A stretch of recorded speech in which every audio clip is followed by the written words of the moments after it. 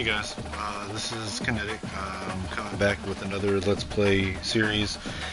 I accidentally deleted the last one, which I kind of screwed up anyway. I started with Hawaii.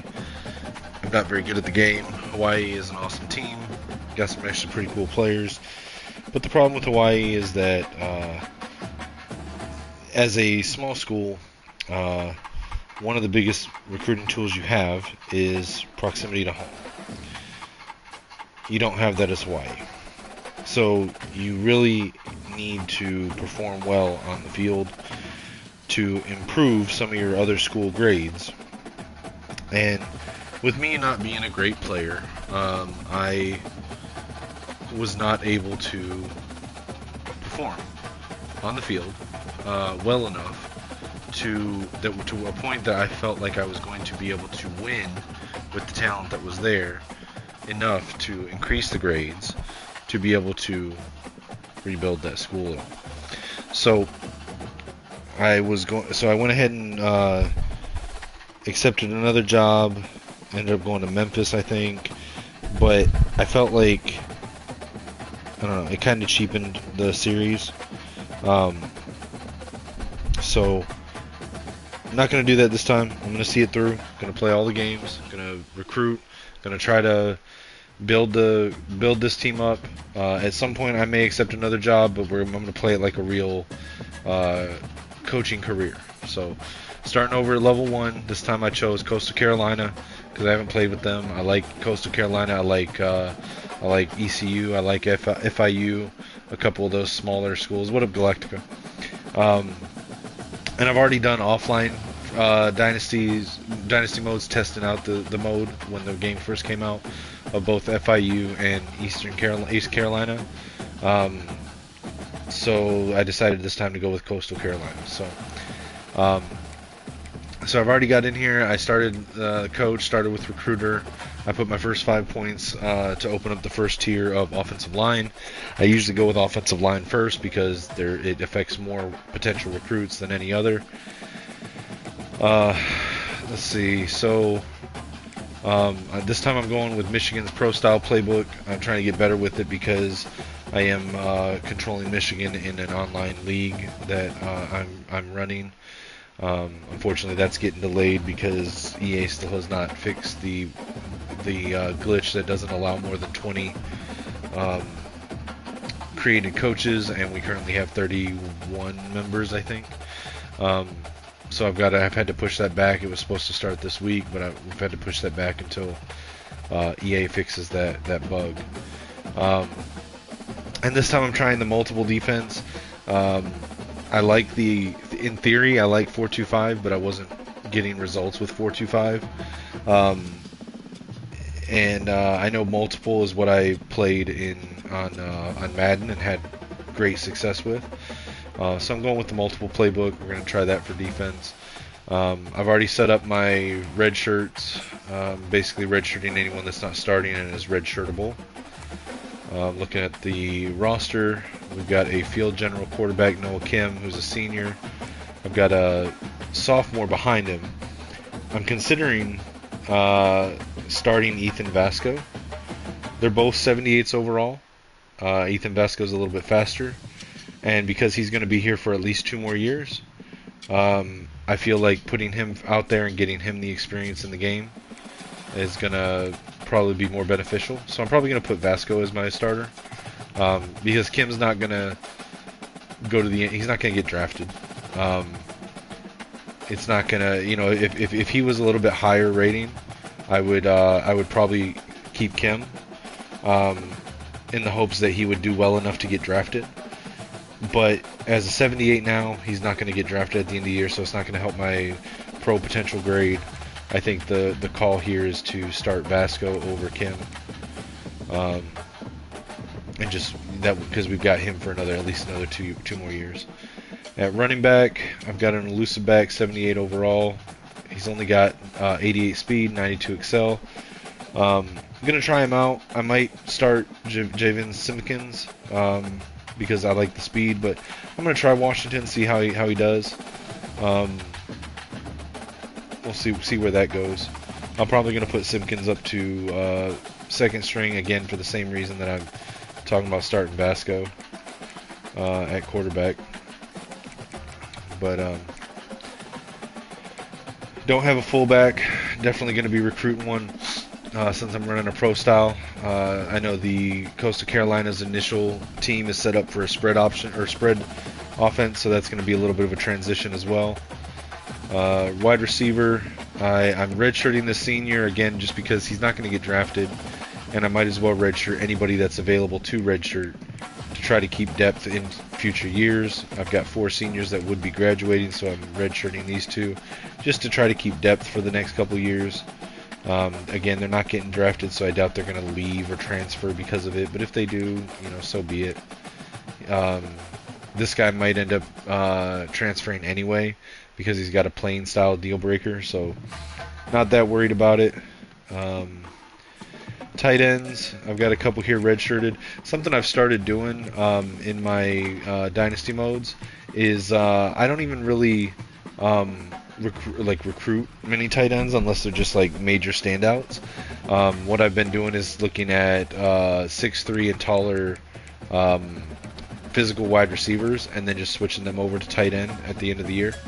And that seems to work well for the way I play. But I don't know. We'll see how it goes. But currently I've got a senior that's decent. He'll be graduating this year. A junior we'll have for 1 more year. And then a bunch of underclassmen. I redshirted the 2 that hadn't been redshirted already. So going to run with 4 tight ends this year. Offensive line is pretty suspect. 69 starting at left tackle. 73 at left guard. Center is an 82. I'd probably move him to left tackle if I had a choice, but I can't do that till the first off season. 75 at right guard, but he's a senior. He's going to be leaving. 78 at right tackle. He's a senior. And I don't really have this guy. 73 is a senior. I don't really have any decent ones that are sticking around for the next year. So the second year may be harder on this team than even the first year. This isn't going to be a great first year. Again, I'm not a great player, so I will probably have many problems here. This guy may end up, well, he's a senior, so it doesn't matter if the deal breaker, because even if he transfers, he's a senior. So I did redshirt him, but I don't know. He might end up transferring anyway. Let's see. Got another senior here. 68 overall junior backing him up. Redshirting this freshman. So this one, so the last one I did was on All-American with the sliders turned down a little bit. In this one, I went with varsity and turned the sliders way up. And I figured that once I get to where I'm able to dominate that, I'll put it back on All-American with the sliders turned down. And by sliders turned up, I mean I increased the difficulty of the CPU and stuff like that. But I'm gonna start on varsity with the difficulty turned up a little bit on varsity. Get good at the game. That's what I did with Madden. I played on pro until I had a good grasp of pro and wasn't losing at it or struggling with it. Went to all pro and then got pretty good at all pro relatively fast after that. So taking a little bit of a different approach here. I had thought that playing on all pro at a pretty decently high level on Madden would translate to All-American right off the bat, and it hasn't. So unfortunately, I'm sort of taking a step back and trying to recreate that process on the college game. This guy's a senior, so it doesn't matter if he's got a deal breaker. Defensive tackle's got a deal breaker. Coach Prestige, he's a senior, so it won't matter.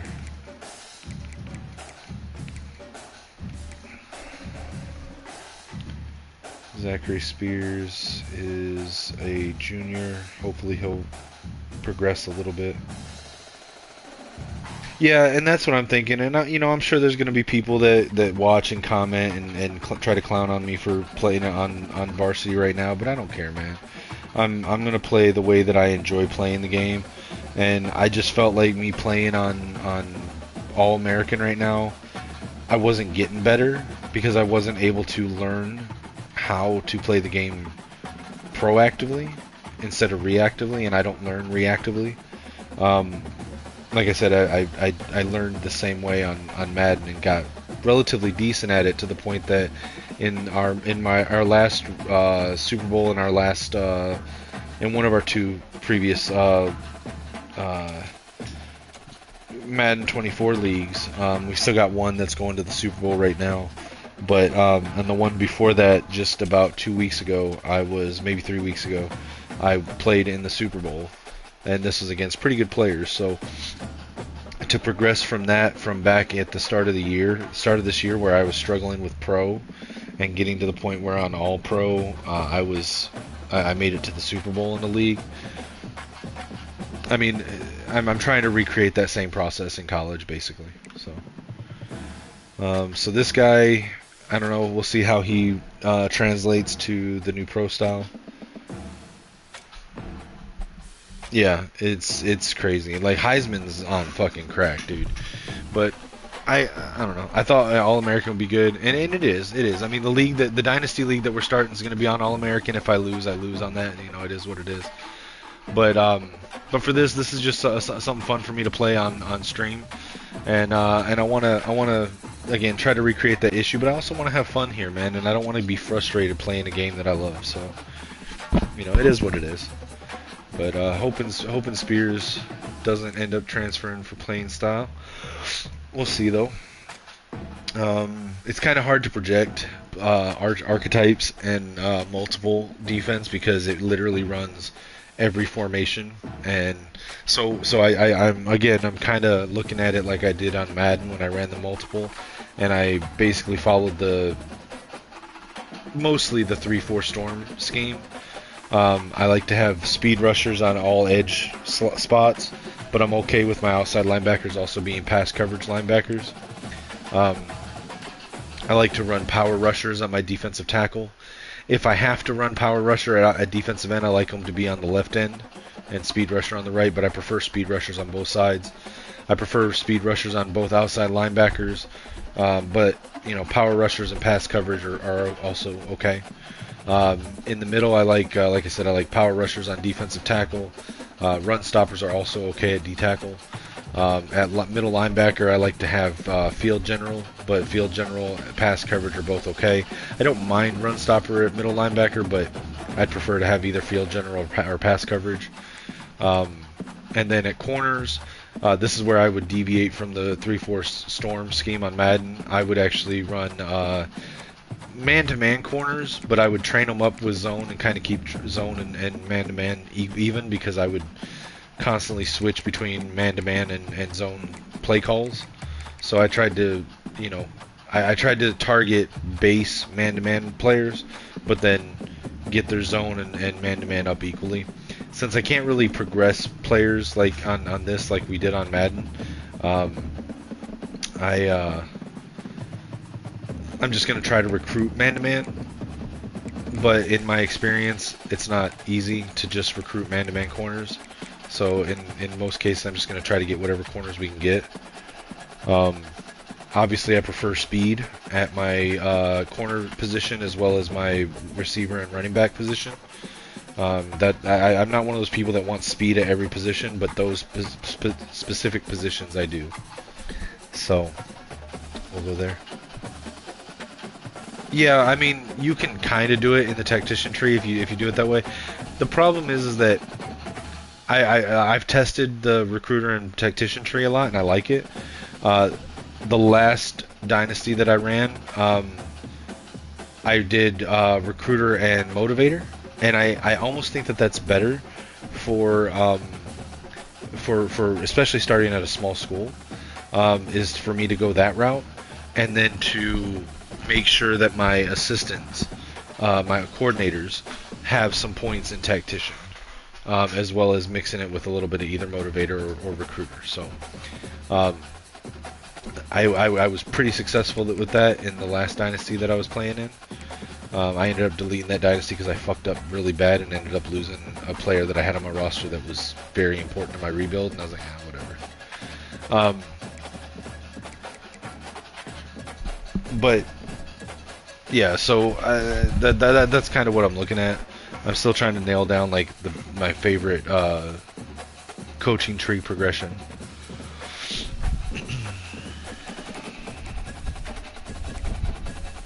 All right, I'm probably gonna end up telling one of these guys to transfer in the off season, and I am recruiting a kicker and punter. Kicker and punter and fullback are the positions where I will highly prioritize a 3-star no matter what, every other year or every 3 years. So basically when my starters go into their junior year, I recruit one, and then I redshirt them for these guys' senior years, and then I just go and then once they graduate, I just run with that guy who would be at that point be a redshirt sophomore, and then the next year I'll so it's every 3 years, I guess. I recruit one to replace them. Recruiting board is kind of all over the place. I'm reaching pretty hard on a lot of these recruits, but that's because I figure I can always go back to the 3-star or 2-star prospects later in the season, and if I can pull, 1, 2, or 3 of these 4 or 5 stars early, then awesome. I tried to target ones who's actually this guy's not going to be great, but I tried to target ones that their stuff was proximity to home and playing time, and for the positions of need on the roster. But I don't know. Like I said, I fully expect not to get most of them, and somewhere around week 6 to 9, backload it with 3 stars and 2 stars that for the most part go unrecruited for the first part of the season anyway. So we'll see.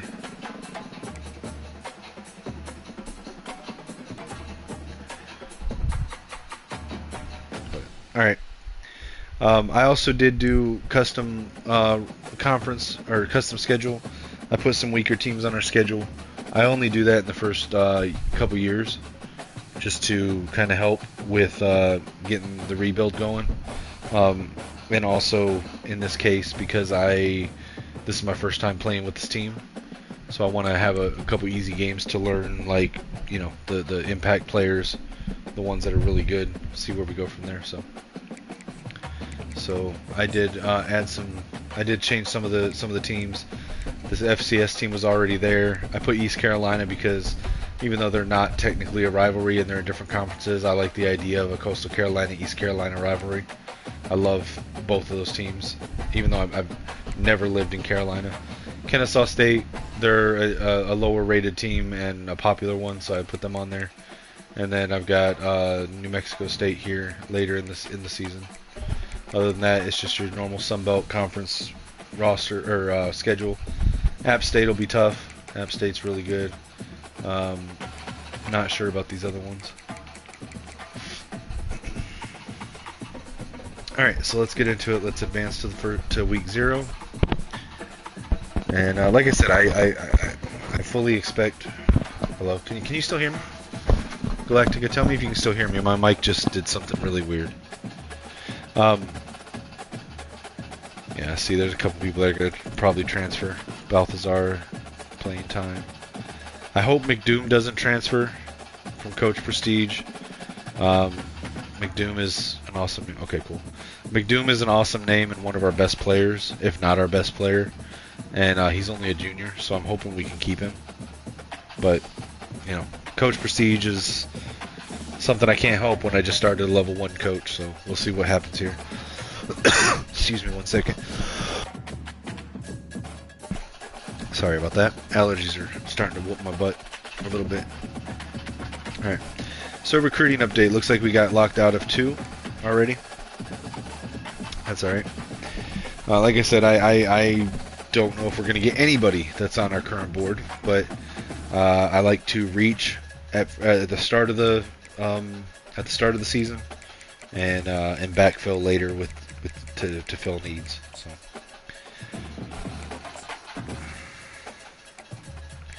All right, so I'm going to go through and I'm going to put a baseline of 5 hours on each recruit, just to, so if we have a recruit where they don't get heavily recruited, we have a steady gain of interest on them.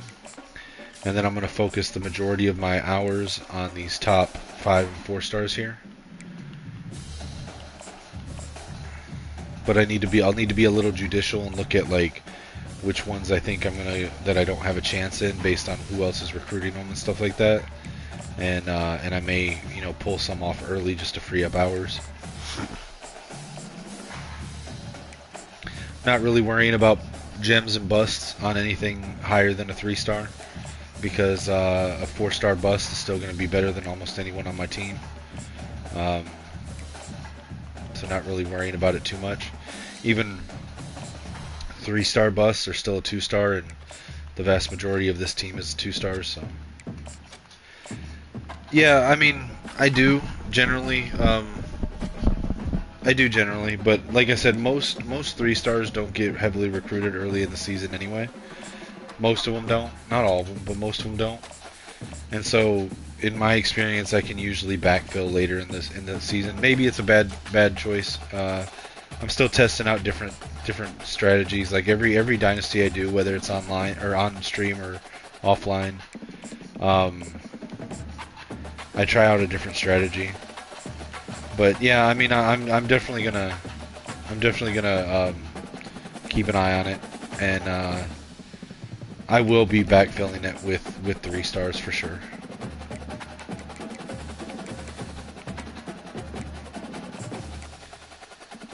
So I need these 3 just because they're those 3 positions, so they're not being recruited by any other teams currently. Okay, so this one's being heavily recruited. I'm not going to be able to beat them, so I'm going to go ahead and remove him. This guy has not gotten any offers yet, so I'm going to keep him on. See if we can't make some headway with him. So we will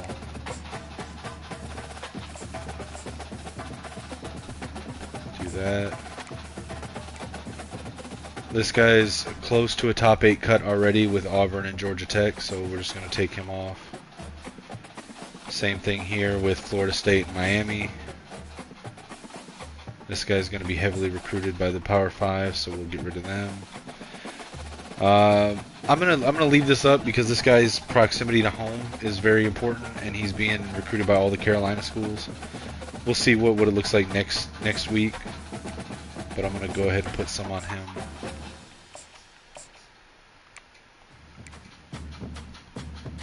All right, this guy seems to be slower moving.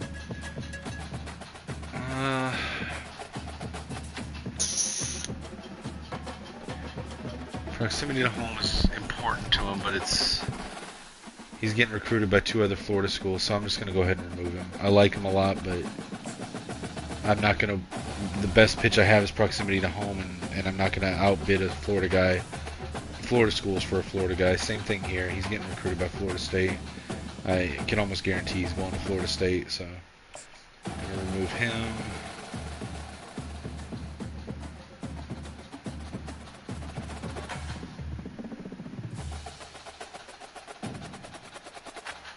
Same thing here. This guy's getting recruited by other schools that are basically the same distance away as I am, but they've got strong pipelines to them. So I'm gonna remove him as well. Unfortunately, this guy hasn't gotten any offers yet, so I'm gonna try to go for him, see what we can get.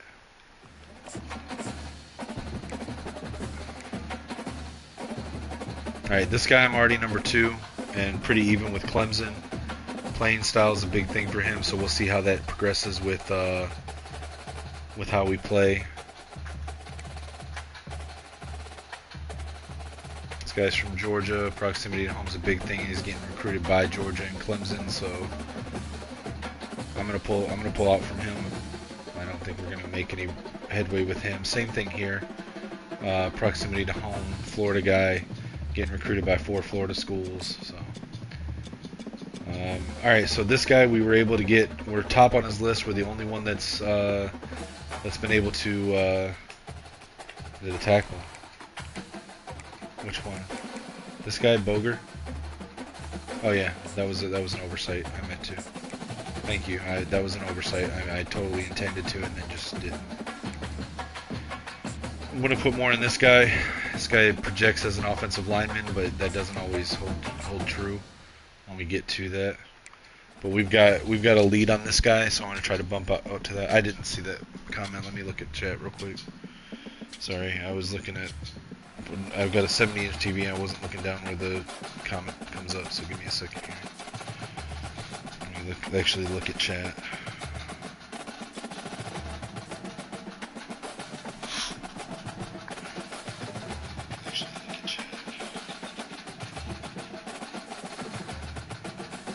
Yeah, that's true. Yeah, no, I intended to put it on him and see how we can, if we can compete with Clemson here.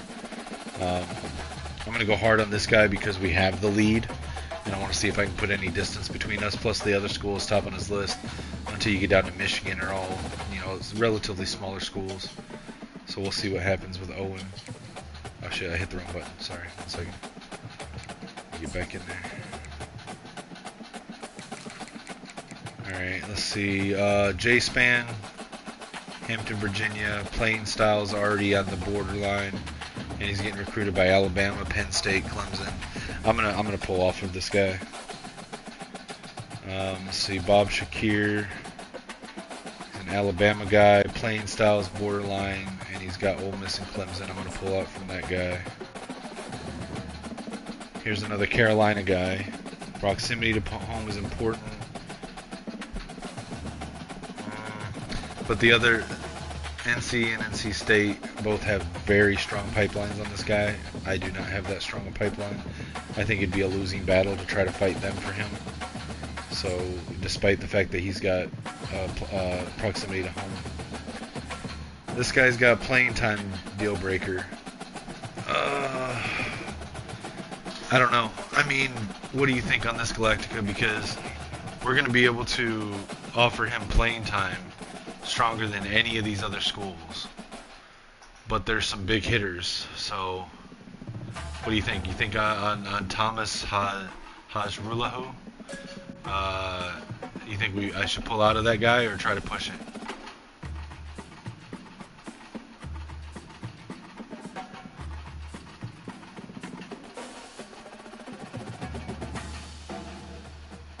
No, I get that. I just like to take a couple shots, and I don't think it hurts to do it because, like I said, I can still add most of the 3 stars and stuff right now if I wanted to. And I'm already cut the board down to 16, so once I get through this, I may add some right now, and I definitely always backfill it halfway through the season. So, but you know, who knows? Maybe we can hit on a couple of these guys, and if we do, I think it's worth it.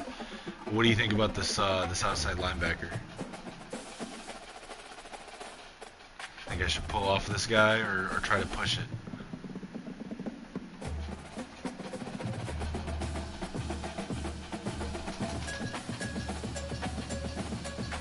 Gotcha. Yeah, I was on the fence with this guy because, like I said, it's playing time is an A+ that I could offer him, and that's his deal breaker. And I don't think he's going to get that playing time at these other schools. So I was like kind of on the fence with him.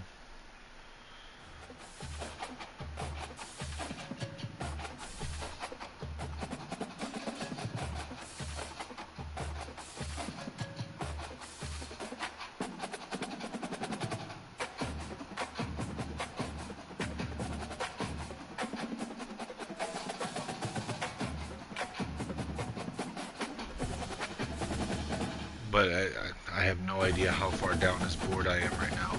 So.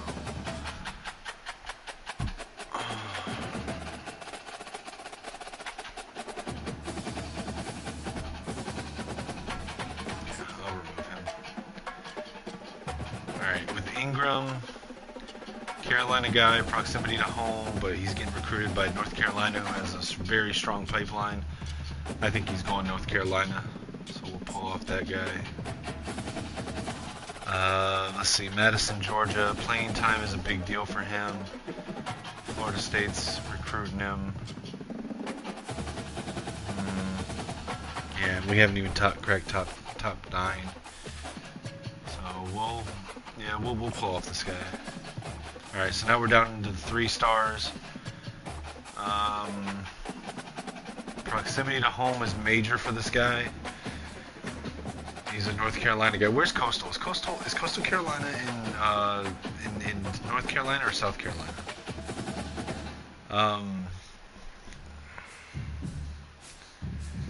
Let's see. He's about to cut to top 8. I feel like if we were able to.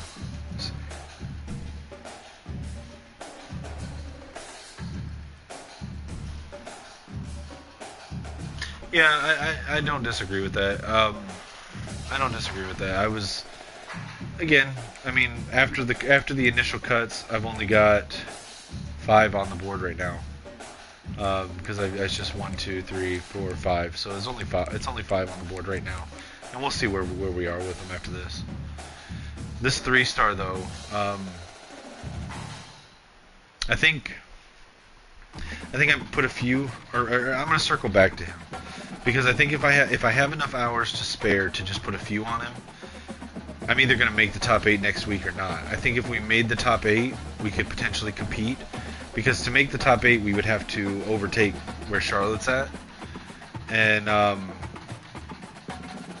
if we were to overtake the top 8 or into the top 8 for the cutoff, then I think we would be able to potentially compete with them. But we'll know next week anyway. So I'm gonna circle back to him.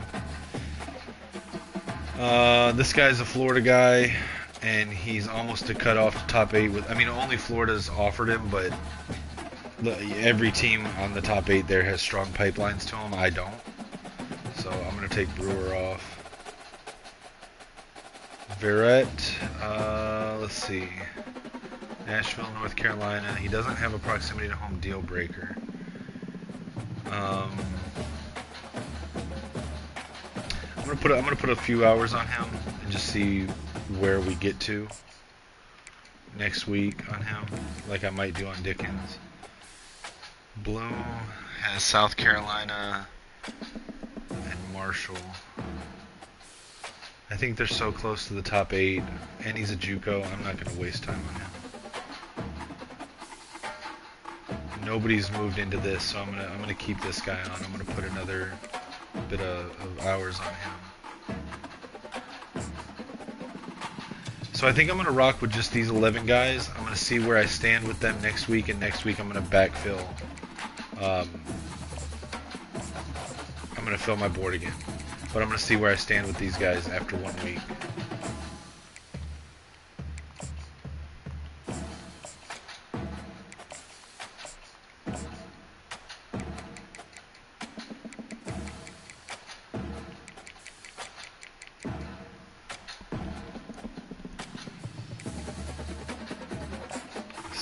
Nobody's recruiting these 3, right? But I actually really want to get these guys, so I'm gonna focus on these ones that I know I need.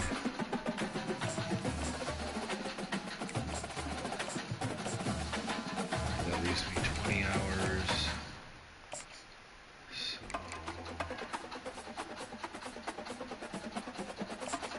I haven't yet, because I figured you were making changes to it, and I figured I would wait until you told me that you had it modified to the point that you wanted it tested again, and then I'd be more than happy to check it out again. Right, I'm gonna rock with this for this week. I'm gonna, like I said, I'll see where we stand with some of these guys next week, and circle back to it, and then probably backfill some of my recruiting board. No game, so it's just a bye week. Just gonna advance.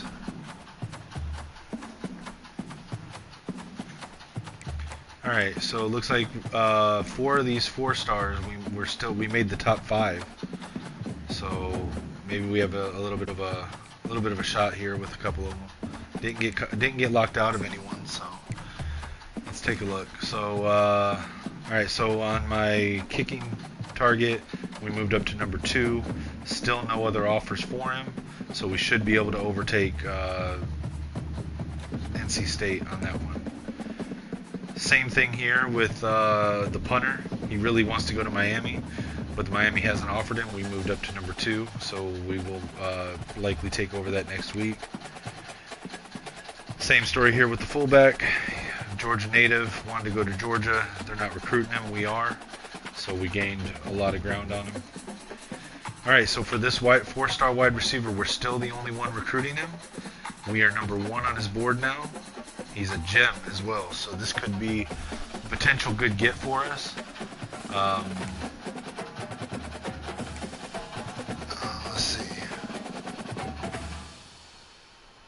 Yeah, man. I'll definitely check that out when you're at the point where you're comfortable with it and want it, or you're ready for it to be tested. All right, so for this, for Ross, it looks like we did move up into the top 8 finally.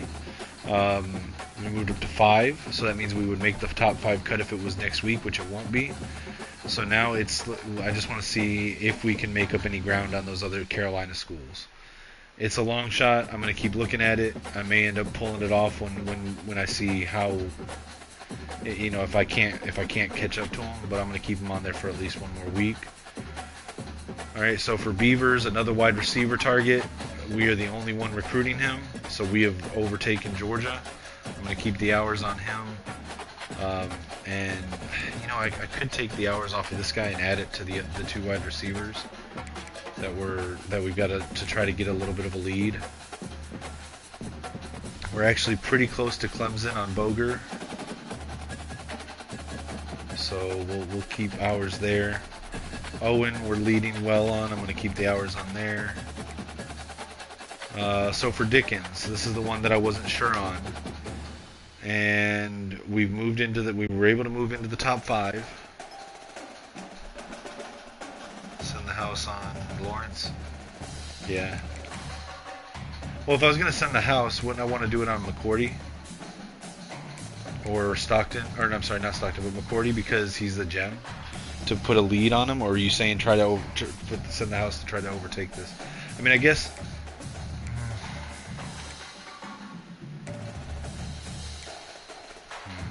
I don't know. Let me look at these other guys, make sure, see if there's any that I've got to pull off that would free up some hours. I think we might be able to stay competitive with Clemson here, so I'm going to keep an eye on that one. I don't want to take that off yet. We're the only one recruiting Owen, again projecting as an offensive lineman, so I'm going to stay on that. See with Dickens, I mean, we moved up to top 5 and we had as much gain as the other schools. See where it goes.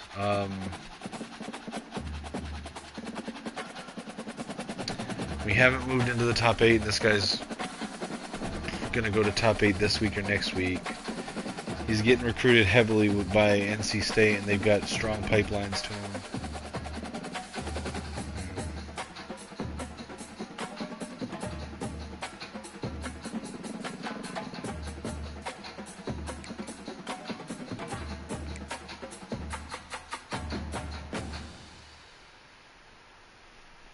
I think I'm going to cut Barrett. He's a 3-star, but I feel like NC State's just going to run away with it.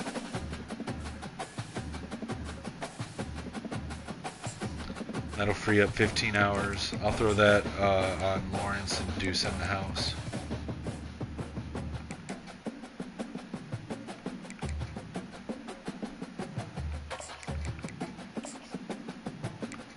And I'll put this extra 5 on McCourty just because he's a 4-star gem.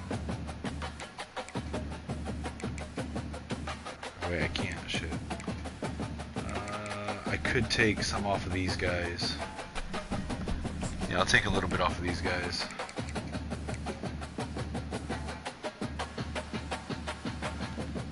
Until I see others trying to recruit them.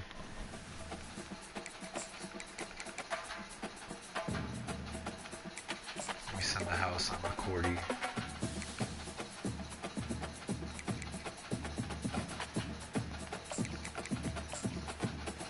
Probably on Beavers too.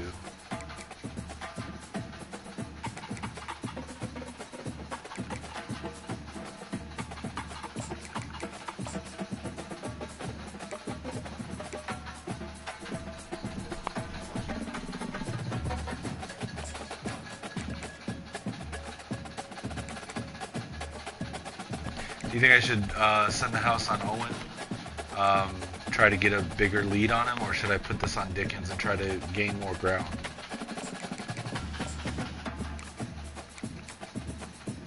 In fact, I could probably do both. Am I already sending the house on? I'm already sending the house on. But I could add 5 more to him. I'm going to try to gain some ground on Dickens.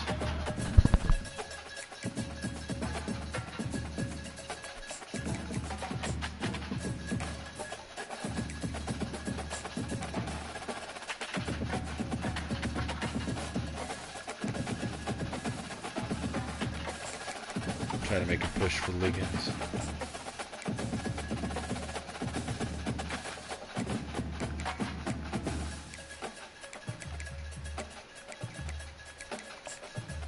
Pull 5 off of this guy and put it on. Owen.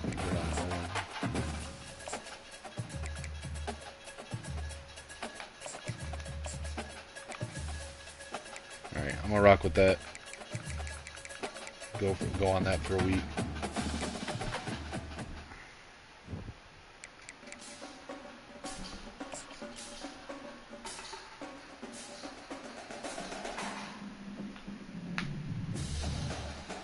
Alright, looks like we're first on all of these guys. They moved to top 5 and top 8. So let's see.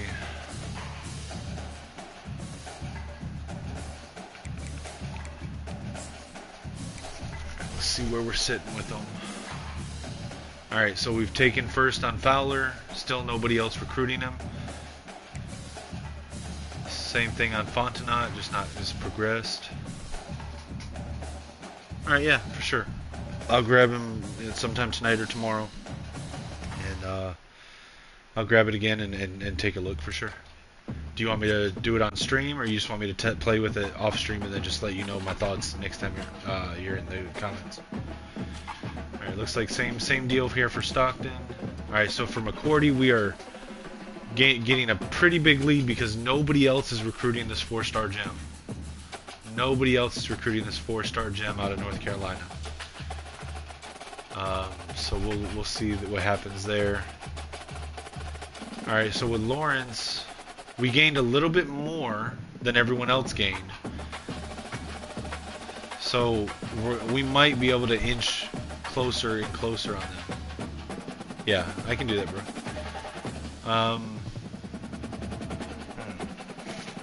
I mean, I think we fight on Lawrence until we get cut out, because we could potentially make. I mean, he's receptive to us, to our recruiting attempts. We're just starting a little bit behind the other schools. But if we can get into the top 5 and schedule that visit, we'll see what happens.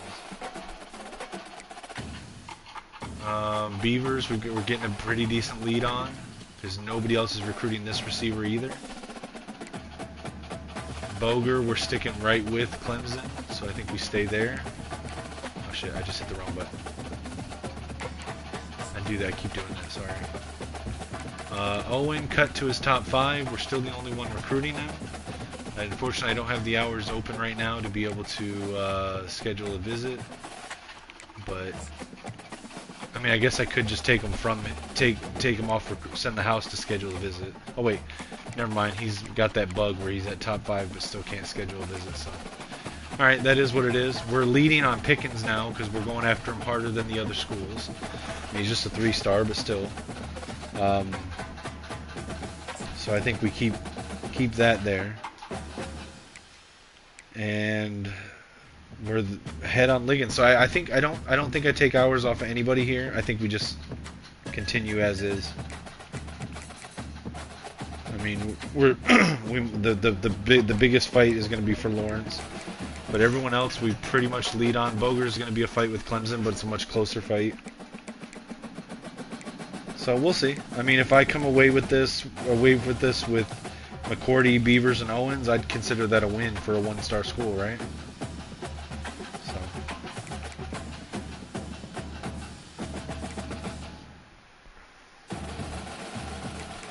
All right, let's play this FCS East team and get my first look at this Coastal Carolina roll. Oh shit! I hit Sim on accident. I'm an idiot. Fuck. I didn't mean to do that. I wanted to play. I want to play all the games on this Dynasty. That was a mistake. I'll try not to do that again. Thankfully, we won and didn't lose to an FCS team. I'm an idiot. Oh well. It's alright, we got a game this week against East Carolina. Let's go to coach skills. Alright, I'm going to put a second one here. Since we're in on those two receivers, I'm going to try to get to tier 2 for this. Maybe tier 3 for receivers quickly for this season. The thing is, receivers not even really a need for me. I just saw an opportunity to potentially get a couple receivers, so I just put them on the board. But they're technically not even a team need.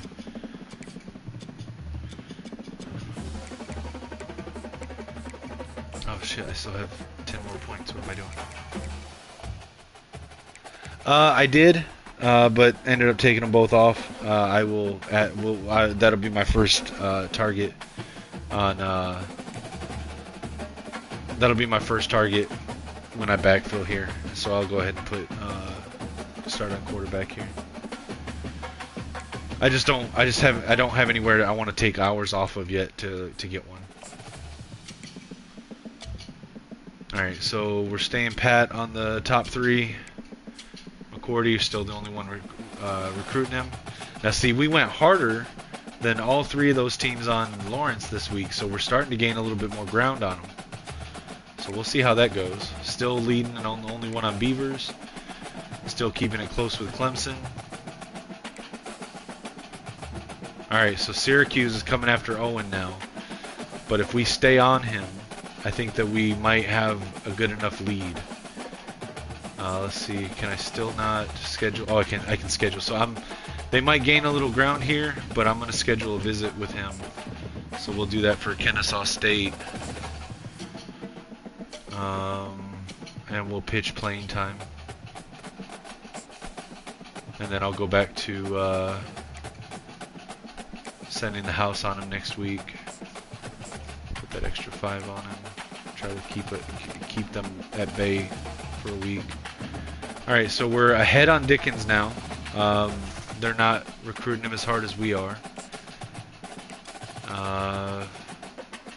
I'm gonna try to send the house for him as well, because getting him on the same visit with Owen next week will give a complimentary visit bonus.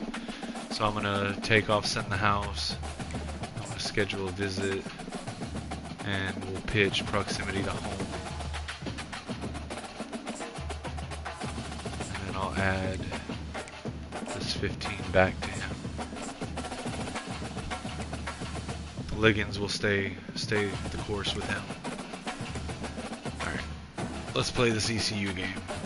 Now ECU, I think personally, having played with them before, I think they're a better team than Coastal Carolina. They've got the same star rating, but their quarterback is pretty legit. So this may be a tough game. We'll see. But it is at home, so maybe that'll help. Let's look at our uniforms. See, these uniforms are so sweet, dude. I'm a sucker for teal and for purple, which is why I love both of these teams. I am not from Carolina by any means, but I love both of these teams because of their uniforms. That chrome effect on the purple helmets for ECU is so nice, dude. And I just love the teal, the cyan, whatever color. I call it cyan, but the Coastal Carolina, they call it teal. So we'll see. But yeah, I love these uniforms. What else do we have though?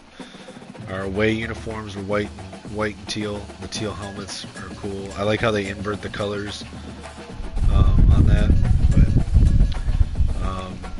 see our alternate. We've got an all teal. Oh, dude, that's so sweet. All white, alternate away. Alright, so how is this? Oh, this is the black uniforms, but with the teal helmet. Okay. I like that too. then here's away uniforms with the white helmet.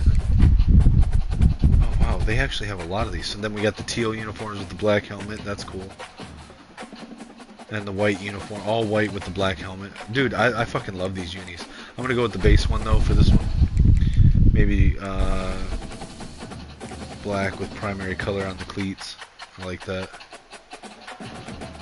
ECU, amazing uniforms. Look at that helmet, dude. It's so sweet looking. It's such a sweet looking helmet, bro. These are their current home right here.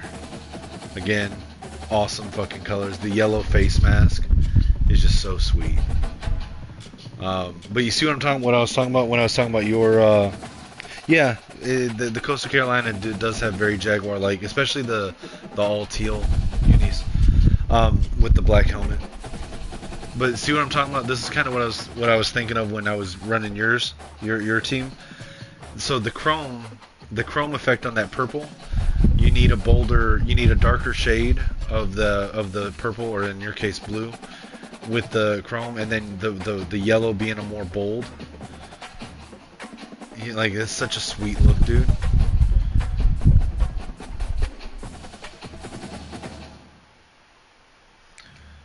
Let's see, their alternates are pretty dope too. You got the all purples, all whites, and then you got this black, purple, and gold, which is pretty sick. Got the white, all white helm, the yellow pants. So we'll go with their current away though. This is nice. Team settings. Alright, playbooks are right. Here we go. But yeah, I got... Sorry, headset fell off.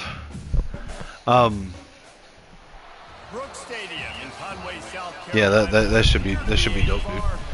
So yeah, I see the Jags thing, but I don't know why I don't. What makes me like this team? It doesn't make me a Jags fan. Really. I mean, I don't mind them. Plus, it's just such a sick feel, dude. It's a fucking team. Taking on a team from the Sun Belt, the Coastal Carolina Chanticleer. For EA Sports College Football, I'm Rhys Davis, Dave Pollock, and Jesse Palmer with me. Guys, it's time to get it going.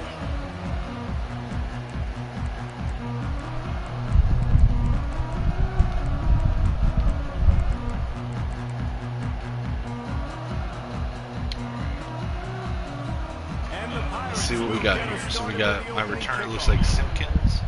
No, it's Kuykendall. The returner will field it and try to Okay, go.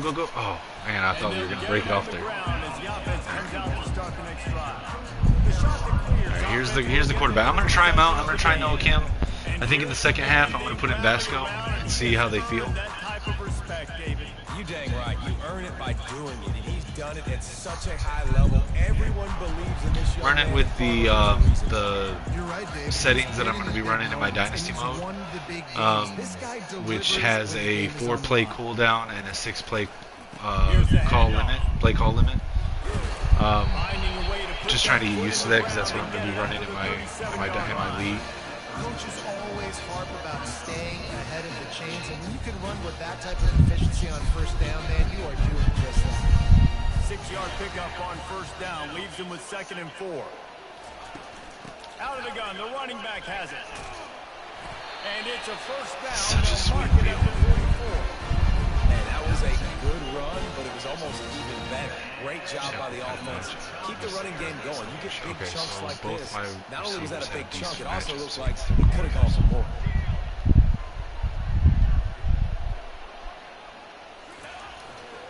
They'll leave it with him. And a pickup of 8 opens a world of opportunities on 2nd and 2. After the good pickup on first down, let's see if they keep it on the ground. Now he's looking to throw it. Fires to the wideout. I kind of missed that throw up. But And still this got it. offense is feeling it as they rip off a big chunk of yardage, and they got it on the 22. And this defense is going to have their hands full because they're going to need to be comfortable with guys one-on-one on islands in the perimeter of the field, and they're just going to have to make better plays than what we saw right there. They knew this offense was going to try to be I wasn't aggressive. expecting him to go across the side like that. And those physical runs take a toll. It might not be a big game now, but down the road, third, fourth quarter, late in the ball games, they tend to turn into bigger runs. Looking to pass. It's Kim. Got his man on the right. He'll get it all the way down to the 8-yard line, and the defense is feeling the heat. The shot that clears have it in scoring position on 1st and goal.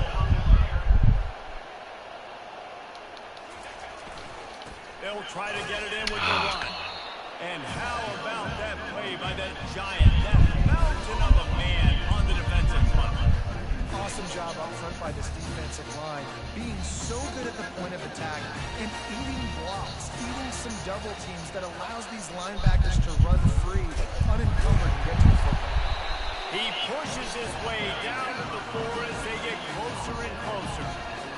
This has been really good for the defense, too. It's kind of a bend-don't-break mentality, right? Really blowing up with your backs against the wall. If you can win this next 3rd down, try to force the opponent into a field goal, that's a win if you're on defense. He wants it all.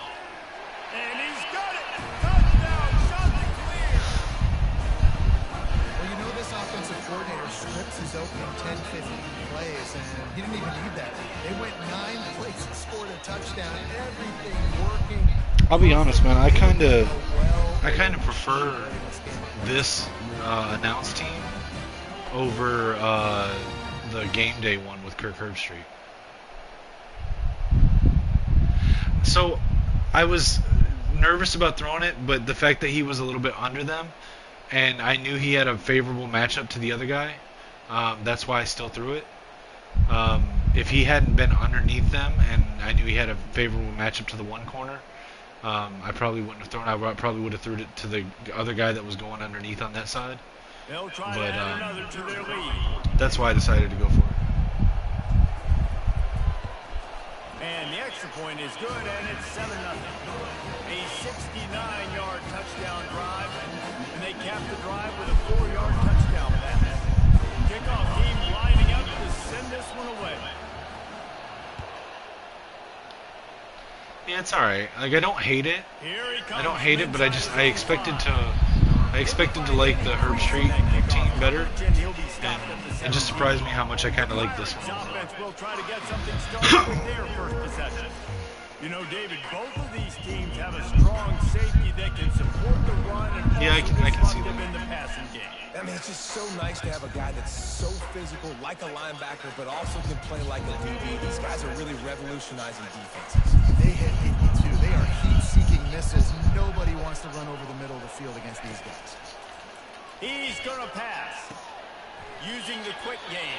And I can definitely tell that my team doesn't have very much speed on defense. Not difficult, not complicated, but early in the game, get in that rhythm.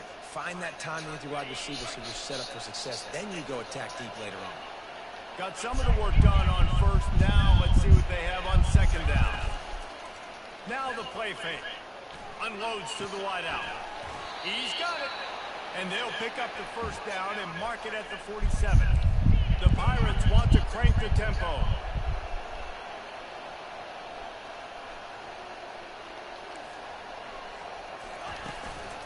On the ground, it's Harris. And a good, solid pickup before the defense cuts him down.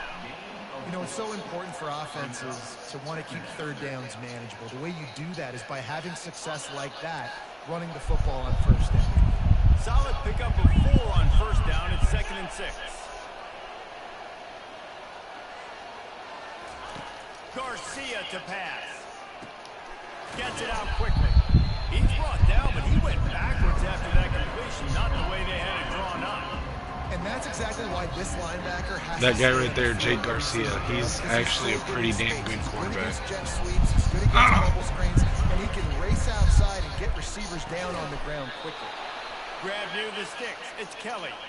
And this junior quarterback shows you why the scouts love that big arm of his. Yeah, he's actually pretty decent. On the move. They'll throw it on 1st down. Pressure is effective from the defense. They knock him down just behind the midfield stripe at the 48. Big first down sack for the defense. Brings up second down. They're trying to slow that rush down with the draw. Finds a little space. All kinds of running room. And it is a chunk play. A huge gain on that one before the defense brings it to an end. And that big gainer on the last one has them threatening from inside the 10. Here's the snap, looking to throw. Got it! For an offense, slant routes against man coverage are really a rhythm flow. You take your steps, you get the ball out, it's got to be in a good location. Quarterback and receiver on the same page. Trying to surge it in. He steps and powers and works his way, and they finally get him down at the 2. And with the stuff there, Jesse, on second down, this little third to mid-range, you've got 2 downs. What are you thinking here? Maybe getting your quarterback out on the perimeter and giving him a run-pass option. See if you can get the defense in a bind. Turning to the running game here on 3rd and goal. So Hammer it with this running back again, and he noses his way into the end zone. my problem with them is that I don't. I'll go into certain packages every now and then, but I maybe do it like 5 times a game, maybe. A lot of times I'll just look for the type of play that I'm wanting in either my favorite plays or recent plays or some coach suggestions. To set the coverages, you have to go into each play formation and set it for each sub formation, right? It's too much to do that. Like if I could just set it to where like a quick thing like on the adjustments menu where like, hey, I'm gonna be showing this, and then I could just go into it with a click onto adjustments, and no matter what play I'm running, it shows that shell. I would use it a lot more. But it's not easy. It's not intuitive to be able to use it, because you would have to literally go in on each formation and each sub formation and set it individually. And I just ain't got time to do that, you know. And you can't set it outside of the game. It can only be set in the game, like during the game. So no, it's not. Well, so what they showed, it's at the bottom. There is a slight adjustment you can do. I'll show you next time I'm on defense, but it doesn't always. Like in fact, when we were on the goal line just a minute ago, I was looking for them, but they didn't have them there. They didn't have them there. Like there were no options. So I'll show you on defense here in a second, because sometimes 2 of them show up. Sometimes 1 of them shows up. And the only ones it gives you are cover 2 and cover 3, but it doesn't even give them to you on every play. So it's just like I'll use them, but it's not. It's like I said, it's not intuitive enough, because you literally have to go in the playbook to each formation and set it for each formation to make it usable. Like if they just had it in the adjustments, so like I'll show you. Well, I can't because it's still on offense. So it's at the bottom of the screen. So there's 2 ways you can do it. There's the one with the adjustment at the line, pre-snap. But like I said, that only shows cover 2 and cover 3, and even then it doesn't show them all the time. But the other way to do it, it's at the bottom of the play call screen, and like I said, it's specific to every sub formation. And I'm not one of those guys that only calls plays out of 2 different sub formations like you see online play a lot. So like if I go to formation 4-3 under, down at the bottom you see where it has shell, and I can go default, cover 0, cover 4, cover 3. So like you'd have to do that on every sub formation. But the only thing you can do here is if you hit triangle, see where, I'm sorry. And you got me searching for answers after that last drive. You stack another drive on top of this, their defense's heads are going to be spinning all over the place. Well, it was a good throw. It was a good route. Okay, so see right here, I can press left or right to show 2 or show 3. That's the only one that you can do from the adjustments menu there. Caught in the backfield, it's right. And like I use it sometimes, but it's not, I don't know, I use it when I play my friends. Yeah, and like, so I'll use the show 2 and show 3 when I'm playing my friends just to fuck with them. But like, um, against the computer, like, what's the point?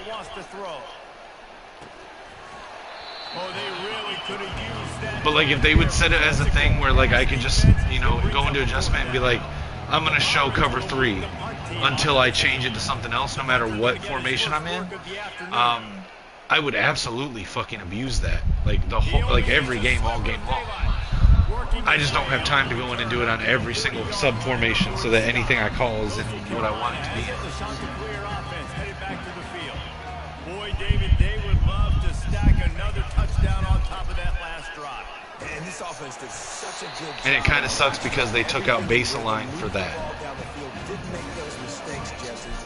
But it is what it is. I assume that they'll get feedback on it, and it'll be better next year. Going on that sideline, what sort of changes were they able to make? Because they got to stop the bleeding. We're through one period, and these receivers are showing out big time. Take a look at the stats. They've swapped ends of the field, and we're ready to go in the second.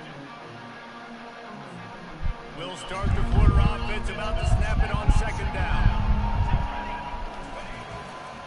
Looking for a gap. It's Bennett. And he found plenty of running room on that one before the defense was finally able. Yeah, I mean, and if that's how you play, if like that's fine. Like, there's nothing wrong with that play style. It's just not how I play. Like, if I was one of those people that had, like, you know, 3 or 4 formations that I called every play out of those formations, I'd probably use it a lot. But that's just not how I play. So, I mean, for the people that play like that, it's probably really beneficial. It's like really cool. But I just don't. It just doesn't help me the way I play. Back to throw. It's Kim. Zings it complete to the right. He will step out of bounds, but not before the big kickoff and a first down for this offense. It is so good for an offense early in the game to get in rhythm and to start stringing first downs together. It makes the game really easy and puts that defense in a situation where they're starting to get tired. They want to sub. They want to get other guys in the field. Stringing first downs together like this makes it hard to defend. They bring him down, and he's going to lose a yard on that one. Don't you love energetic defenses that fly around, that make things happen? The ones that get in the backfield, the running back tries to go. Show me the matchup for my fucking There is nowhere to go. Nice job by the defense, creating the tackle for a loss on first down. Touchdown, Coastal! And they'll put that scoreboard operator to work and put 6 on the board. A methodical drive that they finish off by tossing it to the tight end.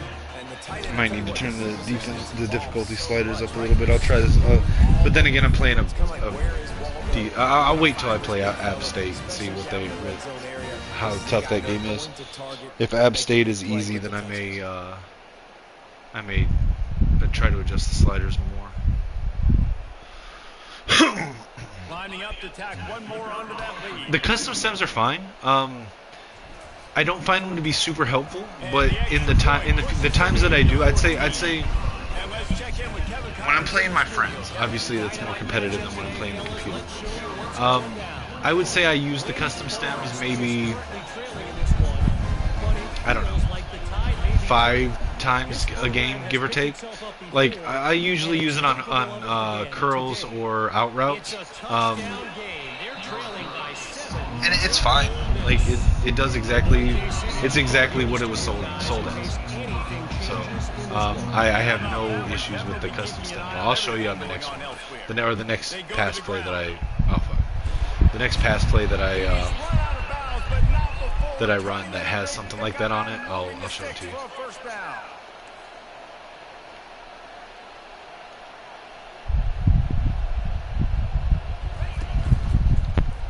Yeah, it is exactly what it was supposed to be. Like, it's nothing spectacular, but it's exactly what we were told it was.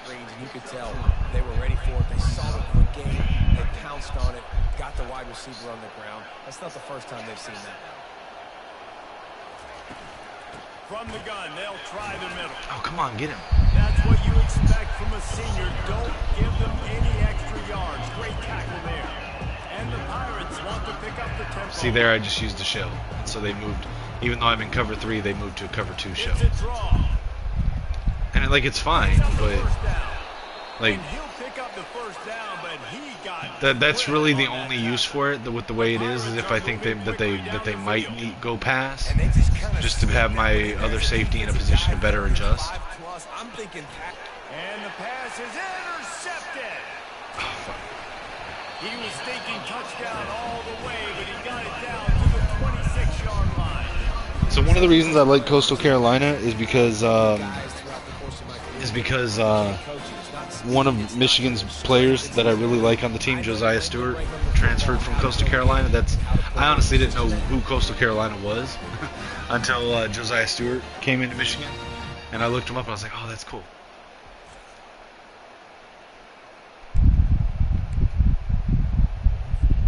Coastal Carolina takes over, and here comes the offense. This offense has really been clicking in the game so far, Jesse. No doubt. Everything their play caller is dialing up, these guys offensively have been able to go out and execute. Yeah, and it's just maintaining the lead. Keep doing what you've been doing. You got a big lead. Let's just keep piling it on until they find an answer. Got 3 on first down at 2nd and 7. This isn't a real good play to use the custom stems on. I use it a lot more when I'm using I use the custom stems a lot more when I'm using the Miami playbook. I don't know, it's got more plays that I feel are good to use it on than Michigan. Clears have taken it inside the 20. The give to the left side. Oh shit, I thought he was going to move out of the way. And he's Damn knocked it. down, but Doesn't matter, there's a also hold flag anyway. that's been dropped. Let's check on the call.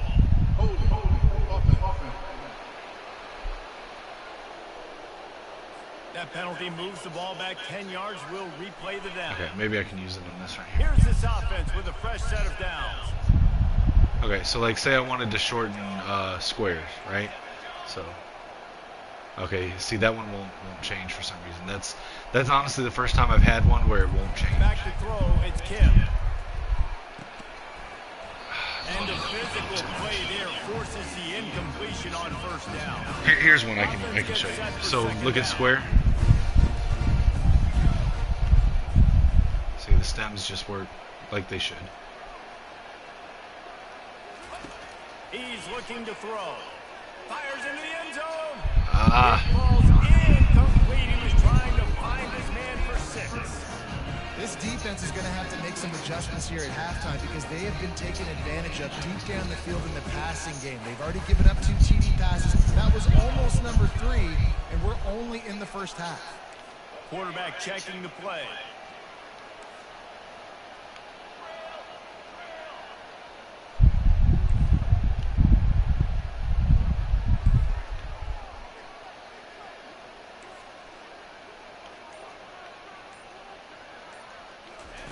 On 3rd and long, he's going to have to turn one loose downfield. I screwed that up. I'm just going to have to kick it. You got to love that. On defense, one of the most critical statistics out there is how do you play on 3rd down? How do you prevent the opponent from keeping drives Still alive? getting used to this kicking Tackling the catch, you gave up the completion, whoop-de-doo. You set up 4th and long, you're going to get the ball back. Go get some water and something.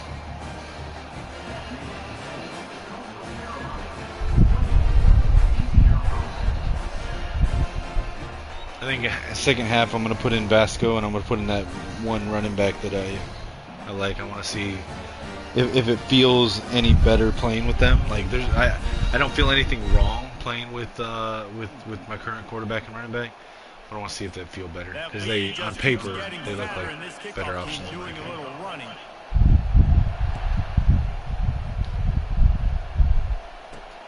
And he takes this from inside the 5. I thought I was going to miss that for a Didn't find second. any crease in that kickoff coverage, and he'll be stopped at the 17. East Carolina has it back, and the Purple Pirate offense will go to work. Trailing now by 17, David. This is an opportunity that they need to answer. And down by 17, it's not panic mode yet. Like, I know we just gave I also, one thing that I do use the switch to cover 2 shell on the field for is if it's an easy way of if you come out in a like this right here, see how they're pressing? If I go to show 2, they pull off them a little bit without going as far back as they do if I hit give cushion. So it's just, I use it for that sometimes. Like if I think my corners are pressed too close to the line, but I don't want to do a full out give cushion adjustment, or to call an audible, I'll use the cover 2 shell just for that purpose. I want to get my running backs the ball in space as much as possible. And sometimes it doesn't work in the running game, but I can throw it to him. I can try to create some space out wide, dump him the football, let him make some catches, and see if I can't get some big plays out of it. 3rd and long, and he'll try to throw for it. Get it out on the screen. He is going nowhere. Stop at the line of scrimmage. Timeout called here by the defense. It's their first of the half. And the Pirates will call on their punt team. This will be the 2nd time they've had to kick it away.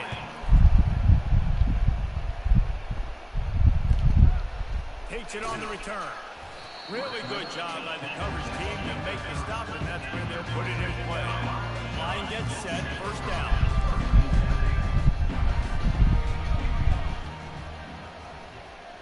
See how this goes.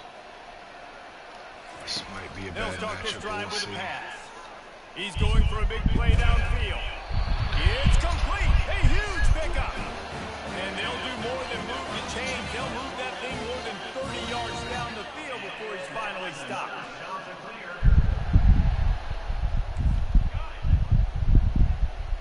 To throw, it's Kim.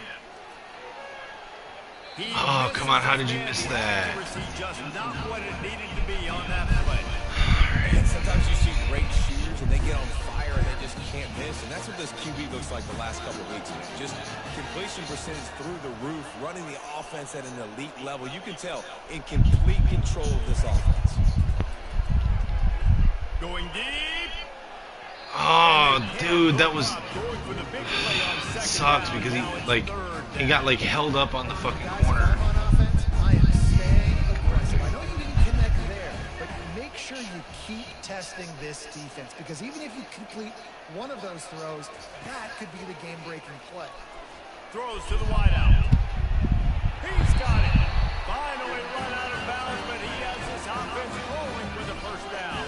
The shot that clears come to the line with a fresh set of downs.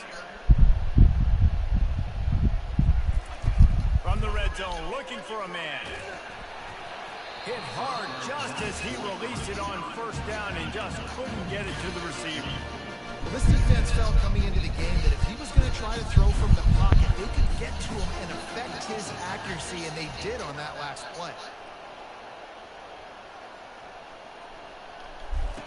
Looking to throw on 2nd down. Moving away from pressure. Outside the come on. Why did... Almost intercepted. It'll fall incomplete. The defense almost came up with a turnover. And a golden opportunity slips away from the defense there. That's one he'd love to have back. He knows he should have come away with the interception there in the red zone.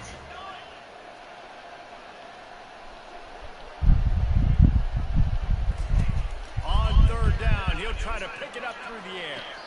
He's got it. Gets out of bounds after the big play, and they'll be set up in business with a 1st and goal. Really nice job there as the quarterback. Reading coverage, he knew exactly where to go with the football and at what exact time. The timing could not have been better. They get the completion on 3rd. Ah, damn it, I hit the pass button too late. At the 11-yard line.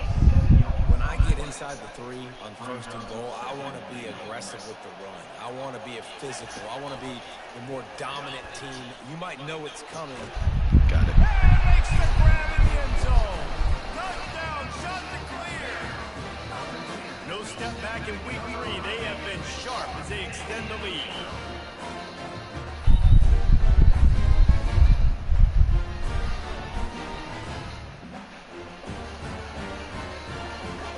And it looks as if they buzzed down. Replay wants to have another peek at that last play. Oh no, did they call it back? And they take another look at the play, but the officials on the field were right, and the play will stand. Okay, stay. will try to tack one more on their score. And with the extra point, they push the lead out a little further.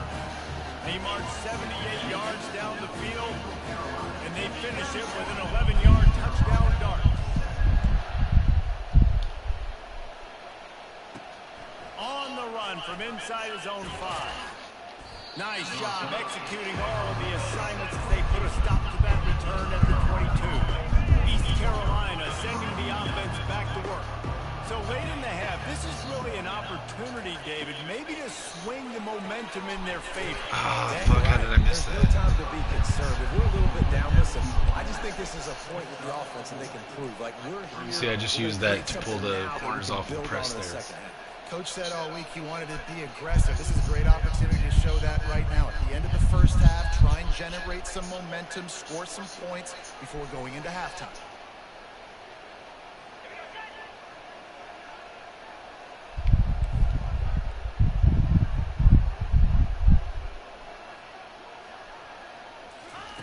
Garcia to pass.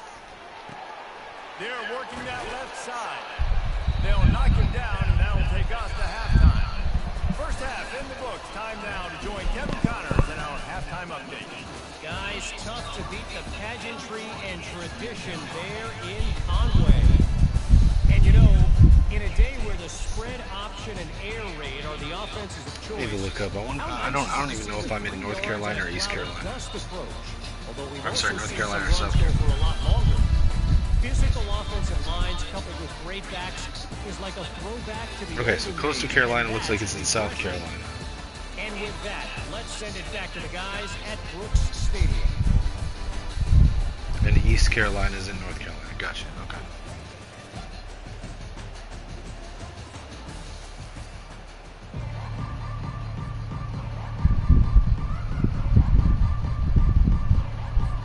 And the shot to clears will kick it off to start the second half.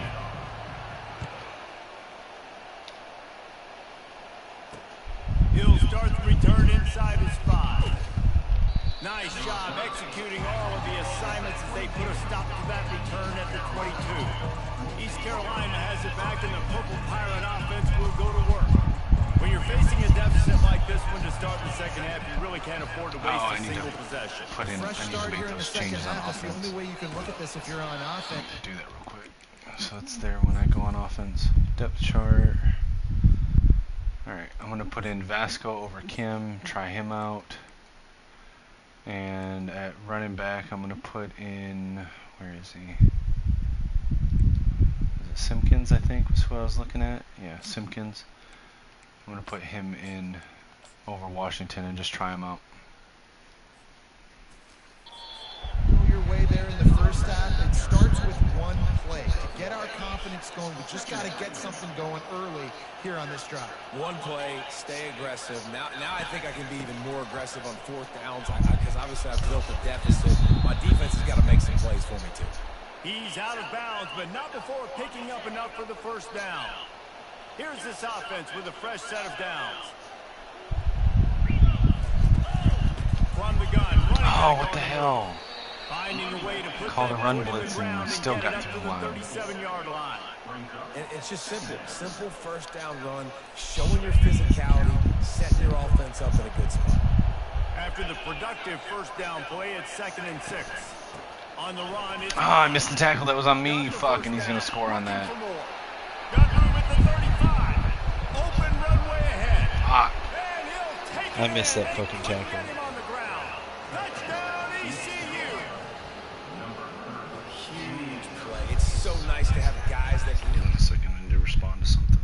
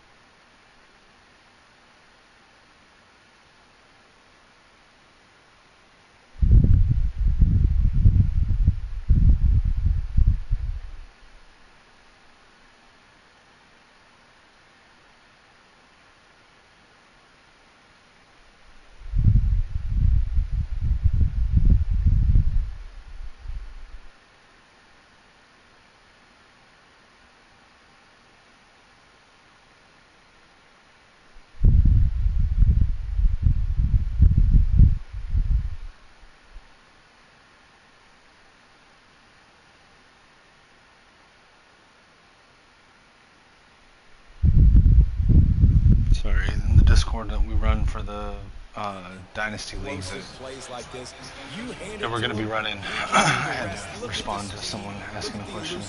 Get into the end zone. Nice run. Here comes the two-point try.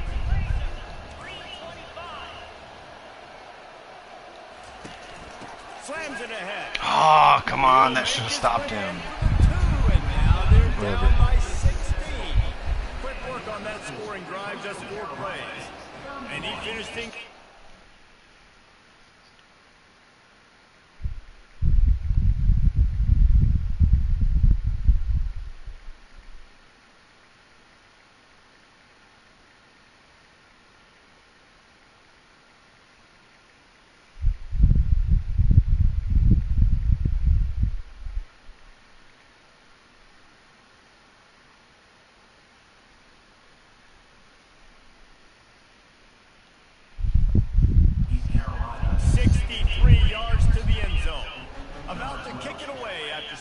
Touchdown.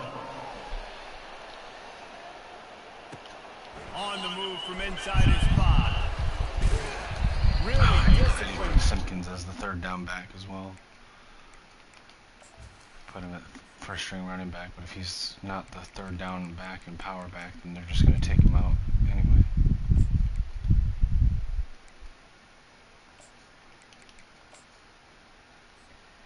Let's try these guys out and see how they do. Get down there and make the stop at the 19.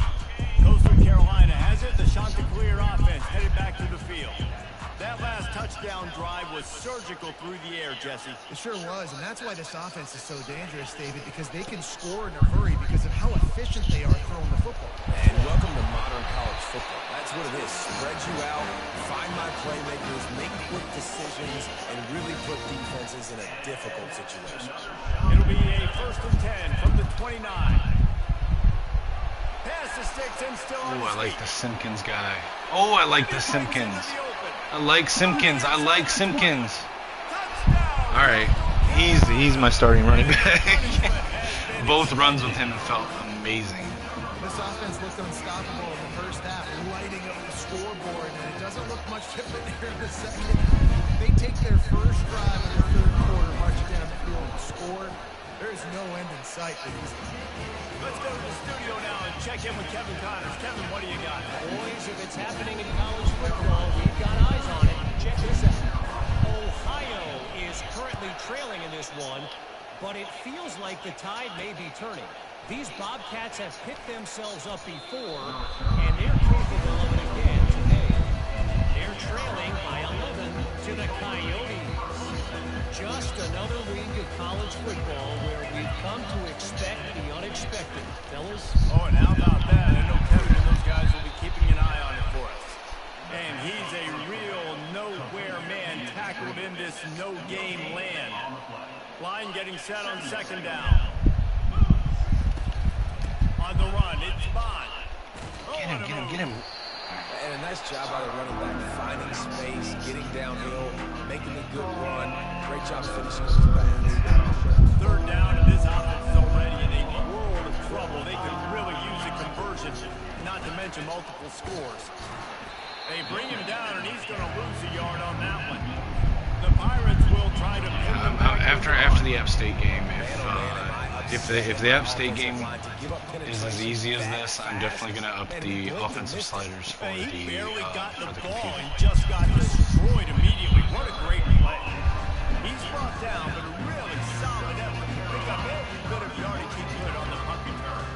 Coastal Carolina takes over, and here comes the offense. This has been exactly the way you draw things up, David. The offense has really been moving the football. And it's been great execution. They've done exactly what they wanted to do. That was on me. Now Palmer's That was on me. I did it too early because I got You can tell nervous. they were paying attention in practice this week in the film room because they have gone out. Everybody right now on the same page. Wide receiver shows motion. They'll throw again after the incompletion. Makes the grab. They've got the Okay, that was a nice throw. right now with that big play to the 29. That was a nice throw. I'm gonna try the with my next game. I might try the Miami playbook and see which one I like playing with the most on this team. Makes it easier, better matchup. Now he's got a good corner route. You can tell. Sticks his foot in the ground. Puts it up there. Come on, break it. Oh. He's got the big At least I got a first down. Catches the football, makes the big game. Well, it's a huge play on the jet sweep, getting that first down. Defensively, I think everybody had their eyes in the backfield. They were not expecting that guy to get the football that quickly and be on the perimeter of the field. From the red zone, looking for a receiver. Hit hard as he released the ball on that first down pass, and it never had a chance. Doesn't take this defense a lot of time to get to the quarterback, man. They've got speed all over the place. They hit him so quickly, and because of that, the ball falls incomplete. They'll run play action.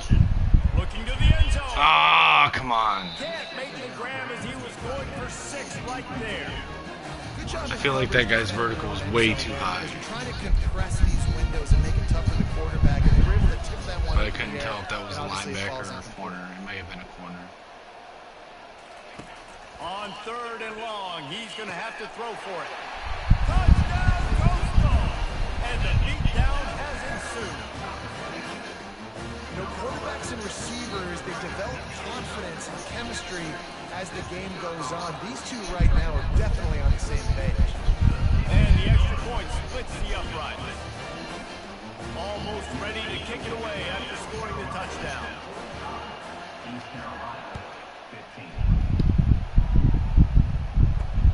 Here he comes from inside his own 5.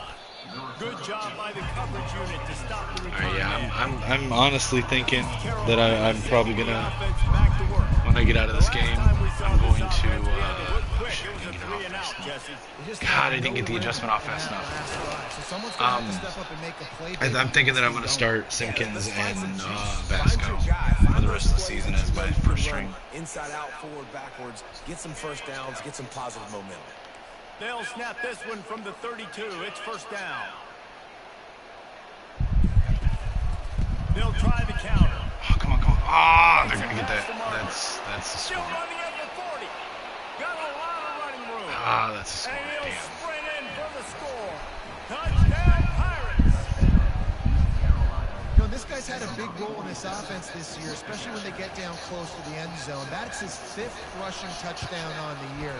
He's been a factor for these guys offensively. And he tacks on the extra point. About to kick it off after punching it in for the touchdown. He'll bring it back from inside his 5. He was hoping for something a little more dynamic, but they get him on the ground at the 20. Coastal Carolina has it. The Chanticleer offense headed back to the field. Leaves it with the back. Not much there. Picks up a couple to the 22. And the defense doing a great job committing to the run. When you commit to the run like this, obviously you can give up some plays in the passing game, but you got to stop the run first. He's stopped after picking up 1 to the 23. Now facing a 3rd and long. Quarterback reacting to what the D is showing.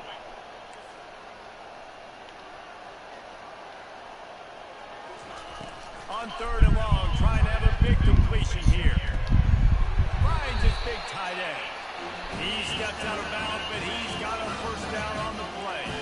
The Chanticleers come to the line with a new set of downs. The give to the tailback. Just sort of a relentless. See, I don't think Washington would have been able to outrun him. I think Washington would have had a loss on the 40. I know it's sexy to throw the football, but if you can pound it away and get these kind of gains, they will just add up, wear the defense down, get first downs, and ultimately get some points. Got it. And that pass is caught at the 25. Touchdown, Chanticleer. And the pummeling has started. And listen, find your matchups you like, and you can see you got your speedster out wide, you like the matchup, he sees it, puts some air underneath that thing, and he outruns the DB. He's got no shot. Runs underneath him, and then walks his way into the end zone for 6. Oh, what the fuck just happened there? Why did that? Ball bouncing all over the place and corralled around the 30. I'm so confused. Oh, it's the offense started on the okay. next drive. I hit L1 on accident and that changed it to a little fucking squib kick. Damn it. The last time they had it, they took it down the field for a touchdown. Right, well, that may have just put them in a position to get a score. That's fine. Scoring drives here. Yeah, and remember, it's not uncommon for offenses to find themselves as the game goes on. They had some things not go their way early, but oh, come on! How did he break those? My linebackers are so slow. He's at the 10. Touchdown, Purple Pirates. He shed tackles right and left and housed it. I love the execution on that play. Great blocking up front just to get the ball carrier an opportunity in the second level of the defense. And then at that point, it was make a guy miss and use the speed. That was a perfectly executed play. He'll bring it out from inside his own 10. Not a lot of space to be found. Good hustle by the coverage team, and they stop him at the 21. Offense getting set for first down.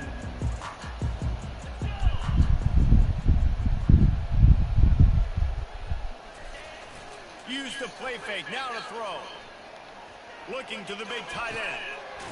It's caught downfield. He's run out of bounds, but a big play on that one, and it'll be a first down.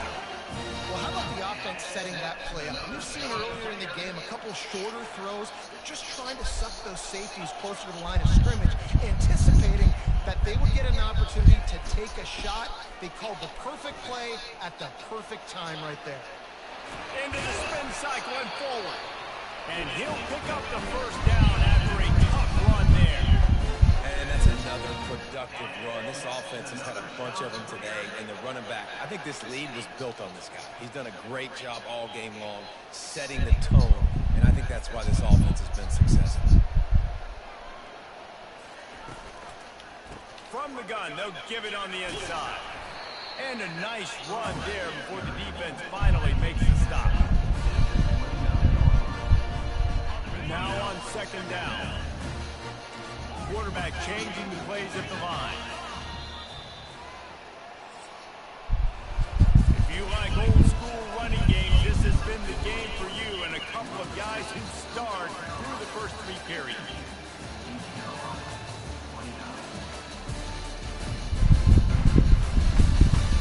As we start the fourth quarter, it'll take a pretty sizable comeback to win this one. And here comes the offense on second down.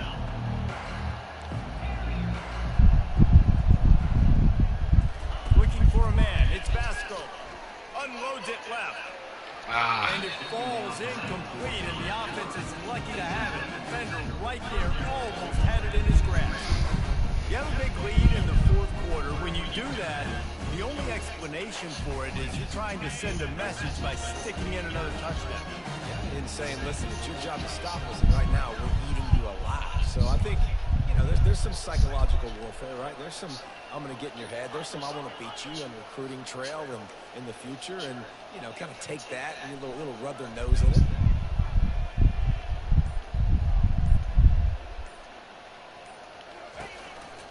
They'll try to pick it up on the ground.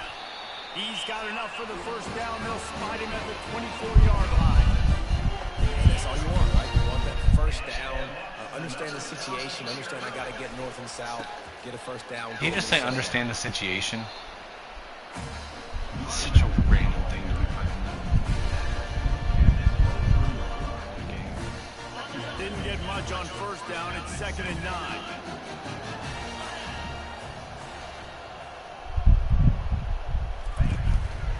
Play action. Fires to the tight end. Touchdown, Coastal Carolina. And the route is on. They add on to this lead, and it looks as if they'll be moving to 2-0. And how about it? Everyone getting involved, getting the big tight end involved. This offense. Yeah, but points. Wait, where's Jesse Palmer from? Like, where did he play ball at? I didn't think he played ball in the South. Maybe he did. I don't know. I don't know. It just seems like a weird thing to have on the game. Like, you don't usually hear him. Oh, okay. I thought You don't usually hear the announcers or the commentators like using slang. You know what I'm saying? Like it just caught me by surprise.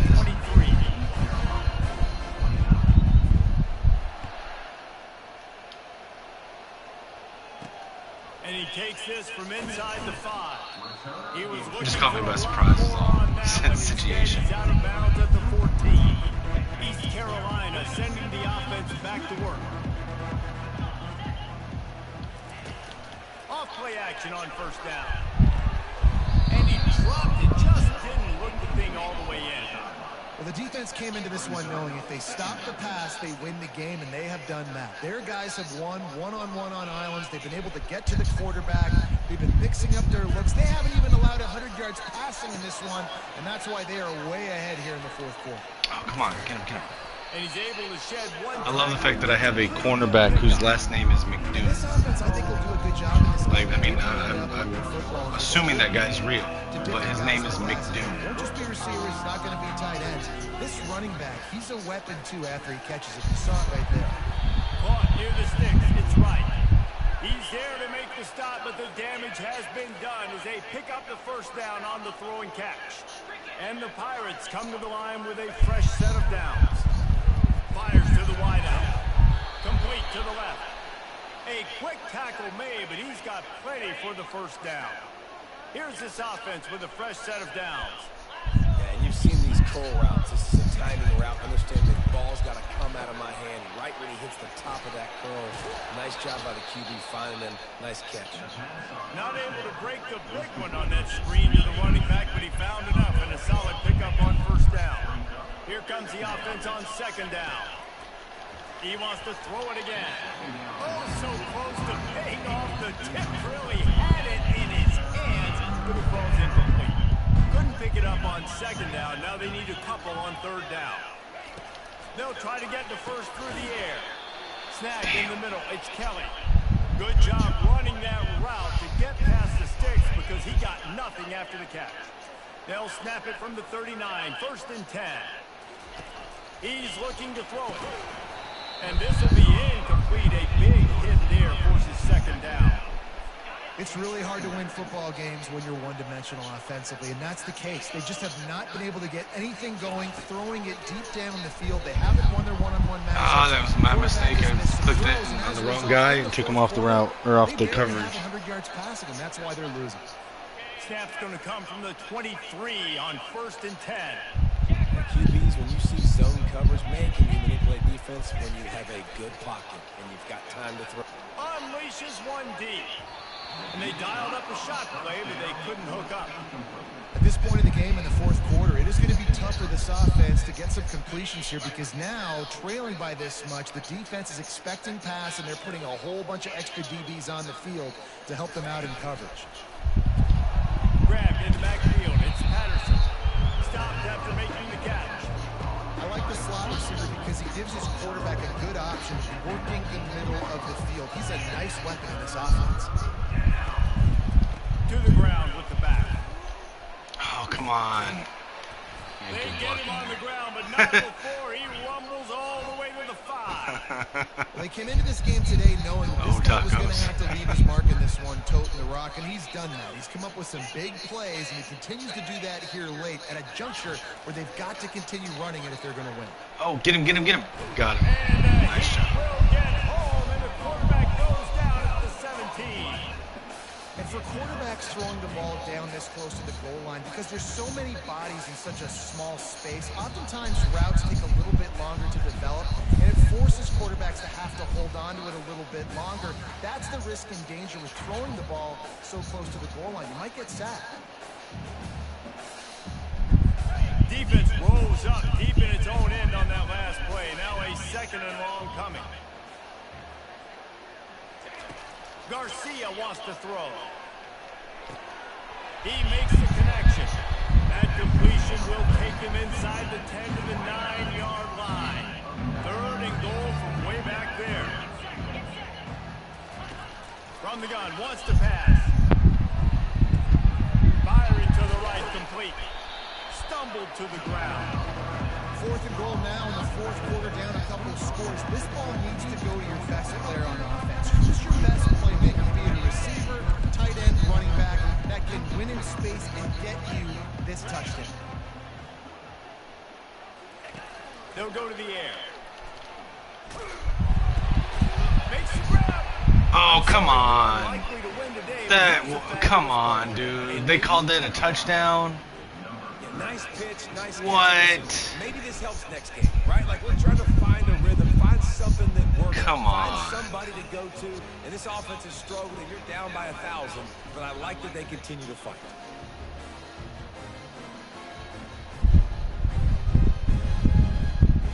You know what? Just for shits and giggles, I'm going to challenge Wants the that. officials to have another look at the monitor. Using a timeout here, thinks the call is going to end up going his way.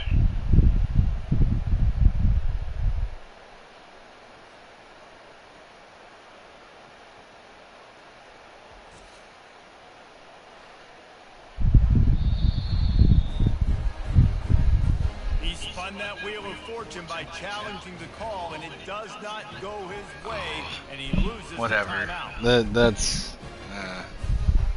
I don't Now know. they'll line up for what they hope is automatic. Bangs it through for an extra point. And for a quick update, let's go to Kevin Connors in the studio. Guys, let's take a look at what's Oh shit, happening I in didn't a realize they great were going to do a college fucking football onside matchup. kick. I'm an idiot. Northwestern has the lead right now. Feels like they've been on top since the walk with a send-off, but they haven't been able to pull away. They're up by 8 over the Coyotes. We'll circle back. If anything big happens, you need to know. No, I mean, I get that. I just... I don't know, dude. To me, it looked like his arm hit that thing, not the ball. You know what I'm saying? But I'm biased because it's against me. So, like, if it was the other way, I'd probably be saying that the ball went over. So it is what it is. It's not that big a deal. But It's going to be tough sledding for the offense here. They're trying to ice this game by running the football and bleeding the clock. They've got a pretty good lead here late in the game, but the defense knows the run's coming, right? So they're going to be loading the line of scrimmage, getting stops like what they just did. Be interesting to see what the offense does on this next one. Trying to beat him to the left. I hit it a little too And the early. spin Damn move it. was sweet and athletic, but not necessarily that productive. If they can convert here, that type of play can really give you a shot of momentum. Movement on the offense, and they'll lose 5 yards on the penalty. The officials offer the deal, and the coach accepts it. They will take the penalty. Coming to the line of scrimmage on 3rd down.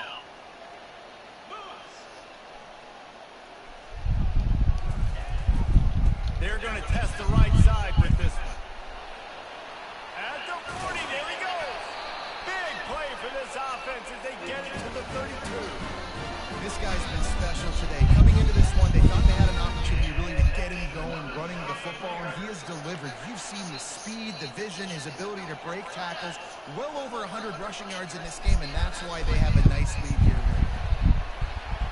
Got the first down and still on his feet. Touchdown, Coastal! And the stomping has commenced.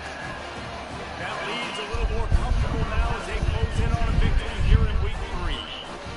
There's no mercy rule in college football, man. They've got a huge lead here in the 4th quarter. They are still chucking it, and they are still scoring. And they did tack on that extra point with no problem. Quick work on that scoring drive, just 4 plays.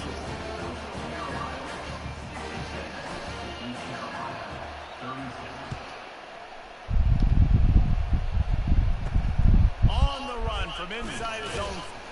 Oh, it's a fumble. Get it, get it, get it. Deep in his own end. The kicking team's got it, and they take the ball right back. Coastal Carolina has it. The Chanticleer offense headed back to the field. This is quickly turning into a celebration, Jesse, as they've taken control of this game. And they should feel good about how they played. They knew they had to come in here, protect home turf. They've gone out, they've run it well, they've thrown it well, David. Really, so much that this coaching staff can be happy about. Yeah, and now it's about stat padding, right? And that's how you finish it off, scoring on the final play of the game. Doesn't affect the outcome, just a little cherry on top of the sundae.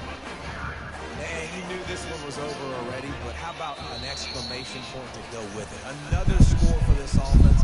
They've had themselves a great day, and the stats just continue to pile on. Yeah, I like Vasco and Simpkins a bit more. And they did splatter them, an absolutely dominating performance.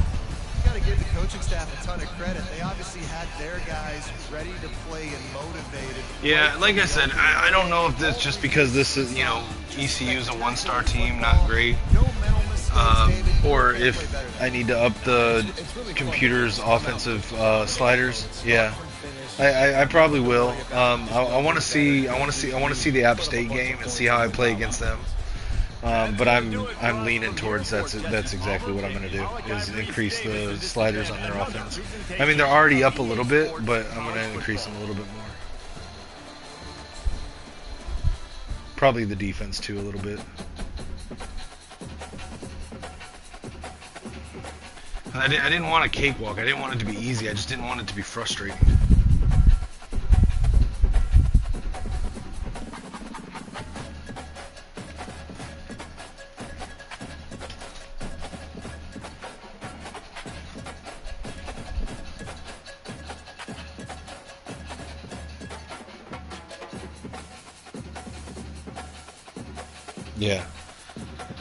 Yeah, I plan to. Like I said, I want to gauge where I'm at when I play App State, but my intention is to fully do that.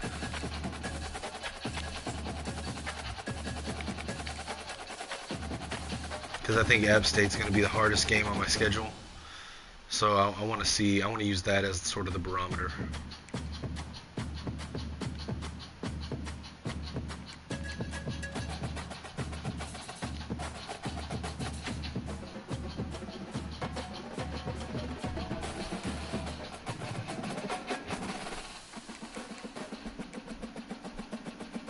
I mean, I think East Carolina, so they're both listed as one-star schools, but I think East Carolina is a better roster in real life because Jake Garcia, I think, is a damn good quarterback.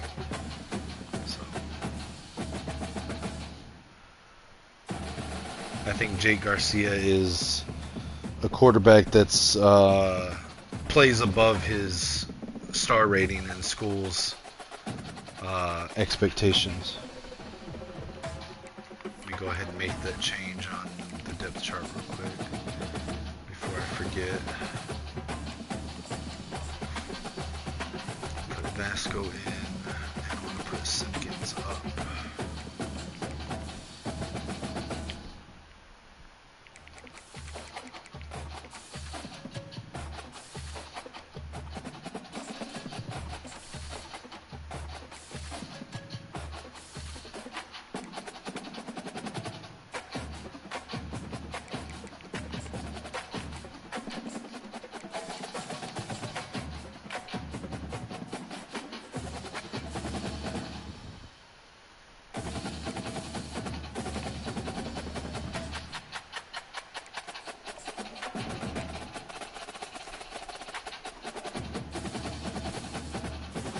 So let's see, we're staying the same on Fowler, staying the same on Fontenot, staying the same on Stockton. On McCourty, we've got such a huge lead, dude. This is crazy. On Lawrence, look, we've surpassed NC State and North Carolina for Lawrence, and we're gaining on South Carolina. So I'm glad we stayed in on him. On Beavers, we're still leading. Boger, we're up, but they're gaining on us big time there. Did we schedule a visit for him? We have not. Okay. Owen, we're up. Dickens, we're up. Liggins, we're way ahead. Okay. So I'm gonna take a little bit of time off of Liggins here.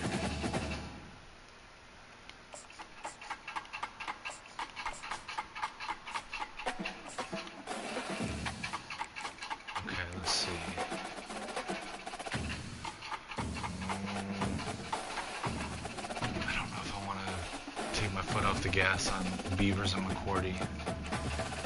We can take our foot off the gas on these guys a little bit more.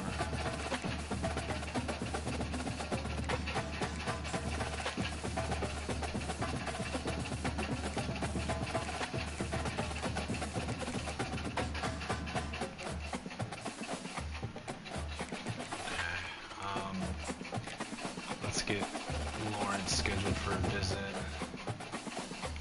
Let's see how close is he. Okay, we're not even in the top 3 yet, so that will go with the Raging Cajuns. Is that too far out? Because we're in what, week 4? So this is 2 weeks out. That's 4 weeks out. Yeah, I mean, he's not really that close to top 3, so we'll do Raging Cajuns. Let's see.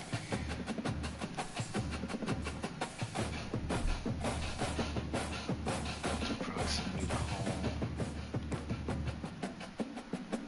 And then Boger.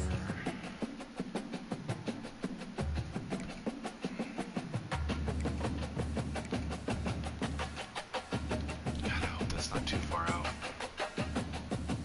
Let's see. Proximity to home. And then Pickens Rose.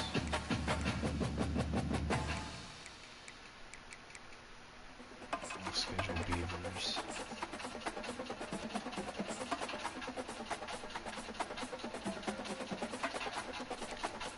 Proximity to home is, so his deal breaker is going to be one of those 3 checks, so even though it's not been unmarked here, I know it's going to be there, so we're going to use proximity to home.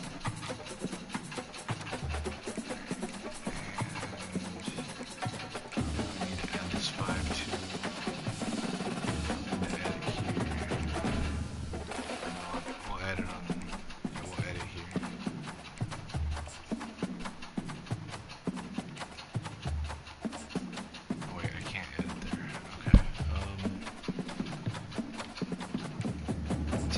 I'll take 10 off of this guy for this week only. And then here.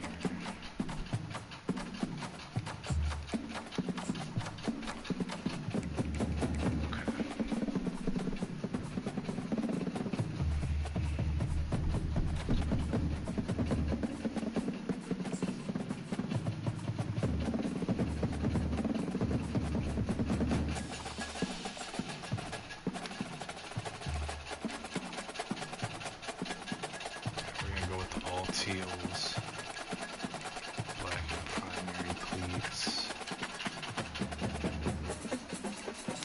Let's look at Kennesaw. Everyone talks about Kennesaw's, unis being awesome.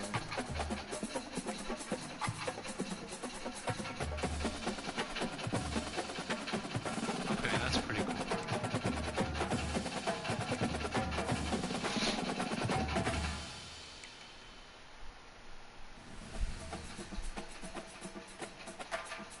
Yeah, I mean, I could simulate and do this like more of like a simulation rebuild.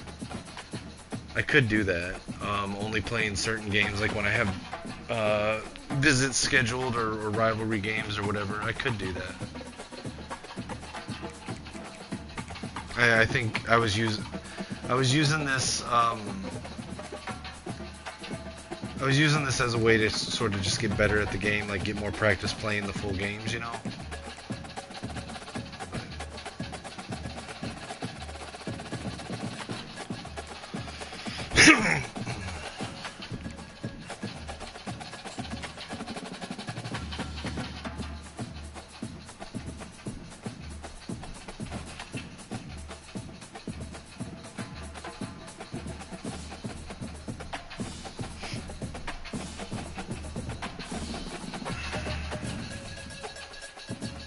Because, like, if I'm being honest, that's what I do more often is I sim.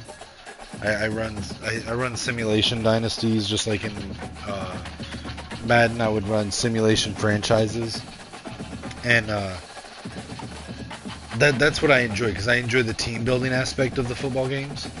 But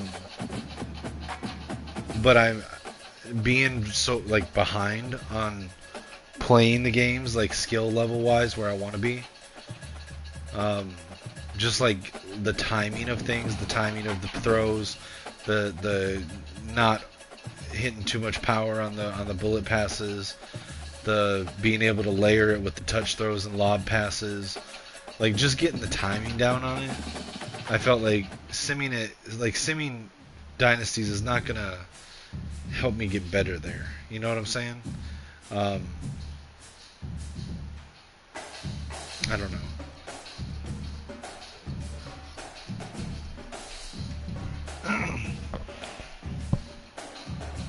But I mean, I could just simulate and just play the games that I have a bunch of recruits visiting, or rivalry games or whatever. Like I could simulate right now. I want to play the Raging Cajuns game because I've got visits set up there, and play like the App State game or something. I could do that. Maybe a mix of the two instead of going extreme to either side of all sim or all playing. You know, I could do that.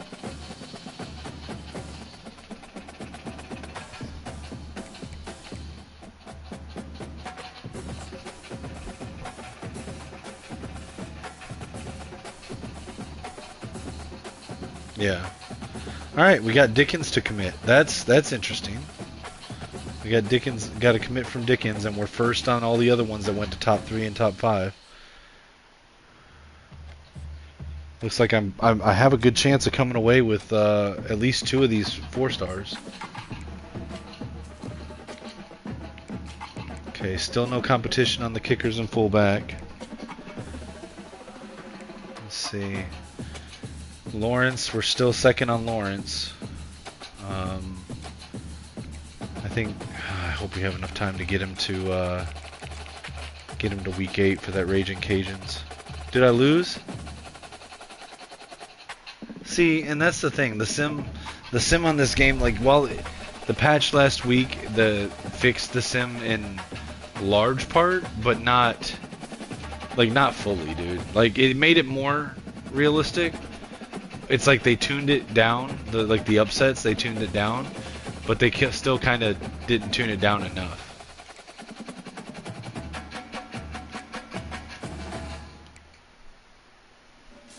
Okay, Auburn's finally coming after Beavers, so we're gonna need to. Oh shit.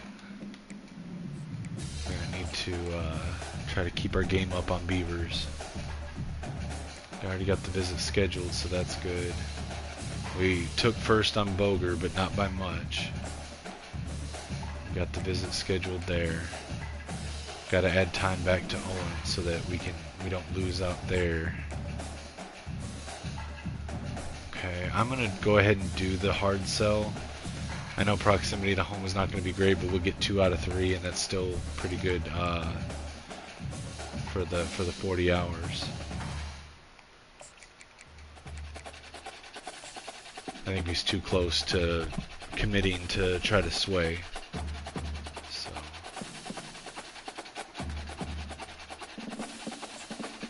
I think that, plus if we add these to it, our best chance of staying in front on Owen.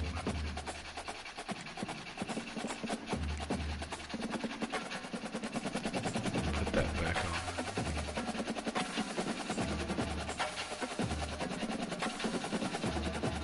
I guess I could do the same thing here, because it's 2 out of 3 are good ones. Alright. Let's see.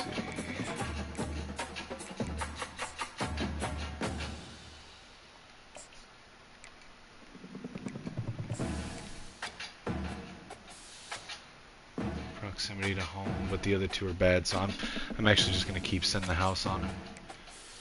I think we'll get more for our hours by just continuing to send the house rather than try to do a hard pitch or try to sway. I don't like sway. I don't think it works fast enough.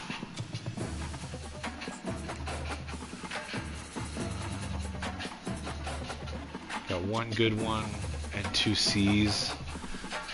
I'll do that. C's aren't great, but they're not bad. Like, you don't take a hit to them. So I'll do that. And add the 10 on top of that. I don't think there's anything else I can do here?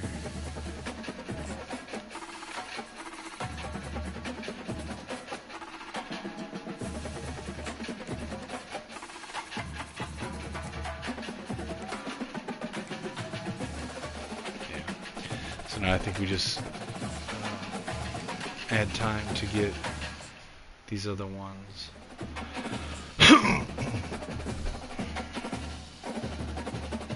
None of his really line up.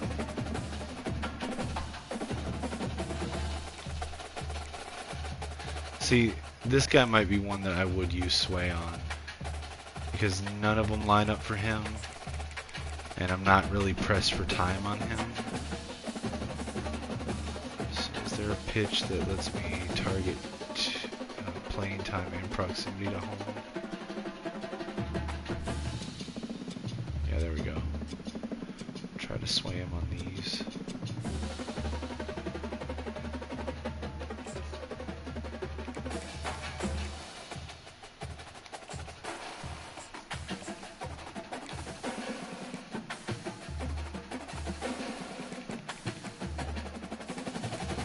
I'm just going to add time to try to finish these guys out.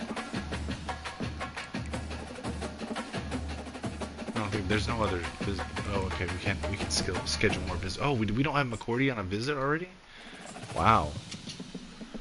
See, if I put him on that, there's gonna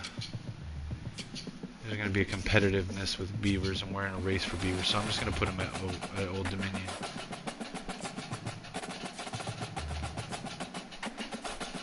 Pitch proximity to home.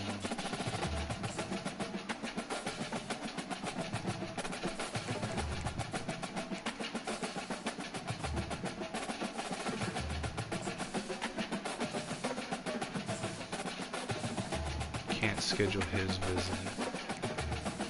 Could schedule Fontenot.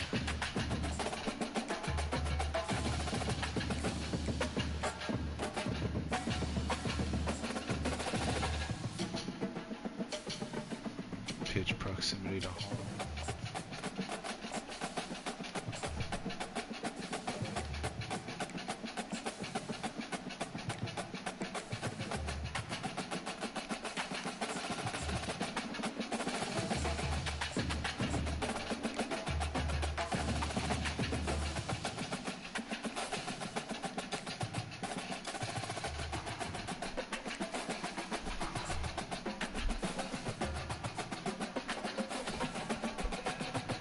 Alright, we got Owen to commit. That's good.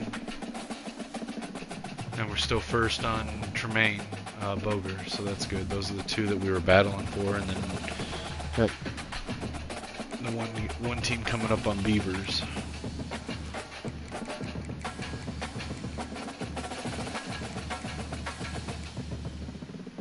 Alright, so we've got a decent lead on Boger now. Let's see. Beavers were still out ahead on.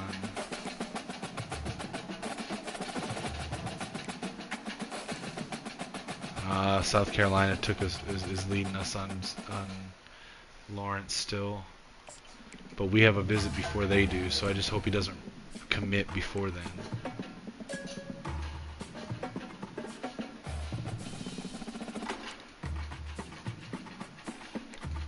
Let's see. So coach, prestige, and athletic facilities, those are both C's. Yeah, I still think that's okay.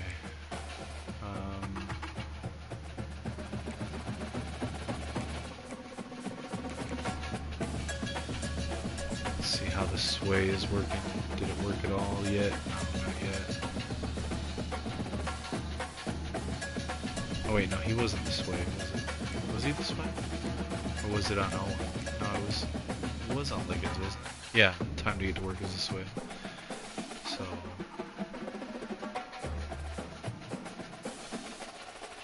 got it. Okay. So it hasn't worked yet. Generally takes 2 weeks for that to kick in. So there's nothing more I can do on any of these. I just gotta keep my fingers crossed there, so we'll go ahead and add time to these guys to try to lock them in.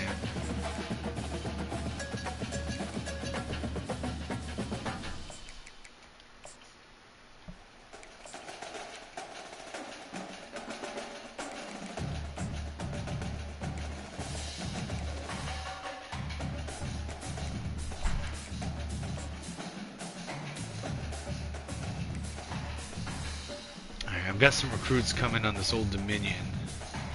Yeah, I plan to next week. Next week's week 7. That's around the range I normally do it.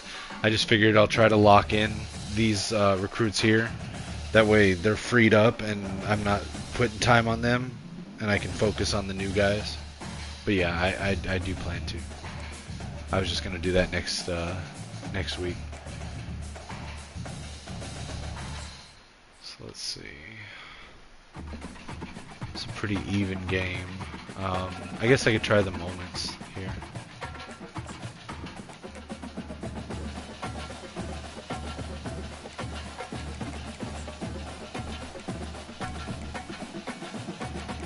I actually haven't tried the moments thing in college yet. I used to do it on Madden pretty often, but... Welcome to Brooks Stadium, and a unique environment in college football, because when you see the teal field, you know the Chanticleers aren't far behind. Today, a couple of Sun Belt rivals ready to square off. God, those unis are so nice, dude. And on that teal... Dude, okay, now I legit... I've said this for years about Boise State, so I gotta say it about Coastal Carolina, even though I really like them.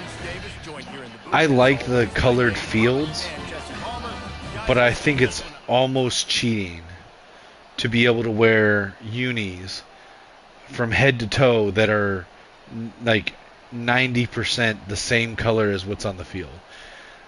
Maybe this is being stupid because when I played football, I played defensive line, so wouldn't have really mattered. Maybe as a quarterback, it doesn't matter. But I feel like as a quarterback, you would lose sight of some of the defenders. I don't know. Maybe it's just me, but it feels like cheating almost.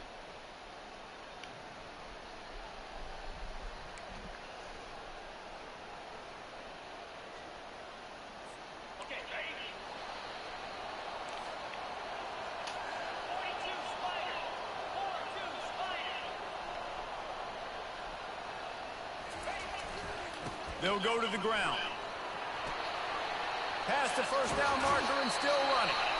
And after a nice game, yeah, like I love the fields, but I feel like there should be a rule that like your uniforms can't have the same color as the field on more than like 20% of the uniform.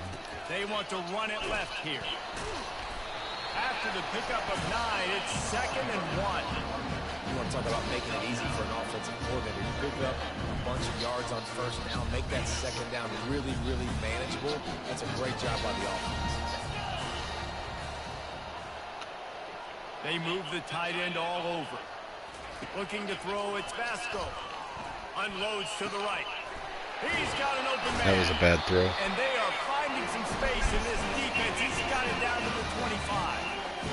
And there was no question in that scenario. That's where the quarterback was going. He knew he had his receiver in a matchup that he liked, running a route where he would find himself open. Nice job between those two. Finds a little That bit was of on me. room, giving him a couple down to the 23. After picking up a couple at 2nd and 8.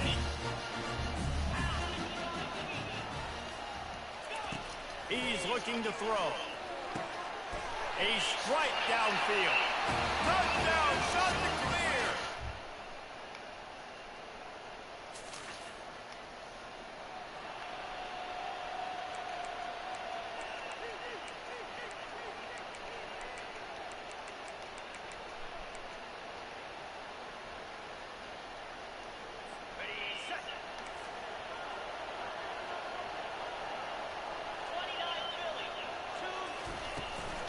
Back to the ground game on the left.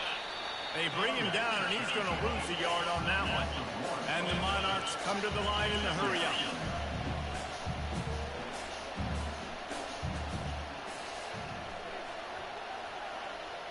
The offense showing motion from the tight end, trying to get a read on the D. And maybe they want to try somewhere else because there is nothing doing in the middle of this defense. 5 receivers. Jesus Ball Christ. carrier is just shut down. And I tell you what, they need some push up front, too, right? They got to move those defensive linemen out of the way. At least create a hole so the running back has a chance. Not there. He didn't have it. On 3rd 3rd and long. He has to throw for it.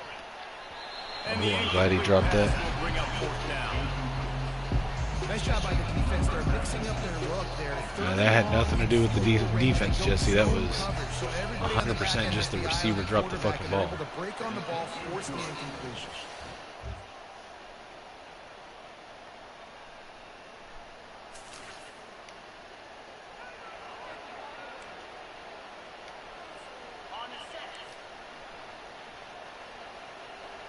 The fuck kind of set is that? 3-6-2?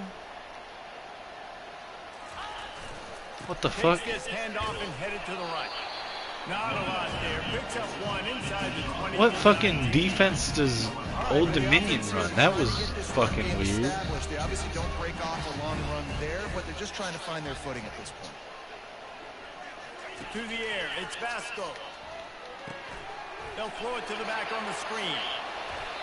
That's where they'll mark him. A very productive play and a 1st down. Defense is backed up.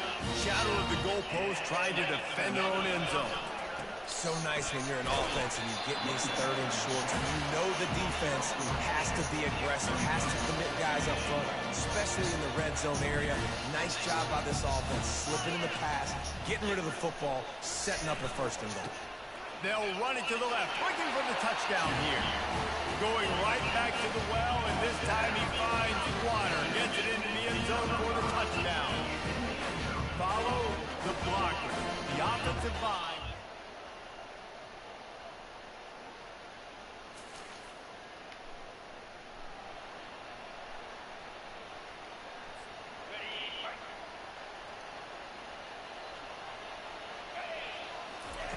He wants to throw. Oh, fuck, if I had been able to get that throw right, that would have been a fucking touchdown. There were some revolutions on that one. Starting this drive like that is exactly what they'd hoped for now. 10 from the 40. Just a bit of a misfire there. All right. Can't make the connection. After the incompletion, looking at 2nd down.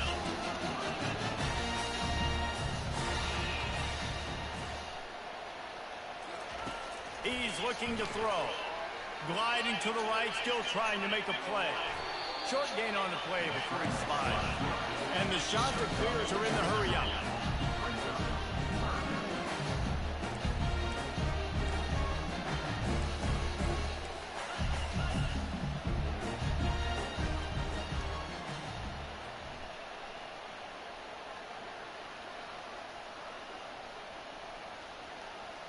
He just couldn't hold his water long enough at the line of scrimmage. It'll be a penalty. Damn it. So the decision has been made, and the coach will take the penalty. Offense breaks the huddle on 3rd down. Back to pass, it's Vasco. He finds a soft spot in the middle. And they'll finally get him down after a terrific pickup. It's really tough on offenses when defenses know what you got to do. You got to pass the football. They're in man coverage. How about the receiver understanding where the 1st down is? He smells it. He goes and gets it. Going up top on 1st down. Tremendous awareness along the sideline and the ability to get the foot down for the big pickup. The shot that clears will have it 1st and 10.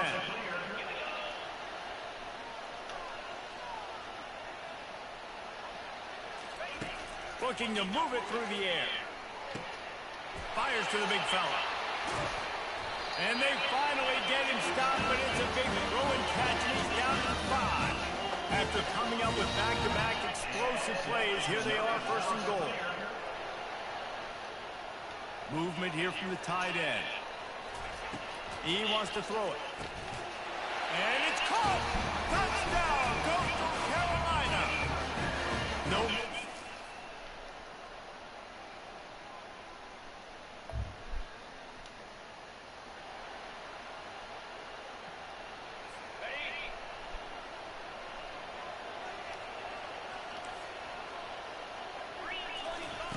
On 3rd and long, a check down would be the last resort. Out of the backfield, he's open. Excuse me.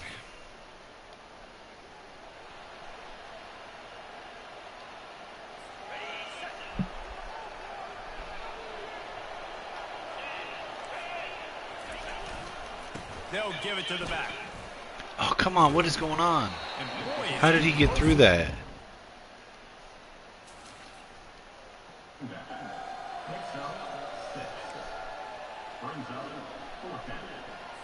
And it comes as absolutely no surprise. The offense will stay on the field and go for it on 4th and inches. He'll try to throw and pick up the first down. The completion well past the sticks. Tackled.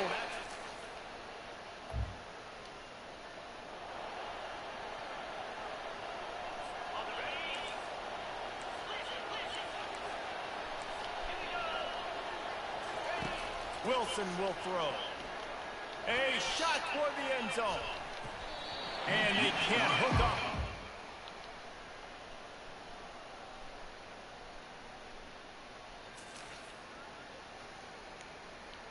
Damn, I'm only up by 2. 1st and goal on the 3-yard line. Yeah, I hit the wrong button there.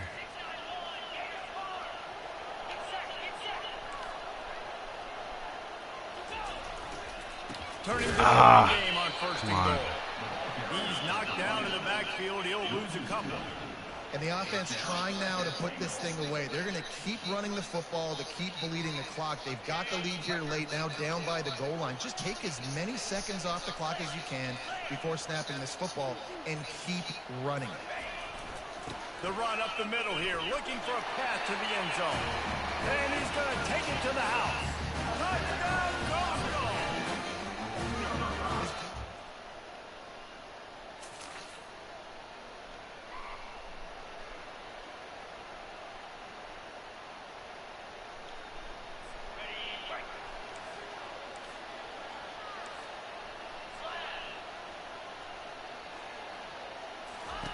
They're throwing for it on 4th down.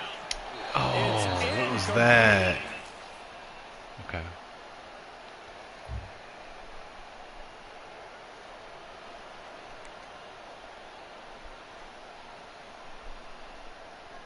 On the double.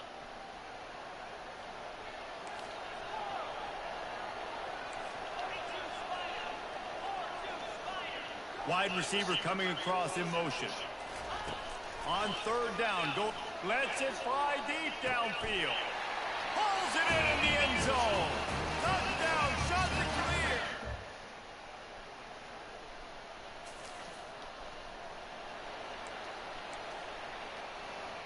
They're definitely up against it. Time running out, down 2 possessions. They'll try the onside kick. They were ready for the onside kick and executed perfectly, and they secure the football. And this is...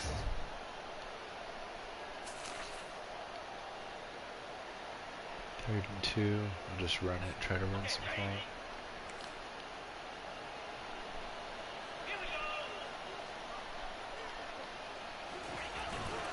On 3rd and short, just trying to get enough for the first down. Wrestled to the ground. All business today for this ball club. They come out and they get the win. And that's all that matters. It's not always pretty. You don't always do everything you want to do or check all the boxes. But at the end of the game, Jesse, you want that W. No doubt about it. They made the plays they needed to make in order to get this win. I thought the quarterback showed tremendous poise, good leadership throughout the course of the game. Defense made stops when they had to make them. So, right, there were some things that were going to need to clean up moving forward, but ultimately they were the better team today. So that's going to do it for us. For Jesse Palmer, David Pollack, I'm Reese Davis saying so long. This has been another presentation of EA Sports College Football. Yeah, that makes sense. Yeah, I'll play with the sliders at some point. Like I said, I want to at least get the App State game and see how different it feels.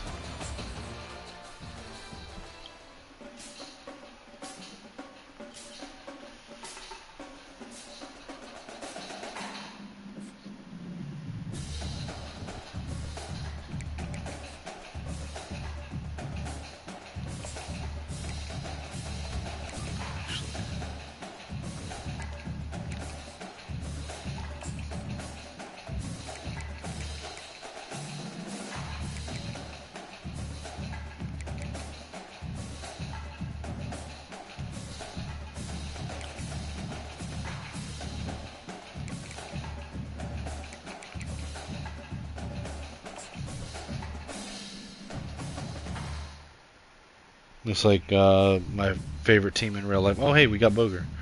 My favorite team in real life, Michigan Wolverines. They got a new commitment today for next year's class for the 2026 class. Excuse me. A 4-star corner.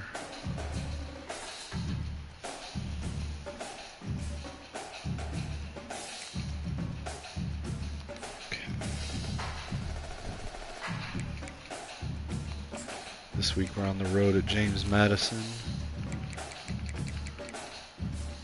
Alright, so there's a second 4-star. We've gotten 2 4-stars so far, and we're looking good on at least 2 of these remaining 3. This one looks like we're out on Lawrence. I don't think there's nothing else I can do to increase our gains on Lawrence, so I'm gonna go ahead and cut it right here. Use that 50 hours somewhere else. Let's see. So looks like we're gonna get McCourty. Hope we're gonna get Beavers, but Auburn's trying to make a big push. We're gonna get Liggins. All right. So let's look. All right. So I still need a QB.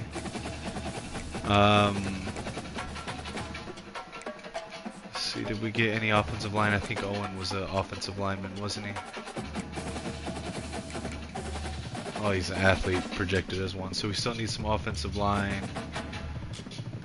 We need some DNs and linebackers. Let's see. Liggins is a linebacker, but we still need some DNs and linebackers. So QB is obviously the most important.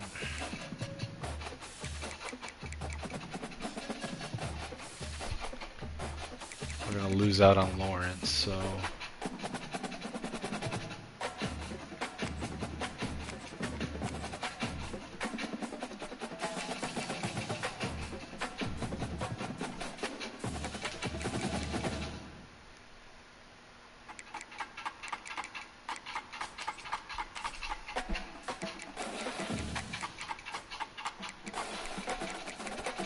okay, so the one that we have the best pipeline to would be one of these two, Swope or Ennis. Morgan Swope, he's a 6', 214 scrambler. And Ennis is a 6'4", 203 scrambler. I think we'll probably add them both to the board, see where we end up with both of them. Running backs, let's see. There were none that were interested other than Lawrence, who's already on our board.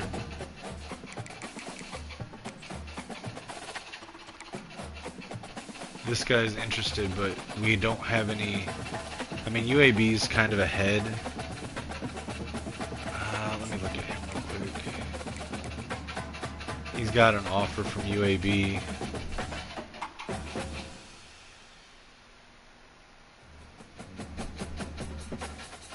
We could try this guy, but UAB's got a bit of a lead, and they've got a pipeline tier with them, and I don't. So I'm not sure if we can really bank on this one.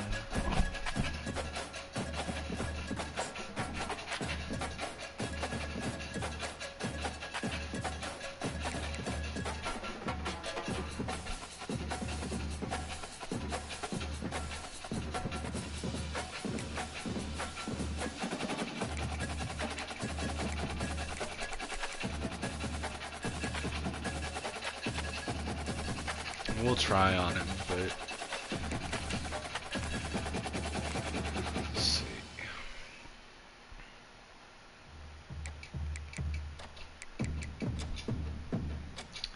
Personally, I like elusive backs, so I prefer to go with one of them. But these are all power backs.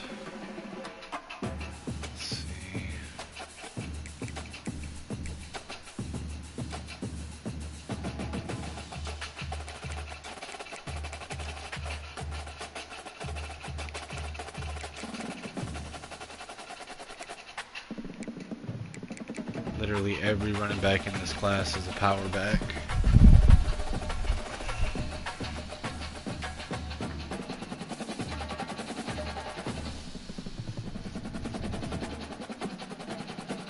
can search by... How? Hold on, how? Where can I search by... Oh. I never fucking used this. I knew this was down there, but I never used it. Wow. I'm dumb. Thanks for reminding me.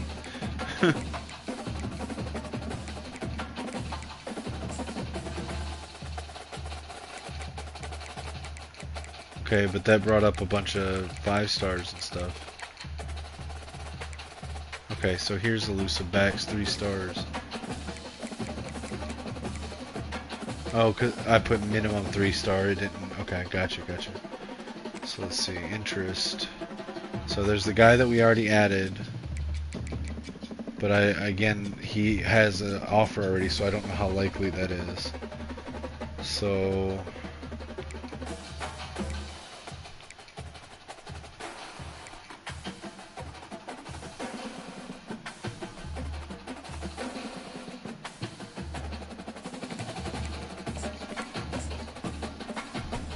check out both of them. Let's see.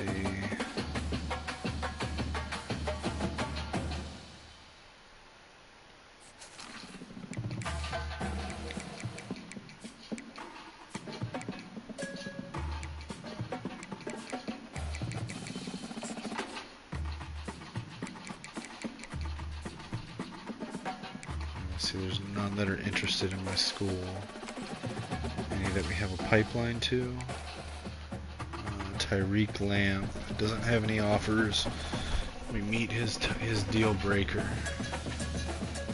Yeah, we'll try for him. This guy's proximity to home. We meet his deal breaker, but he's already got offers. Yeah, George is way ahead on that.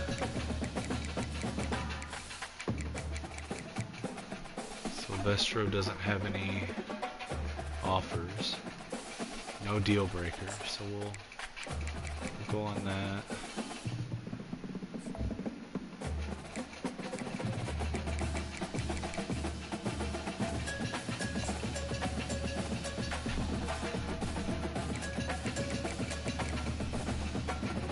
Now, we already got Dickens. He's the only one with interest in our school, so let's look at pipelines, look for ones with no offers.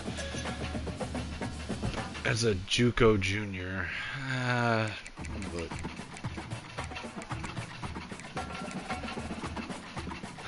This guy's last name is Ayu. Yeah, we'll look at him. And Matungalu. Sophomore JUCO. I'll look at that. I don't like upperclassmen JUCO, but he's a sophomore. Look at Bobo and Cherry.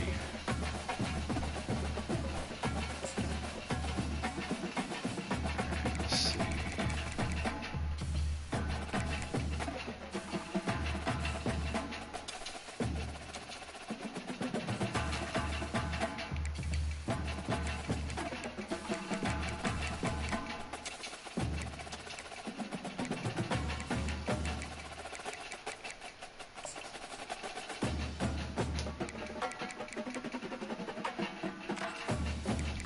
That are interested.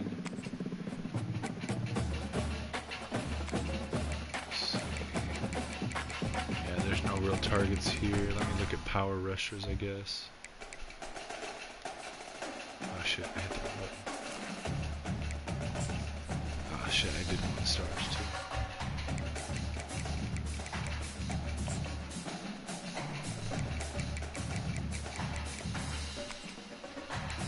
Get a few power rushers off this. Let's see.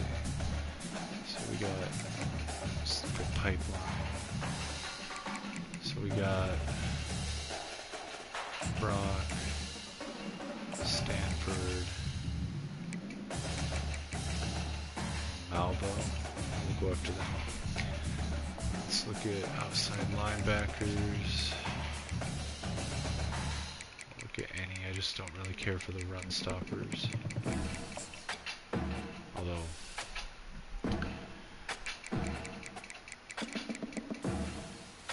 so there are some without offers. Let's look at pipelines. We already got Liggins. Fuller. Okay. Power rusher. Look at him. Yarborough. Look at him.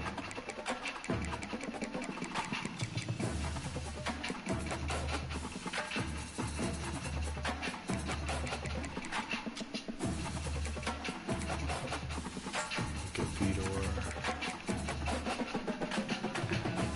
Esponda.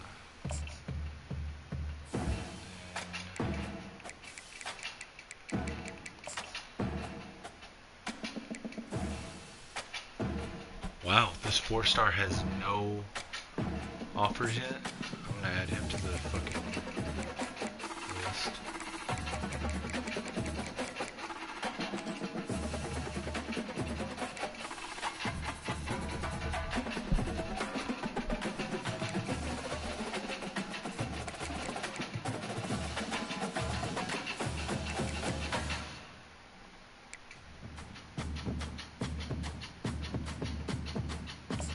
Look at Ash.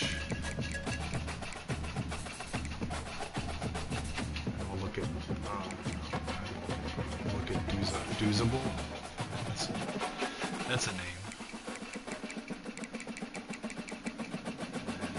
Strong safety.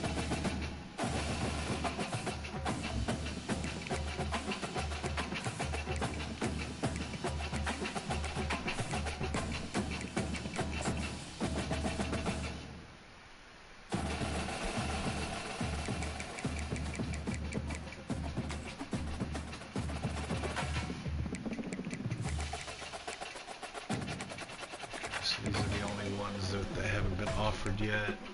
I can only look at 3 of them. I don't have a pipeline to any of the 3.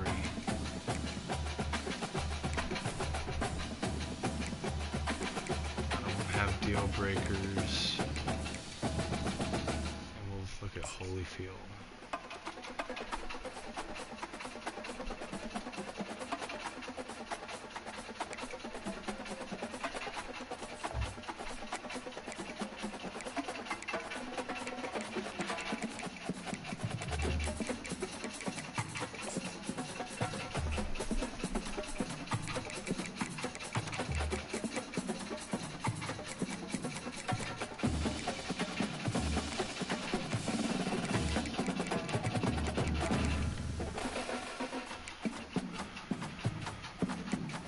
He's a power back. I don't need power backs. There's an elusive back. Actually, let me get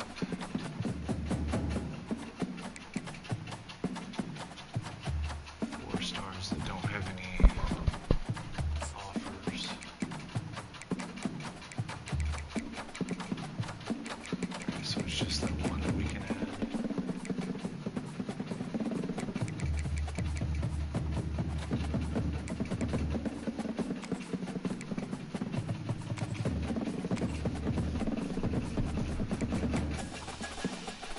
It's a physical wide receiver. I could put him up to tight end if needed.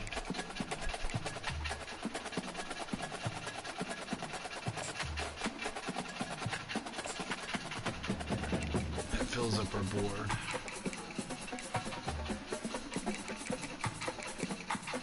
Alright, I'm just gonna go through and offer them. Well, let me bring the 4 stars up a little bit because there's a couple 4 stars in there that get overlooked.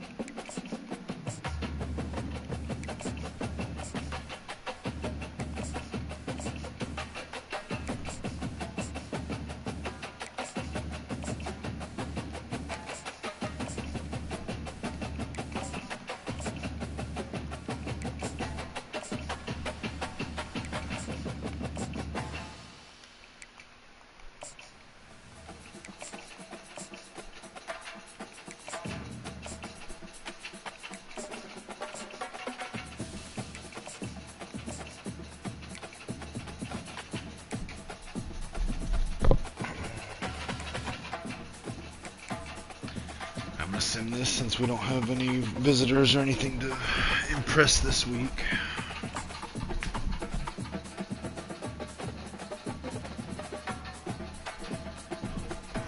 Alright, got my punter.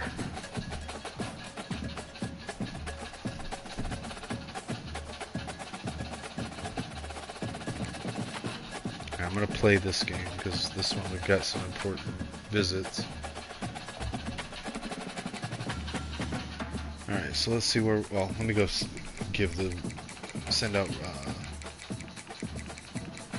these. Let me make sure that they don't have any other offers still.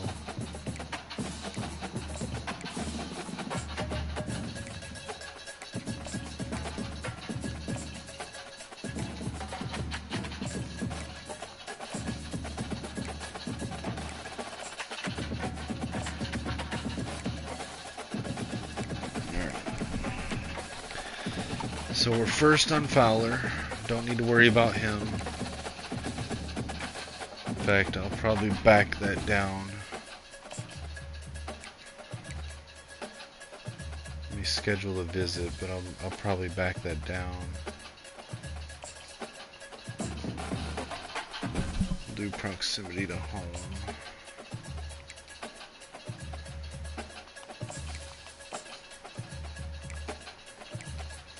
Stockton we're well in the lead on, so I can back that down.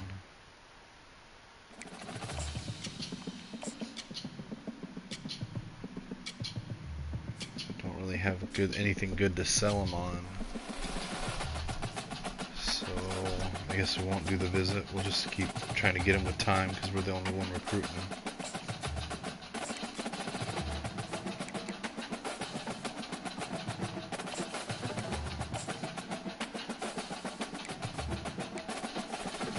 Alright, with McCourty, we're really close to a commitment. I don't want to let off the gas since NC State's trying to come in at the last second. Auburn's trying to come in at the last second on Beavers. Liggins we're okay on. But I don't want to let off the gas because if any of his other top 5 teams decide to join in, then we're screwed, so...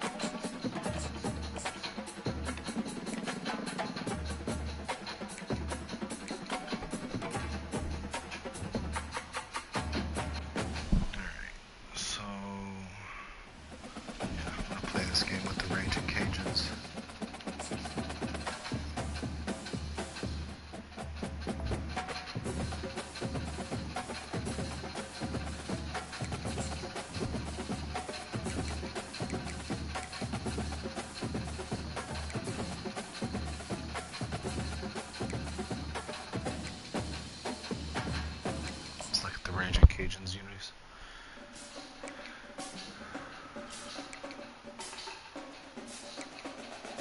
Alright, so they just got pretty basic.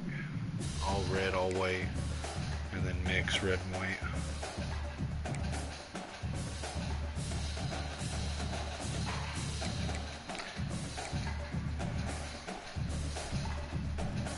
I'm gonna play. I'm gonna run with the Miami playbook and just see how it feels with this offense.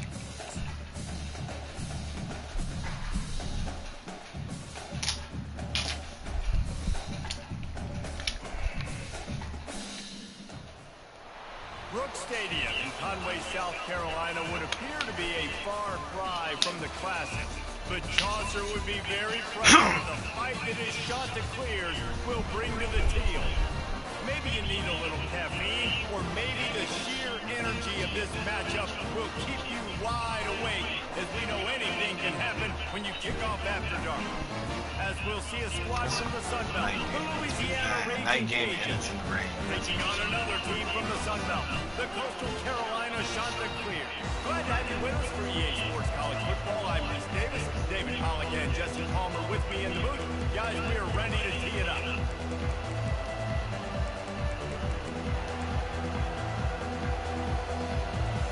The Raging Cajuns will boot it away to start the game. He'll call for the fair catch here.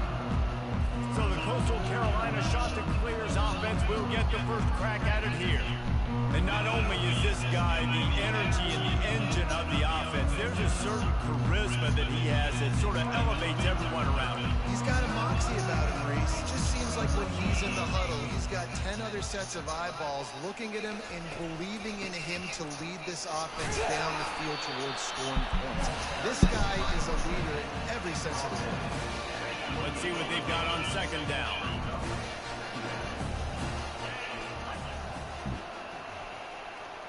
Moving the running back, forcing the defense to adjust. Smashes through.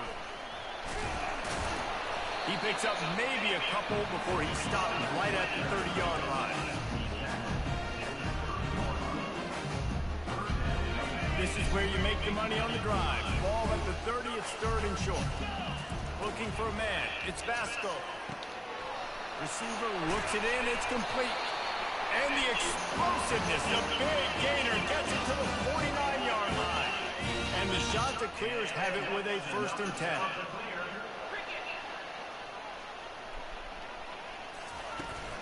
Out of the shotgun, they go to the ground. I like feeding my guy. I like getting my running back touches, feeding the ball so he can break some of those big runs. But I'm also okay with these little ones. Set the tone, stay balanced. The give on the inside.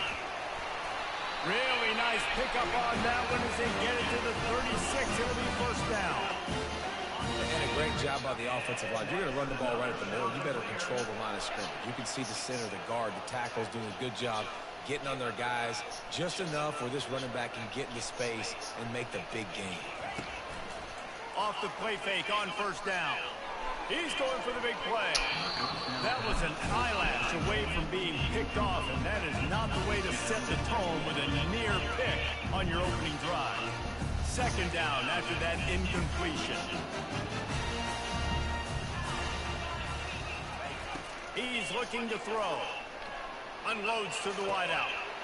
Damn it. And it'll be incomplete. This defense is physical in pass deep.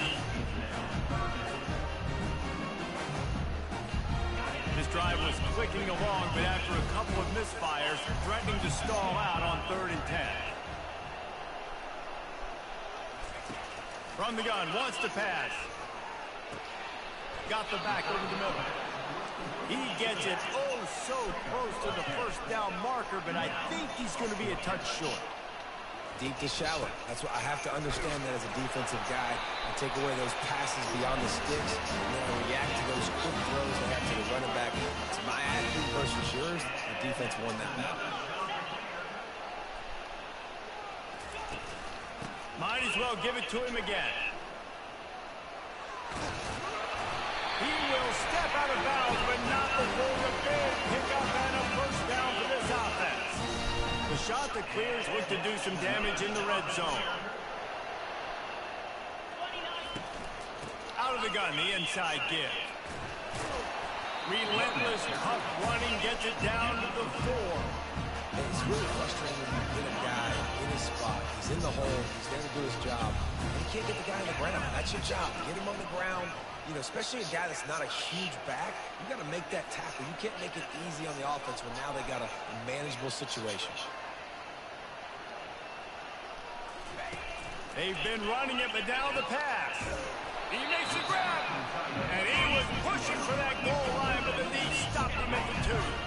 Tight quarters deep in the red zone, but they can't pick up a first down without scoring. 3rd down.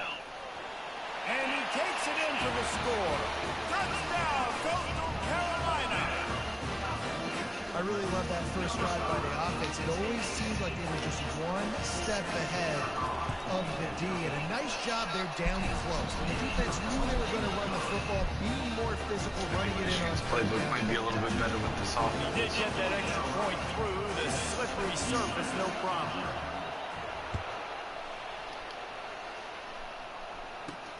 From inside his own 10, let's see what he gets. He was hoping for something a little more dynamic, but they get him on the ground at the 20. So Louisiana's offense will go to work for the first time today. As we take a look at our impact players for this one, what are you looking for, Jesse, for a guy to make an impact? Well, these are simply put the leaders of this football team, and generally games go how these guys play. If they make plays, and they've got a shot to win this one. No doubt, they got to show up. These are the team leaders. These guys have to play well if they're going to win the football. Listen, I know there are a lot of DBs out there that all they want to do is get interceptions and dance in the end zone. This dude likes to put his face in the fan, get close to the line of scrimmage, and tackle. And on the opening drive, if he's out there, he gets a huge tackle for loss early. That is a statement play. They make the stop right there. Good pickup, but still short of the first down.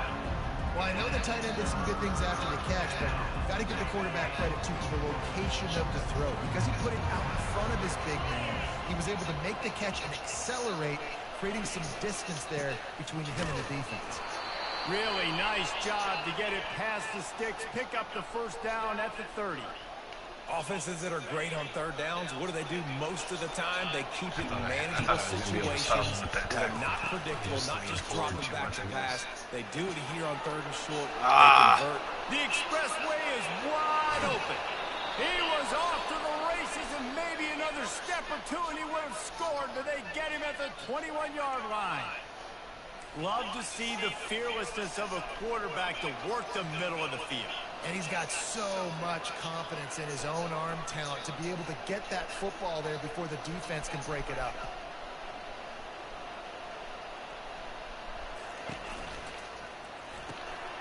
Unloads quickly. They bring him down, but he's got a 1st and goal from the 10. I'll tell you what, that's great execution between the QB and receiver. They look like they could execute that throw in their sleep. Quarterback took his steps, threw it on time. Great route by the receiver. Nice job securing the catch. And that incomplete pass caused by the big hit on 1st down, 2nd down coming. Well, the quarterback knew he wanted to go to his tight end on that play. He's a big physical target, but it was the hit on the play that forced the incompletion. The run up the middle, trying to power to the goal line. They get him down after a 4-yard gain to the 6. All right, so now you're in this 3rd down situation close to the goal line, and it just feels, David, like they're going to have to throw the football in order to score a touchdown here. I like maybe trying to get the quarterback outside on the perimeter and give him a run pass option. I like that too. Get the quarterback on the move. And here's the thing. If I get close and I get stopped, it's 4th down. 4th down means go for it. That's all that means now today in college football. They'll try to get something out of this drive and kick the field goal here on 4th down. It's good. He hit that one right down the middle. And 3 more on the board, and this kicker is starting to get a reputation starting off the season. Hasn't missed yet. Nice to have a guy that you can really, really depend on. No return coming. He'll call for the fair catch. Coastal Carolina takes over, and here comes the offense. Really good balance on that last drive. They mixed it up. It'll be interesting to see, like, how nice too to have the dynamic crowd attendance thing. At this point, they don't know what's see how going on. They had whole stadium fills up and I do good. So I think this defense would come back with a little more aggressiveness. I mean, they let them have what they want, and now they got to dictate to this offense a little bit more. Running behind that left side. Pushes ahead for a couple. They'll mark it at the 33. And the running back didn't get much there. Nice job. Really get an appreciation for the Michigan playbook with the run plays when you play an air raid backs, limiting his carries. They'll try to pick it up on the ground. That's the kind of play that can really get you going as they have a first down at the 43. You ain't getting by all these guys right up the middle unless your offensive line and your tight end and everybody is putting in the work up front, committing to blocking. The running back does a great job finding the hole, exploding through. How about that nice, big, huge way game? If I'm the OC, let's call that one again. As they get set to snap it, just about to reach the end of the quarter. To the air, it's Vasco. Right down the middle. Makes a connection. He wasn't far from taking it to the house, and that'll be the final play of the first quarter.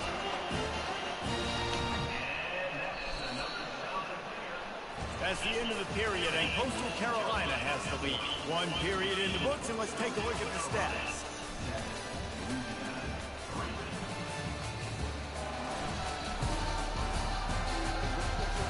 Heading in the opposite directions now as we crank it up in the second.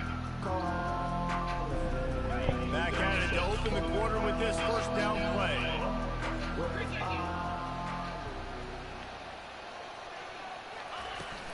Leaves it with the running back. They work that running game down to the 34. Let's give him 3 on the carry.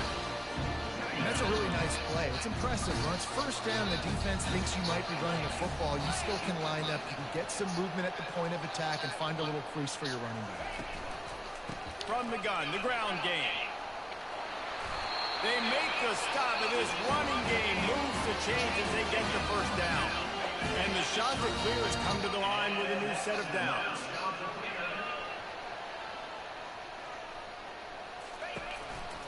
They'll try the run. Oh, why did you spin that way? Down in the backfield, he'll lose a couple. How about the defender being a heat-seeking missile? He was on radar lock. He found the football and flew down with some bad intentions. Throws to the wideout. And that one's incomplete. Well, on that last play, you'd like to see the quarterback be a little bit more accurate and give his guy a chance to make the play. That ball wasn't even close to his intended target's body. On 3rd and long, try to convert through the air. It's caught. Defense knocks him down immediately after the catch, but now they're facing a goal-to-go situation from the 7. The shot that clears, trying to cash it in on 1st and goal. Looking downfield, it's Vasco. Looking for the score. Touchdown, Coastal. And they made it to the house when they found that 6 points was waiting on them. If you're able to move the ball in a drive like that, the most overrated stat in football would be field position. Agreed, and I think confidence is big right now after that last drive. To be able to flip the field like that, not just do it, but go down and score a touchdown. Running and throwing. I wish I could find a playbook that had that last drive is going to pay big a run game like Michigan Louisiana has it back in the Raging and Cajun a pass offense game like headed to the Miami's. field. Had to settle for the chip shot field goal last time, Jesse. They'd love for this one to pay off bigger. Yeah, it just comes down to execution. You happen to know of Did a any, nice let me job know. out in the field, stalled a little bit once they got down to the goal line, so they just need to be a little bit more crisp here. Because I love the pro style run, the run plays that are in the Michigan playbook. But I much prefer the pass plays in the Miami playbook. The play action fake. Slings it down, fires, and That was not a user pick. He'll try to take it back. You know he would have loved to attack on a big return to that pick, but they got it in the red zone at the 15. What a game-changing play by this defense. Nice job. You got them backed up in their own territory coming out. Now you force the turnover, set your offense up with some great scoring field position. God, that guy was so fast. And they try the middle of this defense, and that is not happening. There is, but the problem is that one of the rules in our online Dynasty League is no custom playbooks. So I got to find the playbook that I want to run that's not a custom playbook. He's all the way down to the 3. Showed it all on that run. And I don't care if I get it by 2, by 20, by 30, by 40. I just want to get the first down, understanding the situation, understanding where the sticks are. Doesn't have to be sexy, but I got to make sure I get to that stick, get to the first down line. Pushes ahead. And he'll find the end zone. Touchdown, shot to clear. They are seizing control and taking away hope as they push out the lead in this Week 8 showdown. And the extra point makes it a 21-3 lead. Wow, this offense, they have a lot of faith in this. No worries, bro. Knowing if they get down in this area, I have other friends that do watch my streams. They just usually don't watch them live. So maybe one of them will see it and toss me a suggestion or two. I don't know. Here comes the Louisiana offense onto the field. This is hardly the start they dreamed of, down 21-3. But get a touchdown here and you feel like you're back in it, Jesse. Yeah, it's frustrating for this offense as well because they've got the horses. They've got playmakers to light the scoreboard up much more than the 3 points. Oh my God, here. come on, dude. Oh, come on. Oh, look out. The 40. Oh, he broke that off, He's yeah. at the 20. And he eluded the defense, and they'll take it all the way. Touchdown, Louisiana. Love the play call offensively. They knew the defense was crowding a lot of bodies close to the line of scrimmage, and once they were able to get into the second level, all they had to do was make one guy miss and get one good angle. And with the speed that ball carrier has, man, that thing was a sure shot touchdown. Here's the return from inside his 10. If I didn't get hung up on my own guy there, that would have been sweet. But as it is, he'll be stopped at the 28. They'll christen this drive from the 28-yard line. A little pre-snap eye candy for the defense. Touch pass on the Ah, come on, dude. Fucking block that guy. It's the second time I've tried that play, and both times that guy gets off his block so fucking fast. Fires to the wideout. How about getting the foot down on that throw for the big completion? It's 1st and 10 from the 38-yard line. As a defender, you use the sideline as the 12th man. That's another guy. You know the play stops there. He can't make a catch. Great job on the wide receiver, fighting for his space, catching the ball, and staying in bounds. You know, runs like this oftentimes are like a boxer in a boxing match. Obviously, it's not a knockout punch, but these are body blows. And as the game goes on, these small gains are going to turn into longer runs. And the completion gives him a fresh set of downs and keeps this drive moving. And the shot to clears are flying down the field. And this has got to be so demoralizing for this defense right now. Having given up multiple first downs on this drive, somebody on defense has to step up, make a play, and stop the lead. Unloads to the wideout. Pulls it in. Good execution. They move the sticks, and they've got it at the 33. The shot that clears with the 1st and 10. Wide receiver now comes in motion. We've reached the 2-minute warning, and they will try to build on what has already been a dominant first-half performance. All the way down at the 33-yard line, it's 1st and 10. Fires. Okay, I thought that was going to get picked. He's lucky to get that one back. Almost intercepted.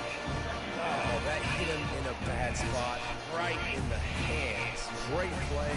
Still get a pass breakup, but man, that could have been an interception by the defender there. Nice break on the football, but I don't know. Maybe I'm tired because that was 2 really bad passes I should not have thrown.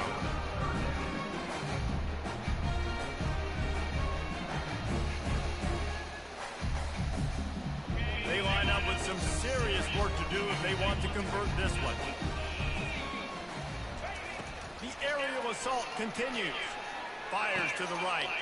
He makes a catch. Gets out of bounds after the big game, and they've got it 1st and goal. And the quarterback knew exactly where he wanted to go with the football. Had time, spins the ball deep. Nice job by this offense, understanding what the defense is giving them and creating the explosives. Touchdown,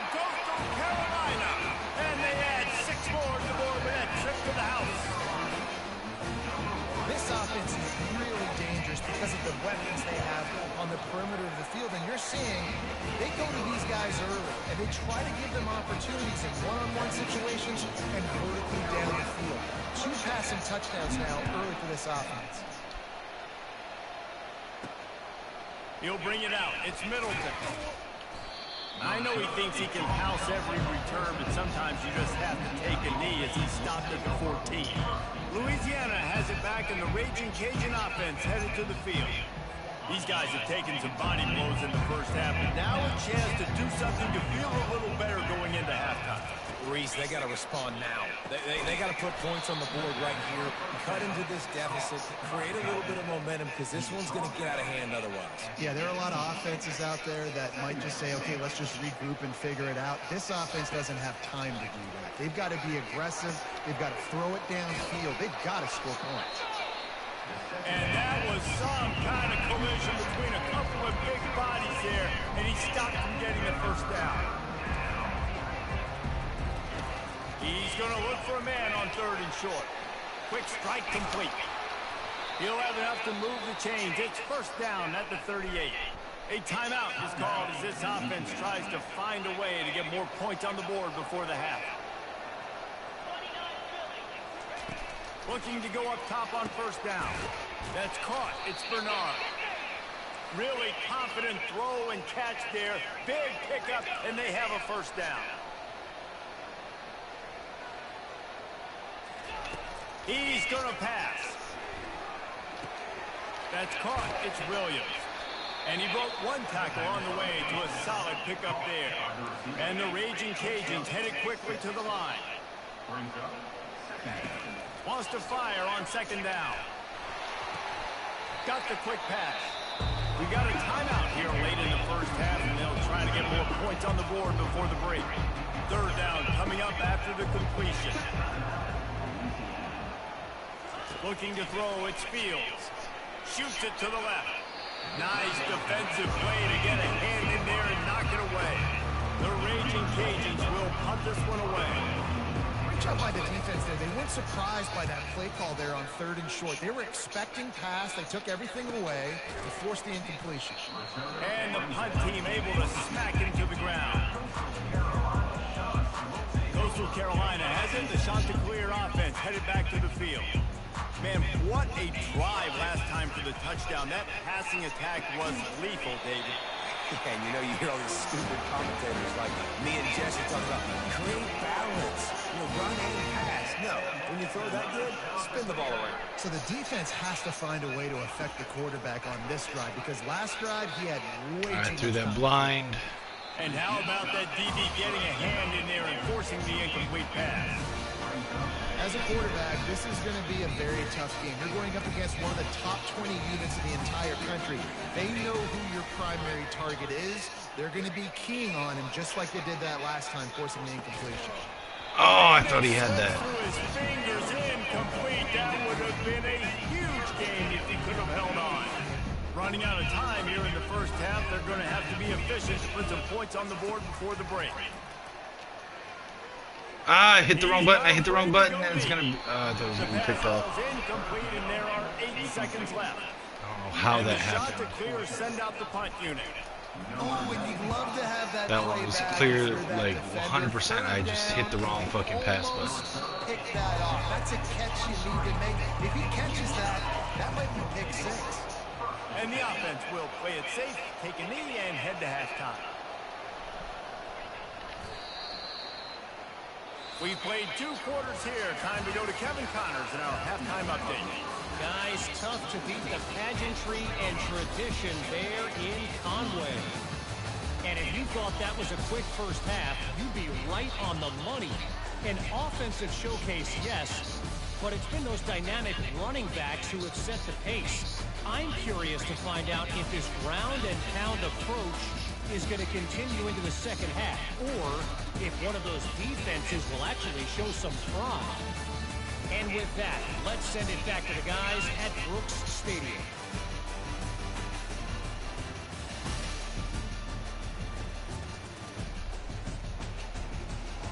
It's weird. Why is the replay glitching across the field like that?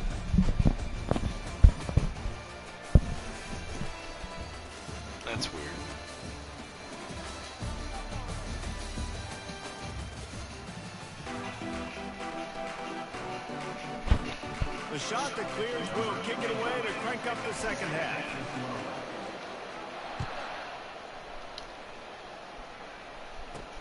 What kind of field position can he help them with on the return? Good job by the coverage unit to put a stop to that return. Here comes the Louisiana offense onto the field. They start this third quarter in a big hole, and they have to start climbing out right now. And they're going to have to be really aggressive. It's like this offense, when I'm playing from behind, every possession means so much more. And if you look the other side, the defense, they haven't given much resistance. Yeah, nothing is going their way in the first half offensively. And you know now, based on how this defense is playing with their confidence, that you are going to be challenged on every single snap. So buckle up, get your mind right, and get ready to come back in this game. They'll run it from the gun. Stuffed almost in his tracks, but strong enough to pick up one to the 35. And the Raging Cajuns will hustle to the line.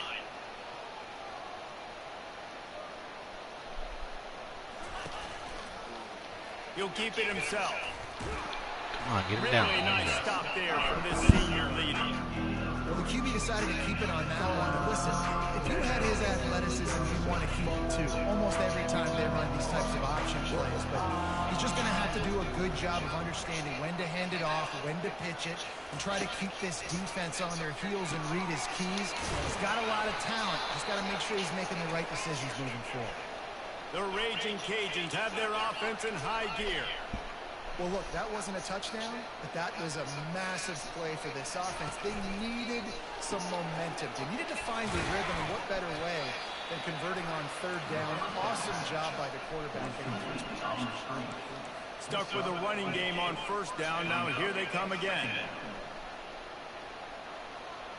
Dropping back, it's Fields. Using the back as a receiver on the screen. Not a whole lot of room there on that screen pass as it just never developed. Guys, this offense is already reeling down multiple possessions. Really need to cash in on this drive.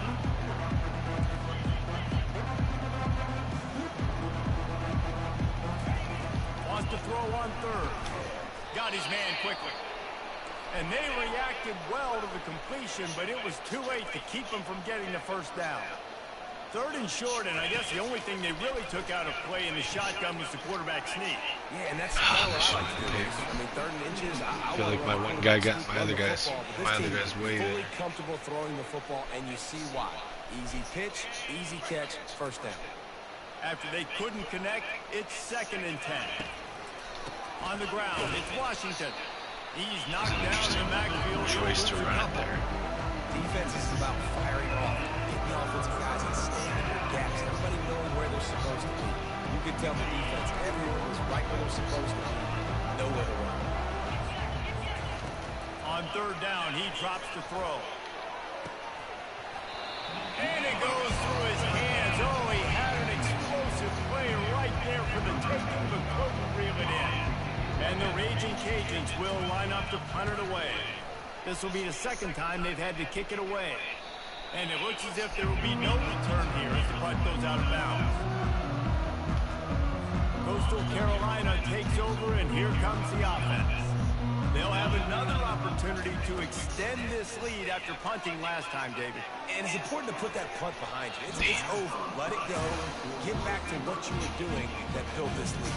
Yeah, and defense, obviously, they won a few downs that last drive, so we got to put them on their heels here. Maybe mix up a few personnel groupings and try to show them some pictures they haven't seen yet. What a nifty run there to pick up the first down. Here's this offense with a fresh set of downs. They're going to go right back to him on first down. Can't get him to the ground. Brought down at the 31 after a pickup of 10 yards on that one. Well, right away after picking up the first down, they go right back to their playmaker at running back. And I love the push they got up front, getting a hat on a hat, opening a huge hole for the back. And you become so hard to defend when you can run the football successfully on the first down. You're starting like that. Now, what opens up? Play action. Now you're making me play pass and run. This offense, if they can create that run physicality, now it opens up everything else. Quickly complete. He's close to the first down, but they're going to mark him just a little short. Now staring at a 3rd and short from the 40. You know, David, this is really what game managing is. Nice pickup on 2nd down to help them on the next. Why does he spin like that? I wish I could figure out how to make sure that they spin. Finding a quarterback that's a game manager. No, use your brain. Set up good situations. I'm way more successful when I can keep those sticks in a more manageable situation, and I'm not as predictable on a 3rd down. Across the 15. And they'll finally bring him down after he rips off a huge play. Yeah, way to be creative. Way to get the ball in the perimeter really quickly. Get some speed outside. All you got to do is secure that edge, and you're just trying to get that 1st down. Nice job. Nice play call by the offense. From the red zone, he's going to throw it. Fires to the right. Makes the catch. They bring it down. He's got a 1st down, but that might be the final play of the 3rd quarter. That's the end of the period, and Coastal Carolina has the lead. And as we switch ends of the field, let's take a quick look at the national rankings. One more period to go, and we'll see just how much fight they've got left in them. Yeah, before they changed that that sim glitch, which again, or not glitch, but since they sort of detuned the simulation upsets, I've noticed that Michigan doesn't have as many like what the fuck seasons. Breaking the field. And he'll be knocked down at the 2-yard line. I love the awareness by the defense here. Everyone thinking 1st down, down close to the goal line. The offense is going to run the football, right? But this defense was ready for the chant. Touchdown, Coastal! And the punishment has been extended. They add on another one, and they're about to push their record to 5-1. And the extra point splits the uprights, and they're up 35-10. We check in with Kevin Connors. What's going on, Kevin? Hey, guys, got a final score in a big top 25 matchup. Missouri was able to finish off a close one in Columbia. They did just enough both offensively and defensively to come away with the dub. Hey, survive and advance. A top 25 clash and an impressive showing that could be a huge confidence builder for this program. Back to you. Kevin, thanks a lot for that one. Sounds as if they had a good one there. And good coverage by the defense, just a short gain. Now on 2nd down after the short completion. You just get the feeling this defense is going to make it hard on them, right? They've got the lead, it's late, and they're going to try to tackle everybody inbounds. Offense is going to have to really work for this and be smart. You got to attack the sidelines. You got to throw 1st downs. You got to keep this thing moving vertically down the field. They'll snap this one from the 30 on 1st and 10. He's looking to throw it. Got it in the middle. It's Carter. To the 43-yard line and a 1st down for this offense. They're moving it on this drive. The offense has struggled. They're not going to win this game. But trust me, this coaching staff is still trying to find things to build off of for next week. And after an explosive play like that, maybe they can generate just a little bit of momentum and gain a little bit of confidence that they can keep coaching up heading into their next game. The Raging Cajuns will snap it on 1st and 10. He wants to throw. Got it in the middle. It's Jensen. And a good job of coverage by that defense. Just a short pickup. Right on target with that last pass. Now it's 2nd and medium. This offense has their work cut out for them, man, because the coverage has been so tight. And if you're not throwing to the sideline or you're not getting past the sticks, this defense is going to tackle you inbounds like they just did on that last play and bleed the clock. The modest gain on the completion really shows why you want to run the zone. Make them execute and rally to the ball. 100%. Zone eyes on the quarterback. I see him throw the football, break on it, go make tackles, live to fight another man. Well, the defense really stepped up in this game. They knew they had to slow down this passing attack. They knew they had some matchups they were going to have to win one-on-one. They've been able to do that, and as a result, they haven't allowed 200 passing yards in this game. They got that. What a spectacular layout and catch. Well, that's another completion. This quarterback's on fire. I get it. He's thrown for over 200 yards in this game, but it's because he's got people helping him out. How about that incredible job diving out, stretching out, and hauling that pass in. Quarterbacks love it when they don't have to be perfect every time they throw the football. And this group of receivers, they are helping out their QB1. Oh, come on. How did I call for a linebacker blitz and they still couldn't stop the run? Down to the 2-yard line. He gave him a little bit of everything on that one.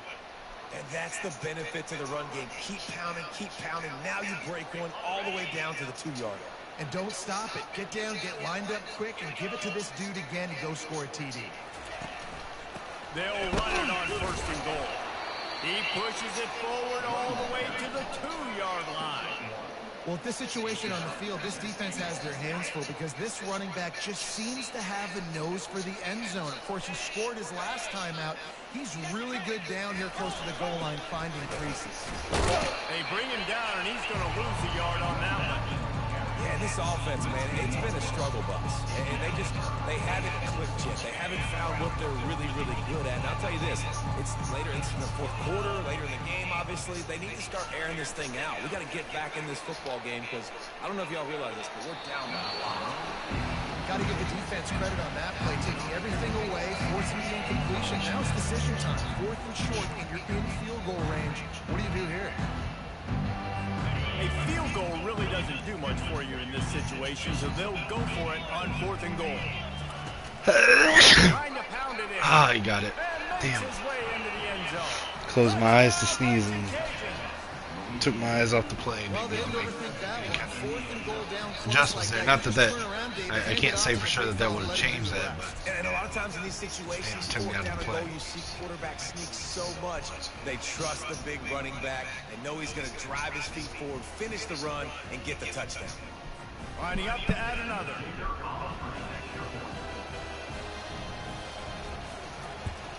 And after the extra point, they trail 35-17.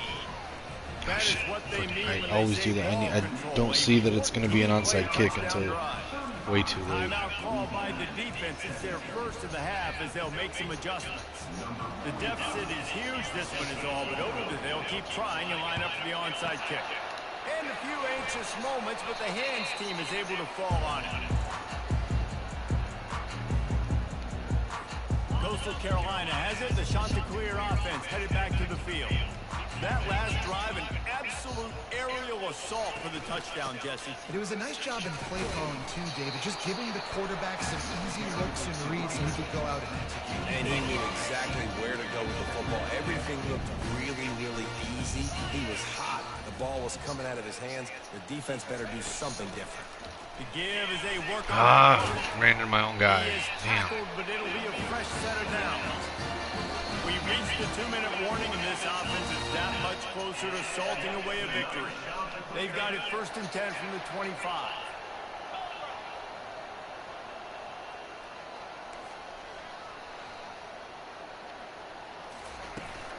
Now they'll run it to the right here.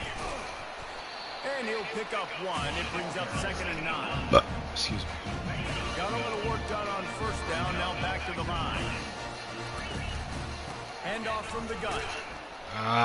And they try the Jumped ahead of my own middle blocker. defense, and they rise to the challenge. Quite a bit of work to do on 3rd down from the 23, and this D would love to force a field goal try. Give to the running back. And he's brought down after a nice game. I think you have to like what you see if you're the coaching staff here. Your offense is on the field, and it looks like you got a pretty good drive going. And you're just going to try and keep this thing marching, keep the clock ticking. You got a really nice lead here late.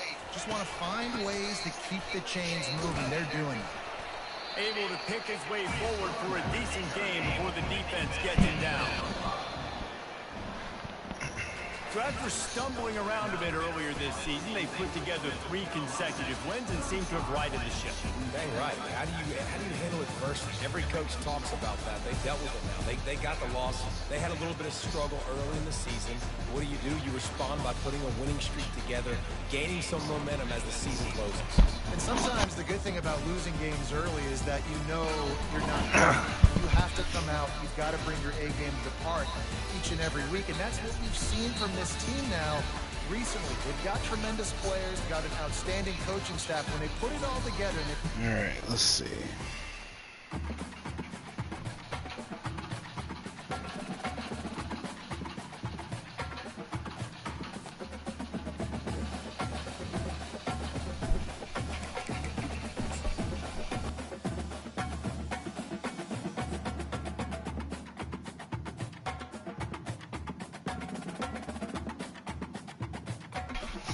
Alright, well, it looks like that game helped us win the battle for George Beavers, so we got us a 4-star wide receiver.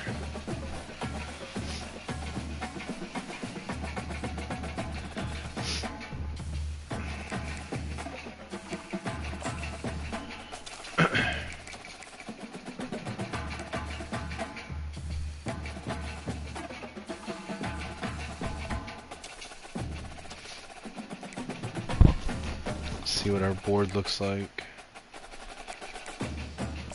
after that game. Got us George Beavers. Alright. Still way ahead on Fowler. Still way ahead on Stockton. We're about to get McCourty. Still way ahead on Liggins. Alright, so let's look at the new guys. Take a look at each of them, see if we need to hold steady with them, pull off of any, or load any of them up. So nothing yet to show on Brewer. Alright, Miami offered this guy. Unfortunately, we offered him and didn't move up at all. Miami's up there now. I'm just gonna pull out of him. I'm not gonna try to invest anything in him. Freeman. This will be a battle, but let's go. I will send the house on him and see what we can get. So let's see if we can gain any ground on UAB. See, nothing showing on any of these ones yet.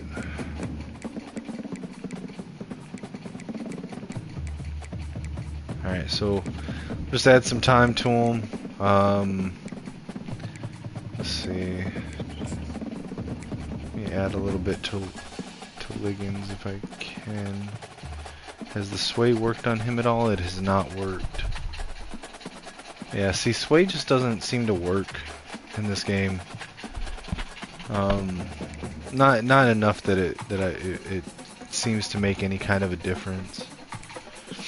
But alright, well, we'll keep that there. So I'm gonna sort this by national rank. I'm gonna add time to these guys. Send the house for him. Cole Brewer. Send the house for MIU.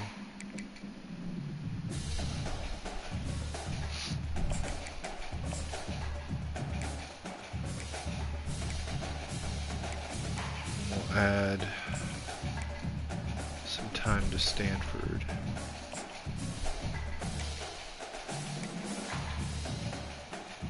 I'm just going to simulate this New Mexico State game. Hopefully we don't lose to New Mexico State. Okay, we got McCourty. We got another 4-star receiver. Looks like we're first still on Fowler and Liggins. They moved to top 3. We did not lose to New Mexico State, so that's good.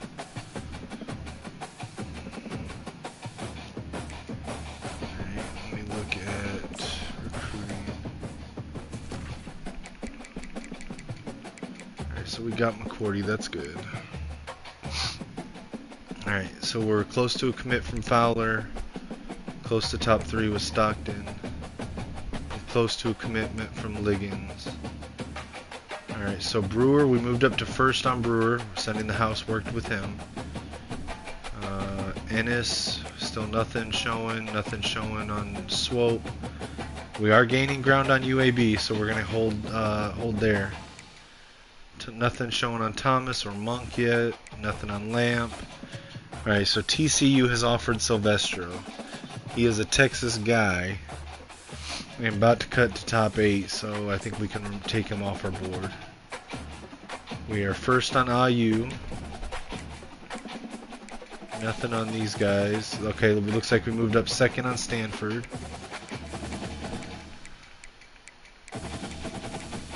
Nothing showing on any of the others. So let's distribute a little bit of time. So we'll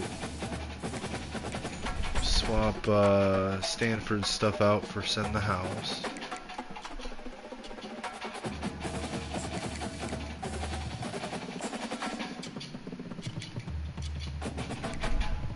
Go to Ash. We'll see if we can send the house on him. Oh wait, I need to take the 5 off.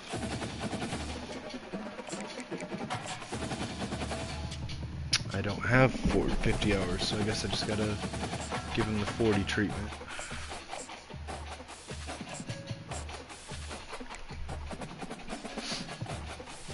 See if we can make that top 8 cut before he jumps to top 8. Alright, we'll simulate this game against Troy. They're 2-6, we're 6-1. Let's hope some of our momentum carries us through it. Alright, looks like we got locked out of Mo. Made a few other cuts though. Let's see. Made the cut with Freeman. Made the cuts with Brewer, Ayu, and Stanford. Okay. Spend our skill points. Looks like we lost to Troy. That sucks.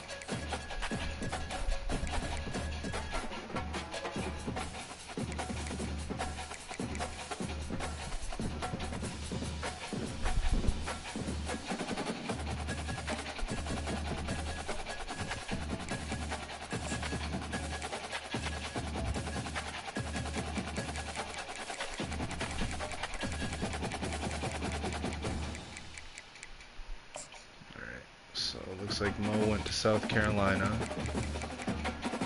Alright, it's close to a commitment for Fowler. Close to top 3 cut for Stockton. Relatively close to a commitment for Liggins. Wow. So Miami came in on Brewer, knocked us down. He's a Florida guy, and proximity to home is a deal breaker.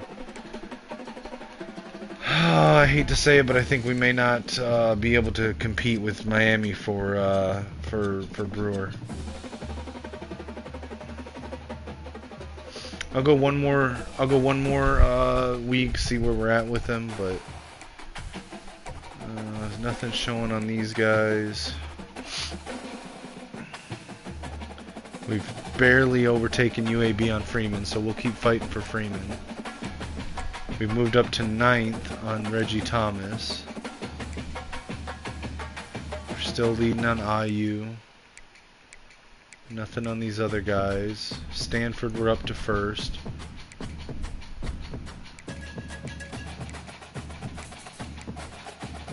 We were able to squeeze in and make the cut for Ash.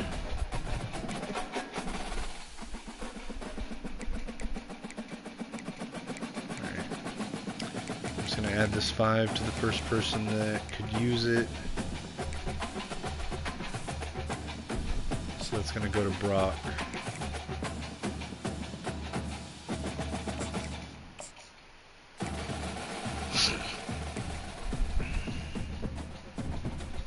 Alright, here's the App State game. I'm going to play App State and see what it feels like.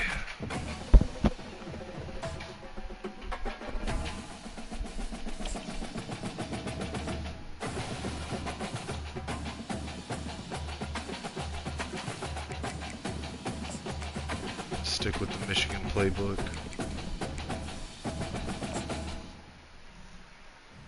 This should be the hardest schedule on our hardest game on our schedule.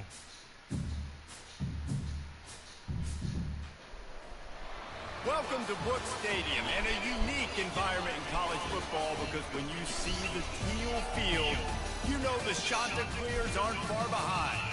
There's just something about the nightcap after a day of wall-to-wall football. It just seems. See, I think these unis are okay. On a teal field, I feel like these unis are okay.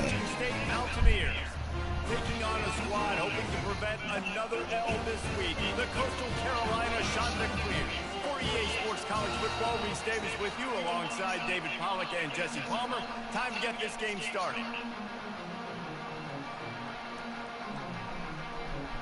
And the Mountaineers will kick it away to start us off.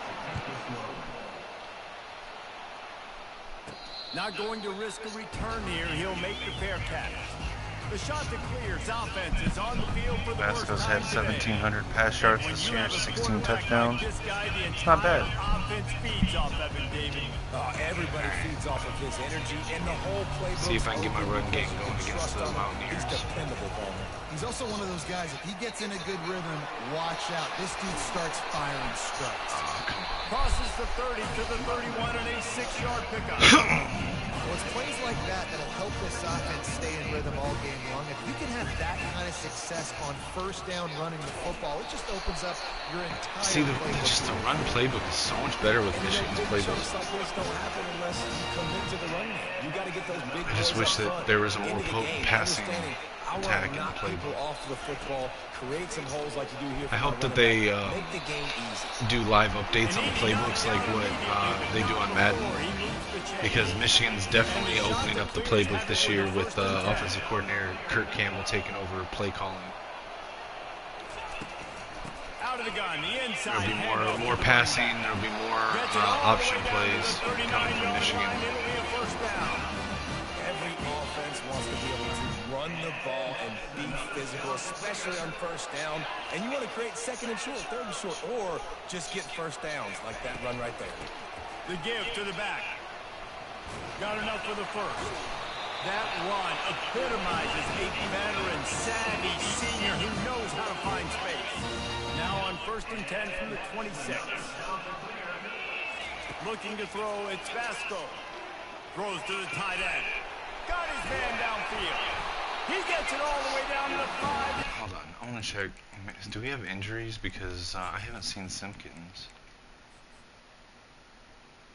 Oh, wow, McDoom is out, our top player. That sucks.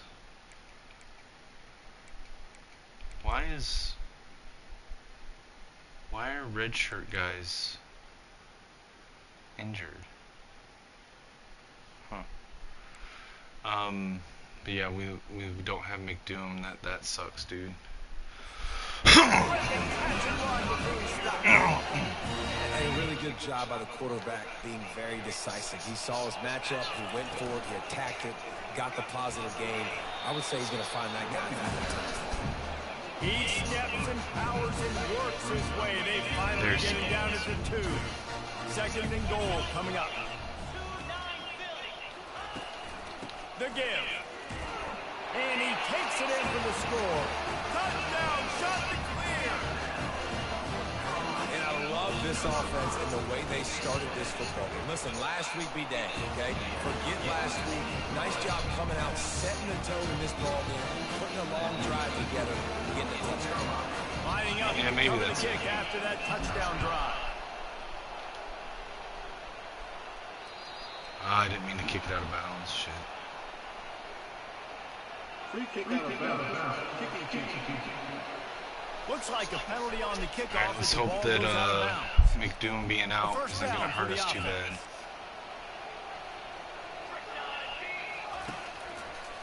They go to the draw. And I think they'll give him 2 on that one. 2nd and 8 coming up.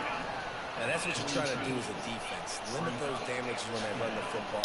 Get them on the ground, short gains to set your defense for positive situations down the road. He's back to throw on 2nd down. Flips it out to the back. The defense wouldn't let him loose, and even though it's a completion, they lost yardage. You know, this linebacker is a special player because not only is he good making tackles in the open field, this guy can cover. You saw a great example of it with that running back. They've got some work to do on this 3rd and long from the 40. Back to throw, it's Aguilar. Fires to the wideout. And it's picked off. As a quarterback, you've got to give your receiver an opportunity to make a play. You've got to put the ball in his body. That throw gets away a little bit from the QB, and that leads to the tip and the interception. Coastal Carolina takes over, and here comes the offense. On that last drive, defense had no idea what was happening, run or pass, and it wound up in the end zone, Jesse. Yeah, you saw the experience in this offense that last drive, too, on that touchdown. Everybody on the same page. These guys have repped these plays over and over in practice and in games, and it's working.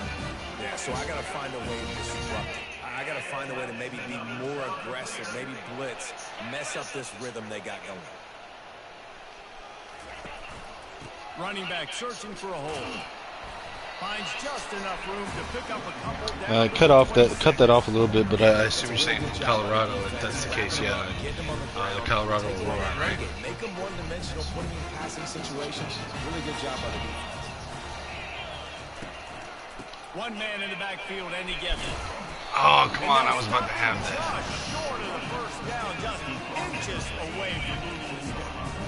The shot that clears, looking to take advantage of this red zone trip. He got a bunch and looked close to getting a lot more, but he's got the Go for it, bro. Top 10 offenses in the nation and getting first downs. I wish Air Force was better. Can't always throw for it on third down. You've got to be able to run it as well. You can make a Space Force Force team. Got a dude in the backfield who just knows how to move the chains. And he's loose, and he'll take it to the house. Touchdown, I'm surprised. So, like, the National Guard has a team, too. They're just technically an FCS team. The National Guard has a team, though. I'm wondering if someone's made them. I think there's a real big, I'm sorry, not National Guard, the Coast Guard. Sorry, Coast Guard. On to attempt to try. Yeah. I mean, just replace Colorado State unless they're going to be a rival. Check in with Kevin Connors in the studio. Kevin? All right, guys, want to update you on a game that went final moments ago. Northern Illinois delivered the type Or Utah State, maybe. Generally reserved for homecoming games. Oh, you get that school's grades if you replace them? I didn't know that. This is going to resonate throughout the match. 60 minutes of football and a convincing outcome. And certainly a game with implications far beyond just the standings, fellas. And Kevin Connors keeping an eye on everything all over the country. Sounds like they had a good one there. Creating some space, getting just enough good blocking, and they've got it up to the 47-yard line. Yeah, and a great job by the offensive line, seeing the blitz, picking it up, and then it's on the running back. Running back finds a hole, gets a little bit of a crease, makes a nice run at it. They can really be aggressive after that last play. It's 2nd and 3. Going with the I didn't know that. here. Okay. And they make the I knew you had to replace one school like in their in the dynasty mode, but I figured your grades were based on like your prestige. Sometimes you just run powerfully, you get the first down. I thought you set your team prestige like because I thought you could like set it for how good your team is, like cupcakes or whatever they call them. There's like 4 settings I think is what I saw, and then I just figured that your grades were based on that stuff. His second interception on his many drives. He's trying to fit that. What conference are you trying to go into? Mountain West or Big 12? That wasn't picked up. Power football with the run. He's knocked down in the backfield. He'll lose a couple. Great team defense on that run play. Everybody doing their job. People winning their one-on-ones. D-linemen staying in their gaps. Linebackers and DBs. Oh, that's crazy. You just can't do it better. Yeah, I mean, at that point it's kind of like, why? You know, like I'd pick just like a decent G5 team. All right, the offense wanted a first down there, but they got the completion, and now it sets up a 4th down situation where it's manageable. I can accomplish it, and yes, I'm going to. First run of the day is off. He was called on 3 times in that victory last week. Coastal Carolina has it. The Chanticleer offense headed back to the field. What a good mix of plays, keeping that defense off balance last time, David. And Reese, they don't know if it's run or if it's pass. They got them right where they want it. This defense doesn't know how to react from getting punched in the mouth on that last drive. So on this next drive, David, I think you keep running the football because that sets up the play action, it sets up the RPO game, and then you keep this defense guessing. Oh, come on, I couldn't get past that last guy. One tackle, but still, just a very short game. And a nice second effort by the back to break a tackle. But how about those defensive backs willing to come up, stick their face in the fan, and make a tackle? Those are the best run defenses, too, right? It's not just D-linemen and linebackers getting all the plays, but it's DBs that are willing to not just cover, but tackle backs in the open field. They make the stop, but not before the screen has hit them for a first down. Yeah. And much more, really What conference are you trying to go into? And there you go. You see, you don't have to throw bombs to get big plays in the passing game. Just screen it to your running back. As soon as he catches it, he gets it. Are you open on and conference? how about the downfield blocking by these linemen and the wide receivers as they rip off that explosive play? As they get set to snap it, time winding down here in the quarter. Takes the handoff. It's Washington. Oh, can I? Oh no! Damn it! They finally get him on the ground, and that's the kind of play that will carry momentum into the second quarter. That's the end of the period, and Coastal Carolina has the lead. Really strong performance so far to be able to build a lead here in the first period as we look at the stats. So what conference are you trying to be a part of? They'll break the seal on this quarter here on first down. Here's the handoff. We'll give him a couple on that one. 2nd and 8 coming up. This offensive line better figure out a plan for this team tackle. He is tough to block with one guy. You might want to start double teaming him. He's going to be a problem moving forward. You saw visibility on that last play. And you want to pick one that's got that's in a good location. That's like a good, because the main two that are unchangeable are what, like academic prestige and campus lifestyle. So like a school like Stanford, right? That has high academic and it's in a what college kids would consider to be like a hot area, you know. And the shot that clears have moved it inside the 20. Like any city, anyone that's in or close to any city, or has like good academics. Defender all over him, knocked the ball to the ground. 4th down coming up. It's 4th down, and they'll try the field goal. And the kicker delivers the 3 ball to finish off the drive. And that like any team, like a team in Florida, a team like on the coast in Texas or Louisiana, if there's one that's like maybe Louisiana Tech or the Raging Cajuns, the Louisiana Raging Cajuns might have a good campus lifestyle. Not so much the academic prestige, but campus lifestyle. I mean, academic prestige with D1 teams, like you don't have a whole lot to choose from. It's like Michigan, Stanford, Vanderbilt. Like, I'm trying to think what other teams have really good academic prestige or D1. And it'll come out to the 25. No attempt at a return. Appalachian Right. State regains possession. Yeah, so Boston College will be a good one. So yeah, I would just pick one that's got. I mean, They already find themselves in a 3-possession hold, Jesse. you don't want to be too cheesy. Like you could pick Michigan, and Michigan's got like really good on both of those, but that's kind of going to make you like super. Like it's going to make it easy, right? So I mean, I would probably look at Stanford because Stanford is not great in football. Like they've had their years where they're good, mostly when Jim Harbaugh was there. But somewhere northern, never mind. Looking for a deep man. Northern. What about Washington? It's by Seattle. I think for the quarterback, he's going to have to be so good. Washington or Notre Dame, or what's the one? Northwestern, but they're in the Big Ten. UConn or UMass maybe. Got a man. It's Horn. Good call, good execution as they move. I feel like there's one that I'm forgetting that's decent. And I just love having matchups out wide that I know can win. Guys that are so out there in like the Midwest area around like Minnesota or Iowa. Getting out of there and on 3rd down and I need that yardage, I can go to him and he'll get the 1st down in the cover.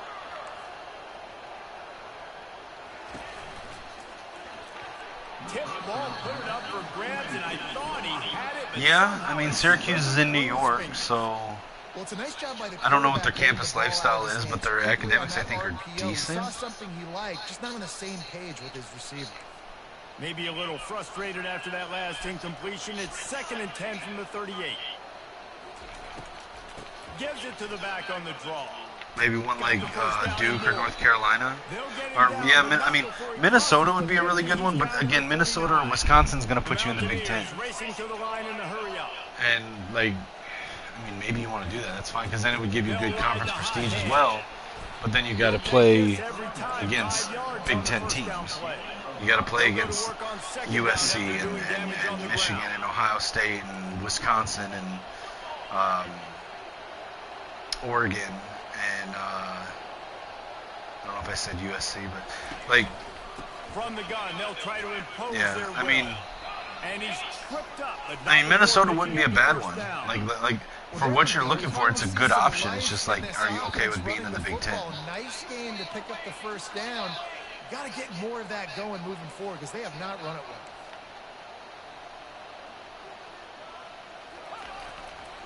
Hands it off. Got enough for the first down. I told the linebackers to fucking blitz, and they didn't blitz. The defense avoided disaster and stopped the really big play. Yeah. So maybe look at Northwestern then. It's like Illinois-ish, but they're a pretty good academic school. And they're not that far from Chicago, I think. He's got the tight end. And they're not really like a team that you'd miss. Short game there. Short completion last play. Let's see if they throw it again. That throw and catch, a really good example of why coaches don't want a quarterback to get stuck on a particular target, isn't it, David? Yep, that's exactly right. Find the guy who's open, because you got so many guys that have so much speed that can do so much damage on the field. Find my matchup, get it to him, let him do the rest. They're going to try to throw for it on third down. Quickly complete. And the defense makes the immediate tackle, but he has enough for the first down. We asked earlier this week, who's your favorite receiver? And, of course, he said the open one, but we know who he really wants to go to on third down. The best one. I mean, I think the open one, obviously the politically correct answer, but you want to find the guy that you got that great chemistry with. You know exactly where he's going to be. You got that bond and that trust. And this one's going to be incomplete. He was trying to make the connection in the back corner of the end zone. They got that. And he'll glide his way in for the score. Touchdown, App State. That drive was what every father wants his daughter's romances to be like. Slow, take your time, drain the clock, no what a weird hurry at all.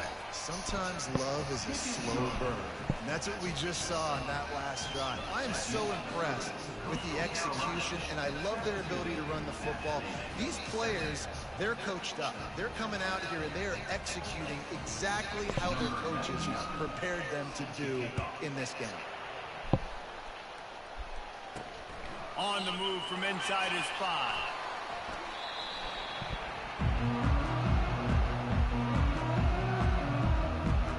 Coastal Carolina takes over, and here comes the offense. They've got the lead here. Last time they settled for a field goal, but then you've got to find that balance between being aggressive and careful. Man, I think they'll take that. I got the lead, Palmer. I got the football. I got to take care of the football, put a nice drive together, and just get some kind of points on this drive. No doubt. Lots to be happy about right now if you're this team. I think for this one, though, on this drive, it's about finding the one-on-one matchups that are in your favor and then exploiting them.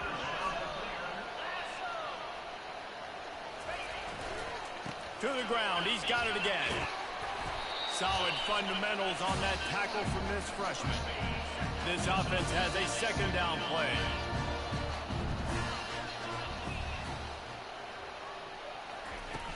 Now the play fake. Oh, he's going to take I didn't mean to lead that way, but it still worked, I guess. Inside the 25. They're able to keep him out of the end zone. He'll be stopped at the 2 after the big play in the passing game.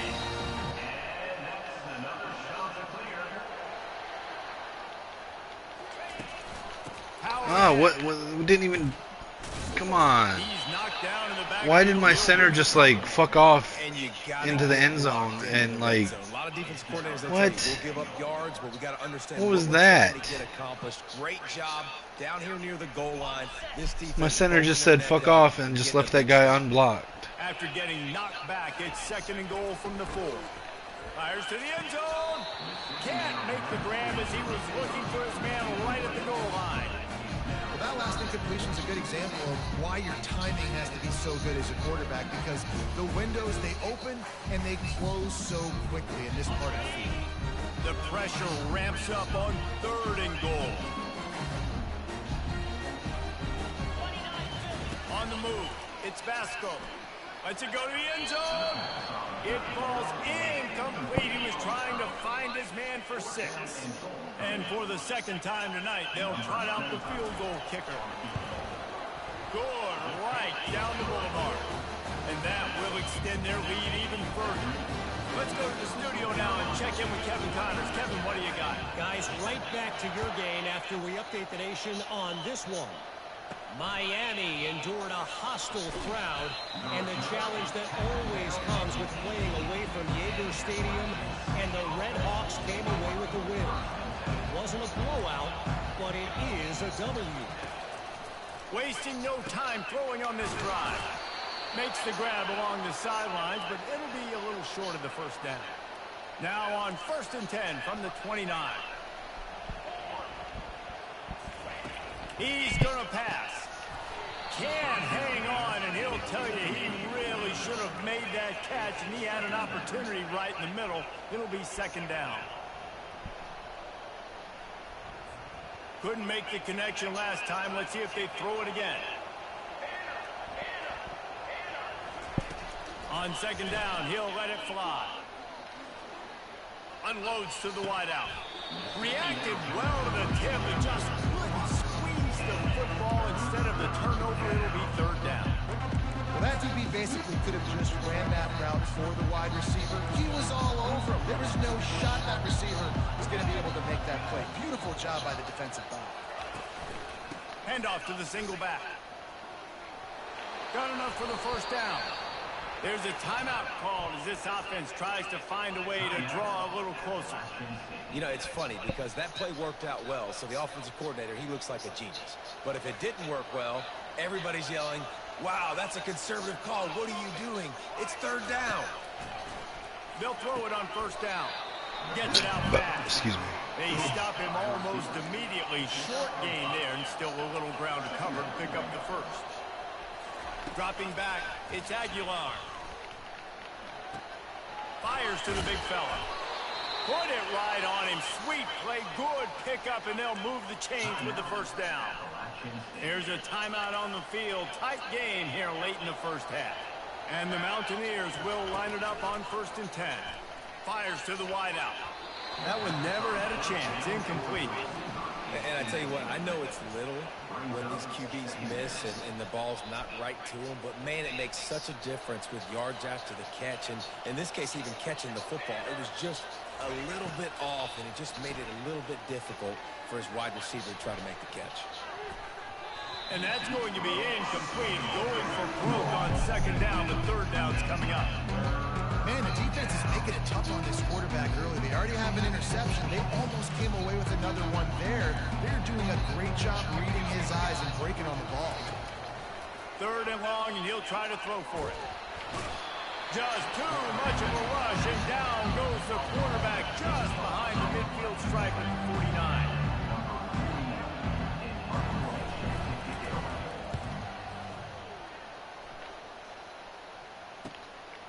Makes a grab at the 10. They make the stop, and that is the end of the 1st half. That's the end of the 2nd quarter. That means it's time to join Kevin in our halftime update. Guys, tough to beat the pageantry and tradition there in Conway. And you know, in a day where the spread option and air raid are the offenses of choice, how nice is it to see the 3 yards and a cloud of dust approach? Although we've also seen some runs go for a lot longer. Physical offensive lines coupled with great backs is like a throwback to the olden days, and that's refreshing. And with that, let's send it back to the guys at Brooks Stadium.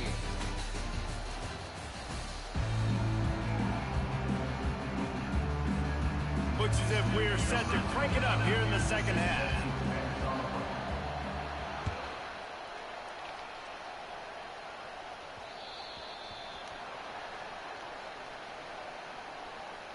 Free don't know kick why all of a out sudden of we're kicking it out of bounds doing that. You know, When it the wasn't field's before. about 53 yards wide. Got to kick it between those 53 yards, or else the drive will start on the 40. Here comes the offense on first down. Fast motion from the offense. They'll leave it with him. They pick up half of it. It'll be 2nd and 5. I like this guy as a running back because he can run between the tackles and he can also go outside. He can really do it all. The Mountaineers moving quickly to the line. Grab behind the line. It's Robinson. And just a short, safe pass play. They pick up a few. Great play by the cornerback. He was just way too physical at the point of attack. He beat his man trying to block him and tackled that receiver on the screen.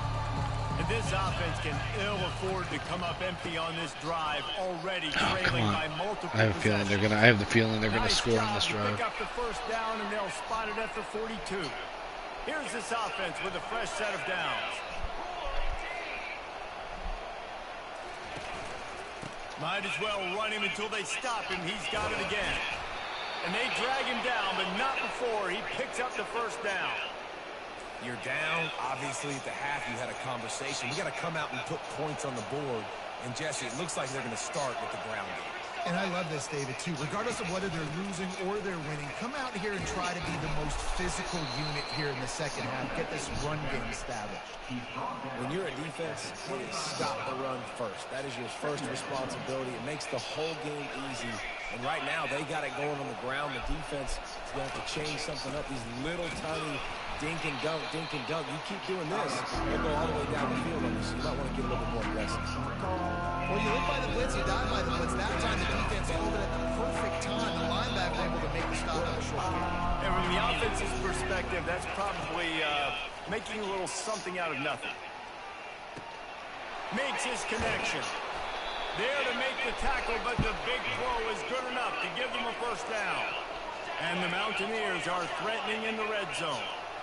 That was a nice pickup, running the drag route and finding that quiet, soft spot in the zone. Yeah, drag routes not only working.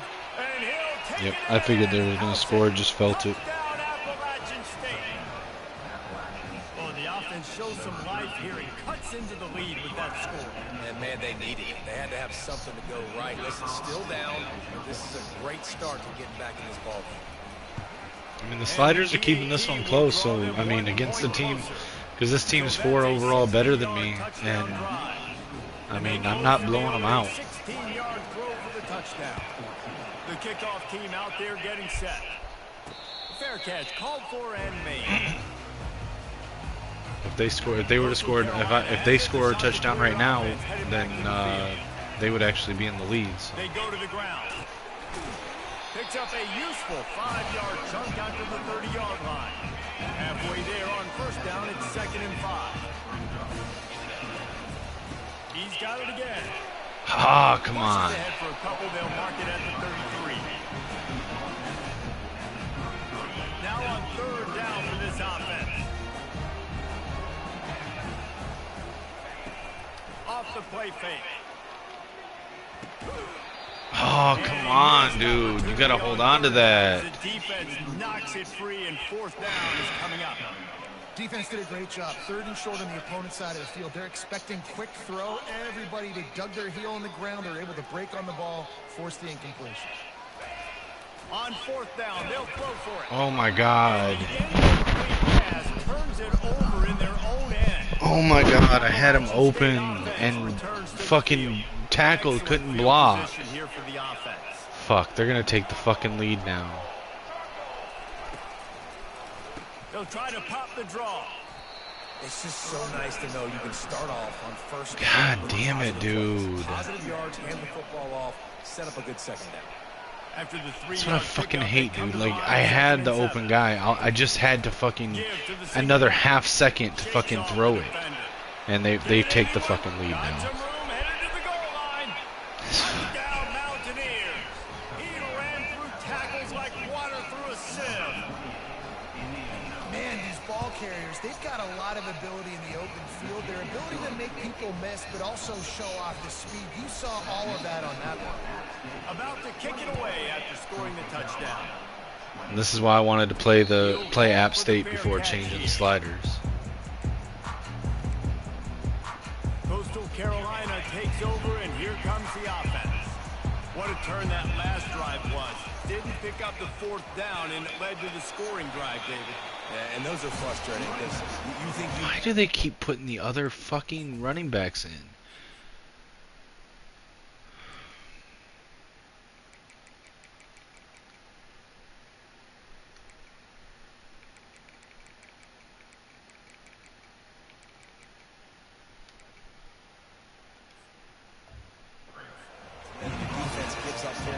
This has got to be a complimentary football type deal. The offense now needs to provide a little spark and give this defense some hope. No doubt, David. They got to turn the page, and they've got to play with a little bit more urgency. Oh my God, dude! Fucking block.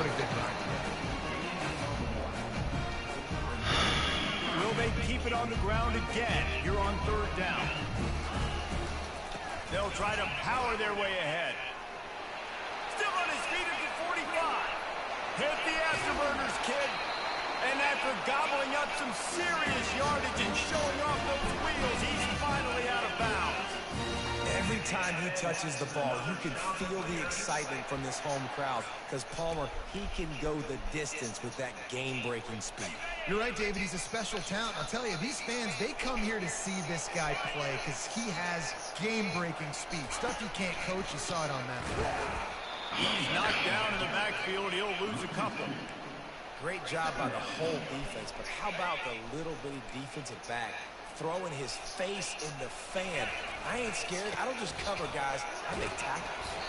Stop is made, but he picks up 4 yards down to the 21-yard line.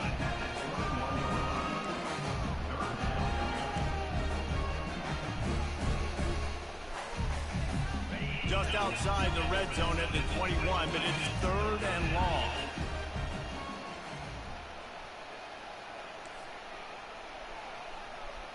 The receivers often will run their route based on a side adjustment. No. God, I messed that up. On third down, he'll try to pick it up through the air. He's got it! Touchdown, Coastal! And that one will give him the lead. Let's see, he can block, he can catch, he can run. Yeah, let's just forget about the blocking for now. The catching, the running, the scoring is dangerous. And they do the dirty work, but this is what they would prefer to do. These guys want to catch touchdown passes. Most of these guys were wide receivers in high school, and they show you why. They'll go up, get that football, make plays for the quarterback. They get it into the end zone. 2-point conversion is good. The lead stands at 7. Almost ready to kick it away after scoring the touchdown. Why does it keep doing that? I don't understand. I've done literally always kicked it like that, and all of a sudden the kick's going out of bounds. Having to defend a short field from the start after that penalty. On first down, here comes this offense.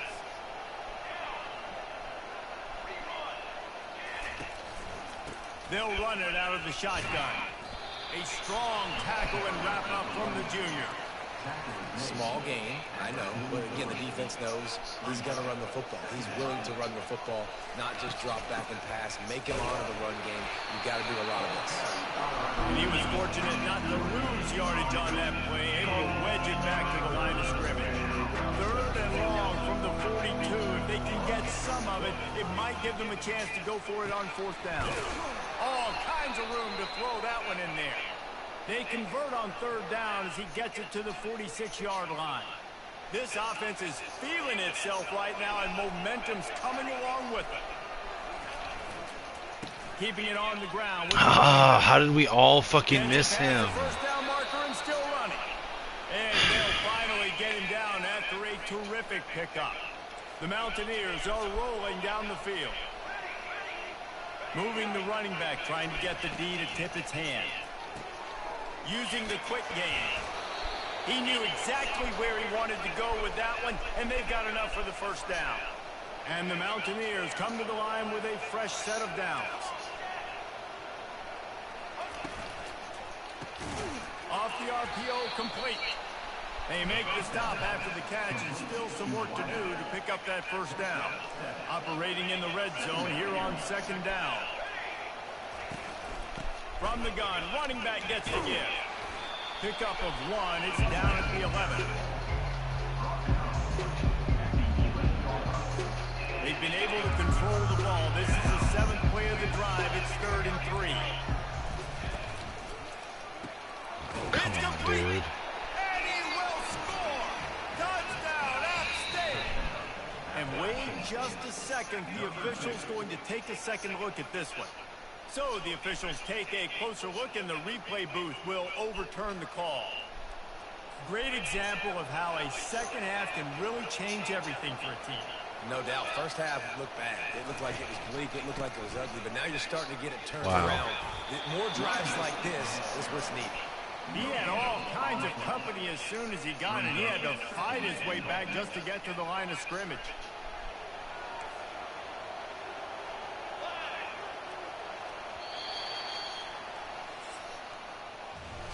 That's the end of the period, and Coastal Carolina has the lead. Let's take a quick look at the national rankings to see how this playoff race is shaping up. Oh, Michigan got knocked out of the top. When you're dealing with a deficit like this, it's all about somebody stepping up to make a play, and you might as well start here in the 4th quarter. They'll try to blast it. Ah, come on. Cruise into the end zone. Touchdown, Mountaineers! Getting set for the point after. Precision blocking up front. Created the open lane, and the running back followed it beautifully. Yeah, it's pretty easy to follow an offensive line that makes those holes and just gives you a caravan all the way to the end zone. What an unbelievable job blocking up front. Here he comes from inside his own 5. And the returner goes down. Coastal Carolina has it. The Chanticleer offense headed back to the field. Leaves it with the back. And he's almost to that first down marker there, saying he's a little bit short. They might want to bring out the sticks and measure, but it looks as if he'll be just short of the first down. The give to the tailback. The Chanticleers have enough for the first down. This is a guy that can find you the 50-yard. That play, he just pushes the pile to get that first down. They'll put it in play from the 27, first down. On the move. Ran right through the defender, and now he's still running. Good, solid pickup on that one. They've got it out to the 40, and it's first down. This offense all game long has been running really well, and I'm really impressed by how well they've recruited at the running back position. They've got some dynamic players coming into the game at different points, spelling each other, keeping each other fresh, and they're hurting this defense. Oh, come on. I should have been able to break that. Rips off a huge play. Well, the defense knew coming into this one, Reese, that this team was going to try to use their speed and take advantage of it, and they did right there. Nice gain on the run play to the right. Found plenty of running room in that defense. They've got to find a way to get there, make the tackle in the open field.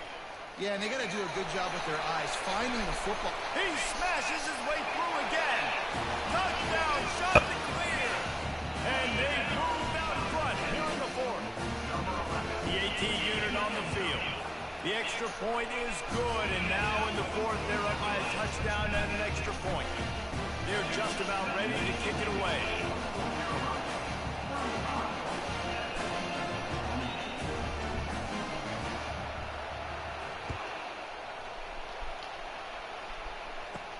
He'll bring it back from inside his 5. Not a lot of space to be found. Good hustle by the coverage team, and they stop him at the 21. Appalachian State regains possession, and the Mountaineer offense headed to the field. They'd love to put a long drive together here as they start from their own 21. Quickly complete. Now they've got even more breathing room out to the 31 and a fresh set of downs. First down, 10 yards to go. To the air, it's Aguilar. Working that left side now. Listen, running backs are not just running backs anymore. You're going to be a wide receiver in today's football. And a great job sneaking out of the backfield, getting the football, letting them get some positive yards. Gets it out quickly. One-step wrap, two-step squeeze. This junior knows how to get him on the ground. I love the play call. Just juncture in the game, you're down. You've got to take shots. The defense is not going to be blitzing, so these screens probably aren't going to work. On 30, missed. I took the bad angle there. And he'll ramble to the 34 before he's finally knocked down. The Mountaineers in the hurry up. Third down and inches. Everyone in the stadium knows they're going to be physical, and they're going to. Bad part about that last play is I had a run blitz called, but the formation had me thinking it was going to be a pass, so I audibled out of it. Brought down just outside the red zone. He moves the chains. It's at the 22. Big drive for this offense late, trying to tie the game. They pieced together a couple of first downs, and here they come again. Wide open downfield. Defense is there to make the stop, but he's got the first down, and they'll have it first and goal at the 6. And a big opportunity for this offense to tie the game up in the 4th with a touchdown. We've reached the 2-minute warning, and the defense needs to come up with a stop to close this thing out. And guys, if they can make their way into the end zone, we'll have a tie game in the 4th, and the stage will be set for a great finish. Come on. He had him. Oh, dude. These little arm fucking tackles are so stupid. Like, he had him on the edge right there. Somewhat of a decision here. Do you want to kick it, tie it up? I think you do with this time frame. 1 to 2 minutes left in the 4th quarter. You probably want to do that, but you could push the envelope. You could go for 2 and try to take the lead. Here comes the kickoff as we are all tied up in the 4th quarter. And he takes this from inside the 5. Nice job executing all of the assignments as they put a stop to that return at the 22. Coastal Carolina takes over, and here comes the offense. That running game was impressive, taking them right down for a touchdown last time, David. Yeah, just mauling. No super calls, just simply we are more physical than you. Yeah, but I got to get it down there to do that. So if you're on offense this next drive, take a look at their safeties and see if they're creeping up into the box. Because of your success running, I don't have a great run game, or I'm sorry, pass game. Hits the spin cycle. At the 45 on his way. Big gain on that one as he stepped out of bounds with a first down. I bet that running back's eyes got so big when he gets that handoff going to the right and he sees the huge holes. Yes, please. The defense just didn't flow quickly enough. All of the blockers had leverage on their men. And that defensive line has to get off the ball a little bit better, get some penetration to stop that outside run.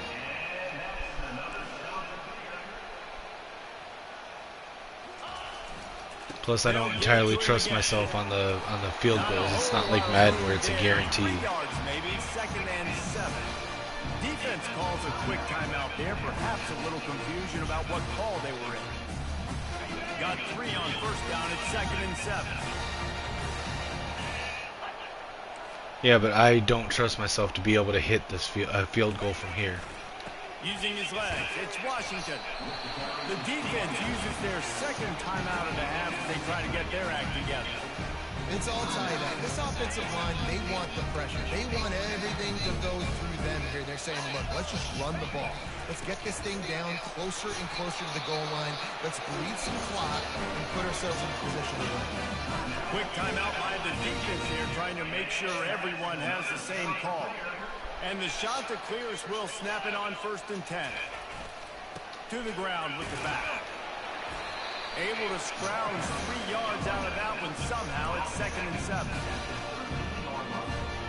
Going to work in the red zone. They can't pick up the first down without getting it into the end zone.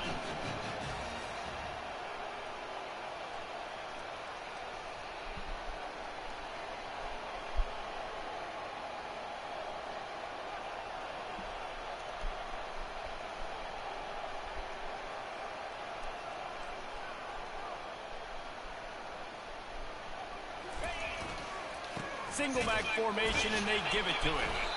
And he doesn't find much running room. A short gain on the play. You know a field goal can tie the game right now. You have to at least give yourself a chance to do that. So I don't mind maybe taking some shots, but every time you drop back, you're risking taking a sack. You've got to dial up plays right now, I think, that are high percentage throws. You've got to run the football to at least give yourself an opportunity to push this game into OT. So here we are on 4th down, and this field goal kicker is going to face all the pressure in the world.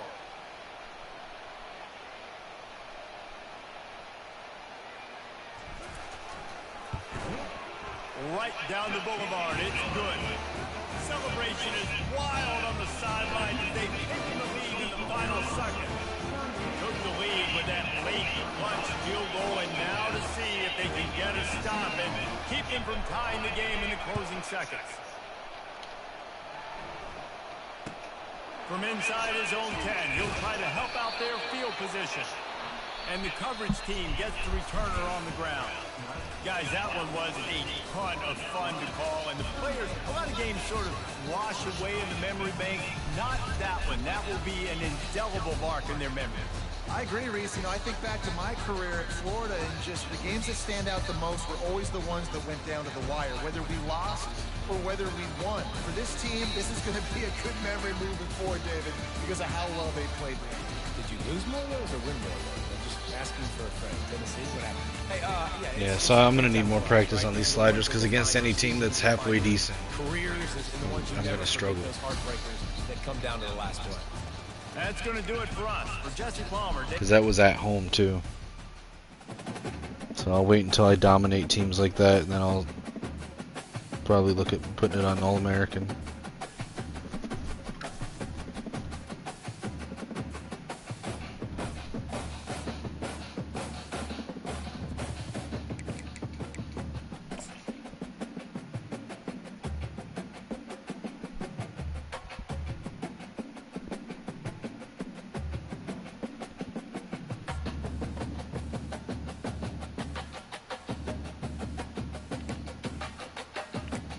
So we didn't get locked out of anybody, so that's good.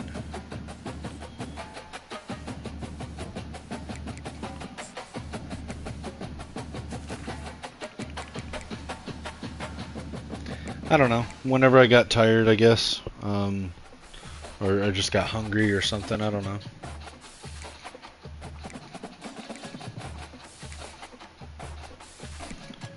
Let's see, getting closer on Fowler, still leading on Stockton, still leading on Liggins.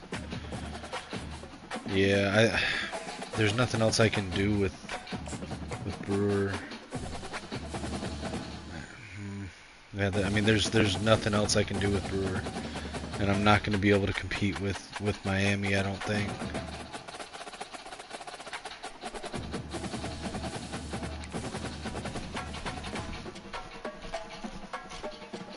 I feel like it's a waste of hours to continue with Brewer,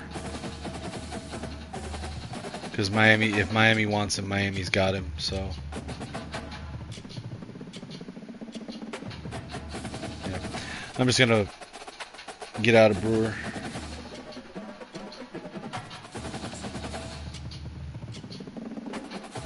All right, so we're first on NS, so we got some movement there. Second on Swope.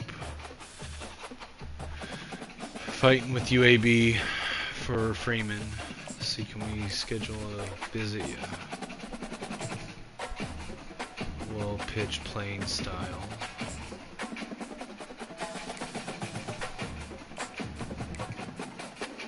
Alright, we're gaining ground on Thomas. Got first on Monk, first on Lamp. We're first, and he's at the point, so let's take the house off. Schedule a visit, and let's see, so he doesn't have a deal breaker, so we're gonna go with championship contender, and then we'll just leave that where it is. We'll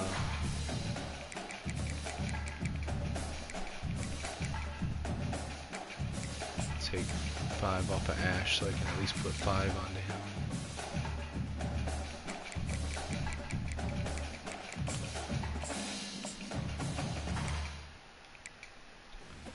Leading on Matungalu, leading on Bobo.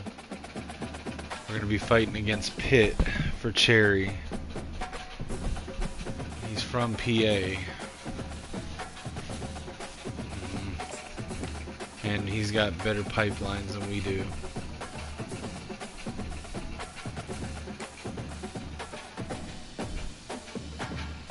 We'll Well, I don't know. Good on Brock, good on Stanford. Gaining on Malvo. Made the top 8 for Fuller. 2nd for Yarbrough. 5th for Vildor. 5th for Esponda. 1st for Ash. Still nothing on Doozable yet. 4th on Holyfield. We made the 8 cut for Trinidad. And we're 9th right now for Goldwire. So, alright, let's see.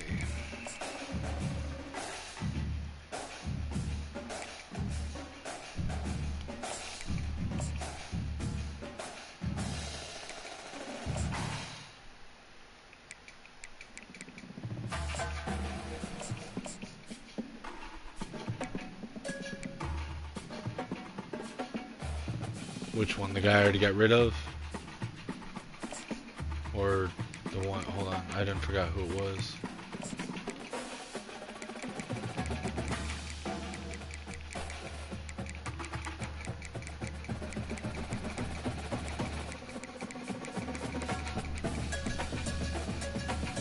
Oh yeah, Cherry, yeah.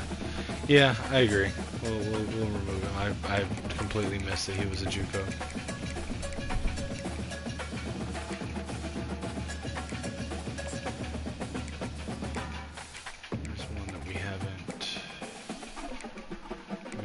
Progress on. We'll put this in here.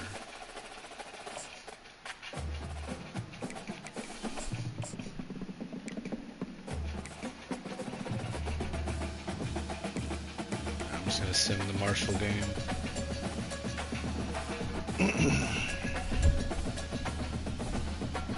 Alright, finally got Liggins. And we made the cut for those 4 guys.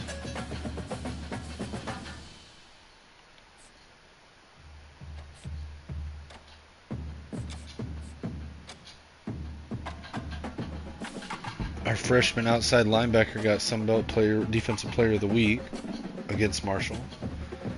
But did that mean we lost? I think we still lost. That sucks.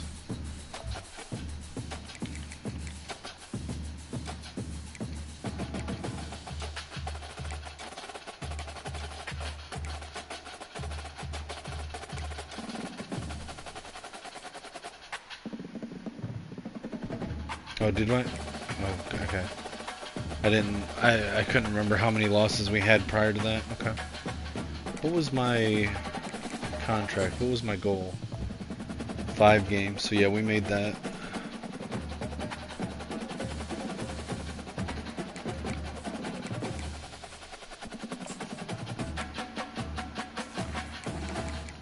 Alright, so okay, so NC State's trying to make a late push for Fowler, so I'm gonna go ahead and wrap him up real quick. That's right. See, my memory's shot, dude. After, like, I used to have good memory, like great memory, and then back in 2017, I had 2 emergency surgeries back to back, and the anesthesia did something to me, man. It made my brain not work the same. Because when I came out of that, dude, I talk slower, I think slower. There's things that I know that I used to know and used to understand that I don't anymore. There's things that I used to be really good at, like figuring out, working through, how to, like, certain, like, I don't know how to explain, like computers, for example. I used to be a whiz at computers, and like now anything that comes up, I just get overwhelmed and have to call one of my friends to walk me through it. I don't know. It's weird. Like, my memory is horrible now.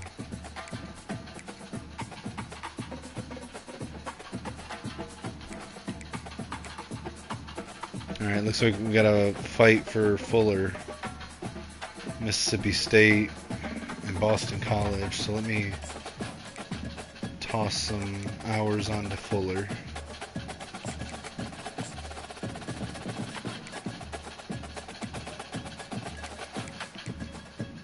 Mississippi State's wanting to come after Vildor as well.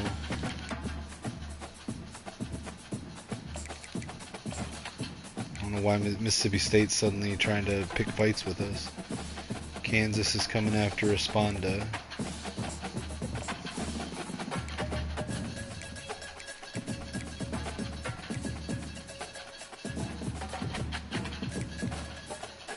Alright, I'll sim this game at Georgia Southern. Isn't Georgia Southern where there's a couple big time NFL players from the past that went there, right? Alright, we got our kicker. We got our halfback, Freeman, okay. And we didn't get cut out of anybody, so anybody's top, so looks like we're still losing on Vildor though. Won that game against Georgia Southern. Alright, so Stockton, Ennis, we're still good on Swope.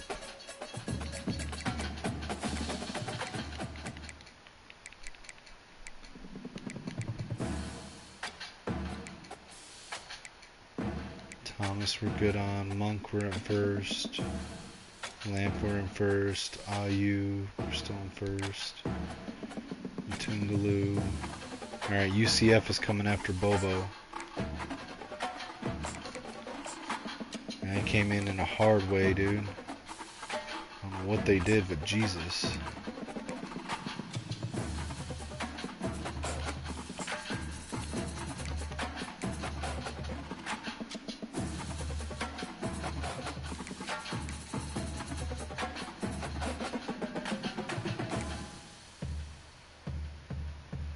Boston College is coming after Yarborough.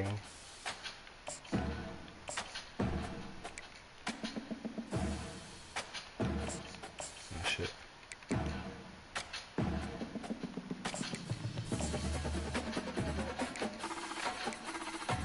We're still fighting for Vildor. Fuck, Kansas is coming up. Alright, I'm gonna take this time off of Ash.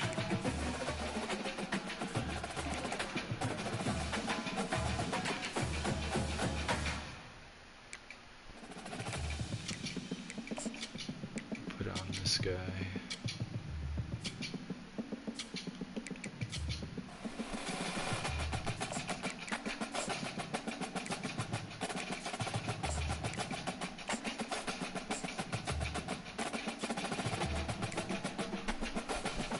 Boston College is making a push for Doozable.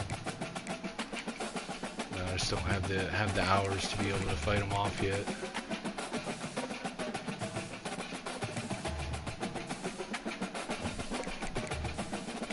In Georgia State.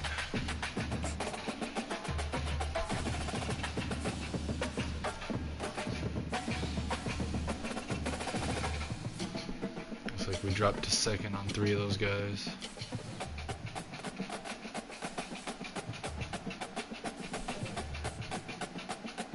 And we get rematched with the Raging Cajuns in the Sun Belt Championship game.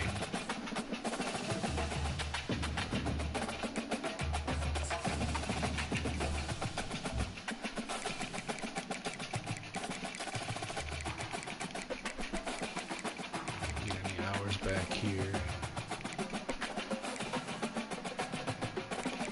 Guess I could take the extra time off of this guy and put on Doozable. I don't know how much that'll help, but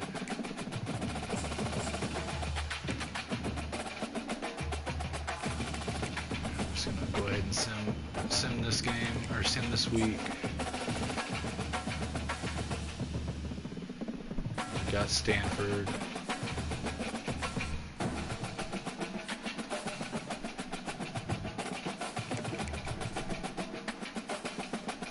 Look at our staff.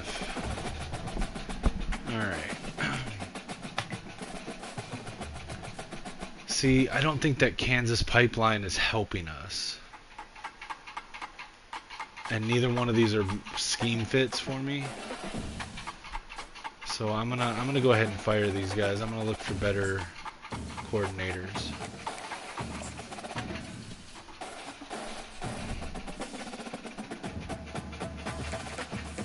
Guess I should have done it after the game, but whatever. I'm gonna simulate the game. We'll probably lose this now.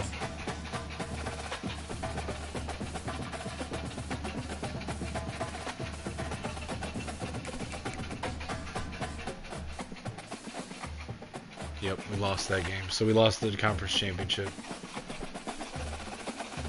Carson Beck won the Heisman. And we get matched up with Jacksonville State in the Bahamas Bowl. Alright, let's look at staff. I guess I should look and see if there's other jobs that I'll take, but I don't think I'm going to yet. Unless it's just a killer job.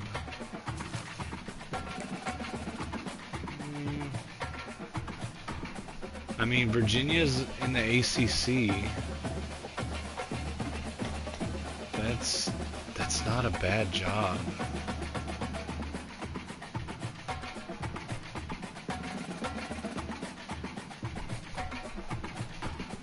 And look at what other ones are open.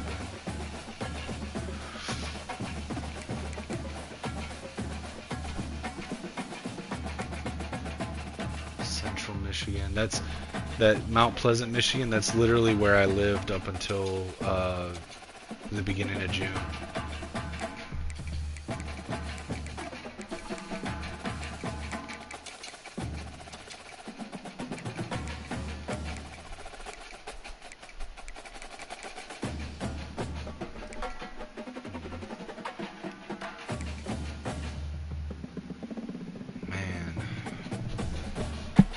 Previous head coach's name was Pop Toppins, really? That's a fucking name. Yeah, I don't know, man. I know Virginia's a better job, but I kind of want to stick with Coastal Carolina for a while. What do you think? You think I'm being dumb by passing on the Virginia job?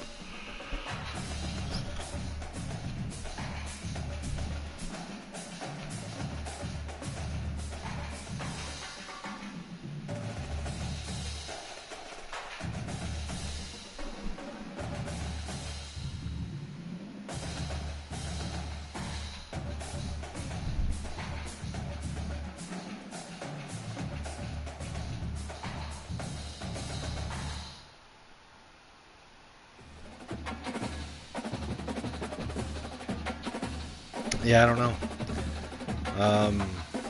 I mean, I'd be surprised if I don't hit 2 stars after this season, because technically we were a 1.5 star school, and we just went 10-3. And if I win the bowl game, then we'll be 11-3. And we got a couple 4 stars in recruiting, so like I would think that we should go up to 2 stars after this season, but I'm not sure.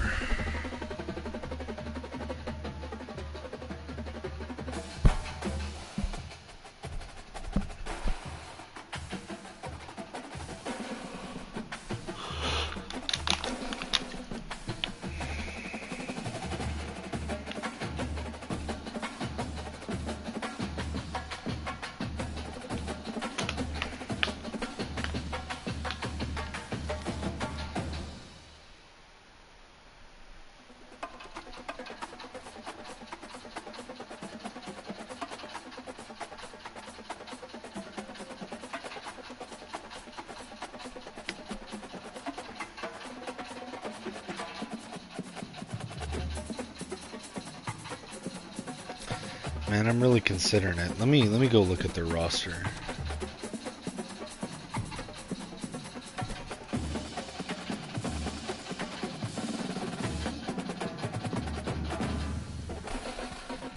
Yeah, I could flip a coin. I actually have an app on my phone to flip a coin. Let's see. Let me go look at Virginia's roster.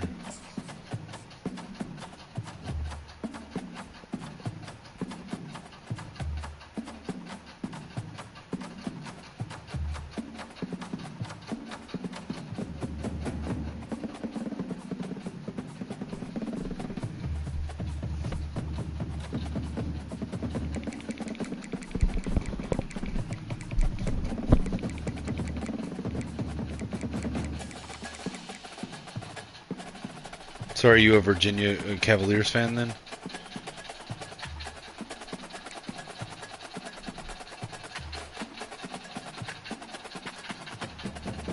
so they've got a sophomore quarterback, field general.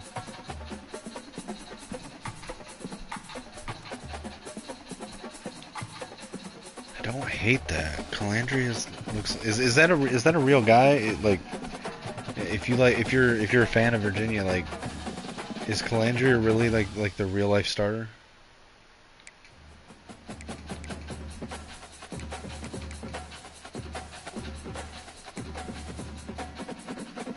Running back, they're losing pace this year. Oh, okay, I got you. They're losing pace this year, so next year's starter would be Xavier Brown, followed by Dante Hawthorne.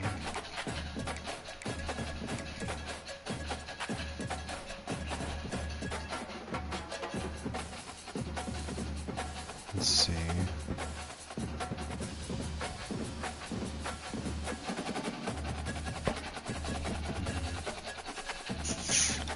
Okay, let's see. They have no fullback.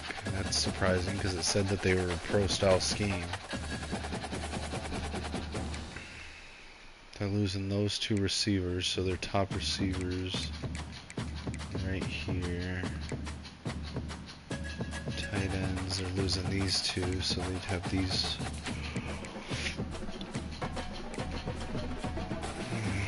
Their offensive line is definitely better than mine. Holy shit, their offensive line's a lot better. But they're all seniors, so they're going to be moving on. Well, I guess the two tackles are juniors. Defensive ends, they'd be left with this guy, Simmons. And Buchanan, it looks like. D tackles, they'd only have those two sophomores. Outside linebacker's not bad, because he'll be a redshirt junior with a little bit better overall. So their linebackers don't look bad. I mean, their right side, they'd be down to that guy, but corners aren't the fastest. Yeah, that's kind of what I'm seeing. Like, I like their quarterback, but I kind of really like Vasco and Simpkins. I'm thinking unless I get like a just out of this world, can't turn it down offer, that I might at least wait as long as I have Vasco and Simpkins. Yeah. I mean, I think my team's going to take a slight step back as well, but I mean, we've got that running back and quarterback to sort of prop it up. I do think it's funny that they're the Virginia Cavaliers and they've got the Sabres under their logo, and their fucking one of their quarterbacks' last name is Musket. That's kind of funny. But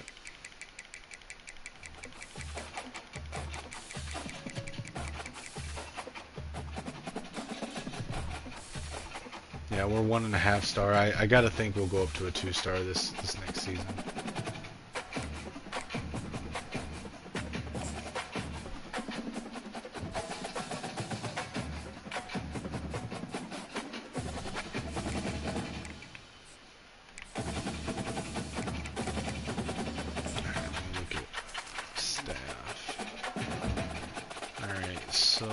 This guy's pro style, so let me look at him first.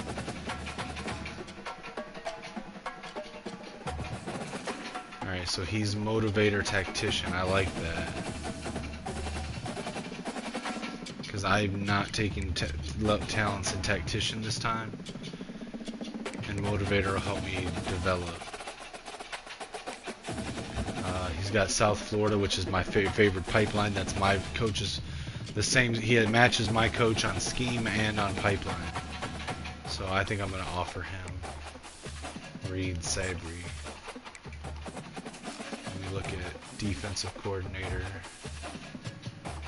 Alright, so I'm running multiple. There's none here that totally fit that. There are 3 that are going to fit the pipeline. Melhalf, Greg, and Sands. Greg and Melhalf are a higher level. Let me look at their talents. So he is a big motivator. with Tactician Lean. C Prestige. Male half is pretty much the same.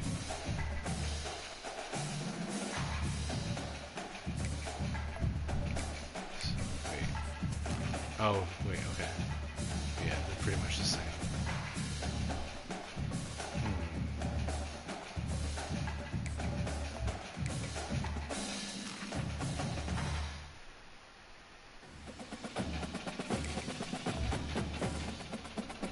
So, do I want one that runs a base 3.4 or a 3.35? I think base 3.4 is going to be a little bit closer to the multiple.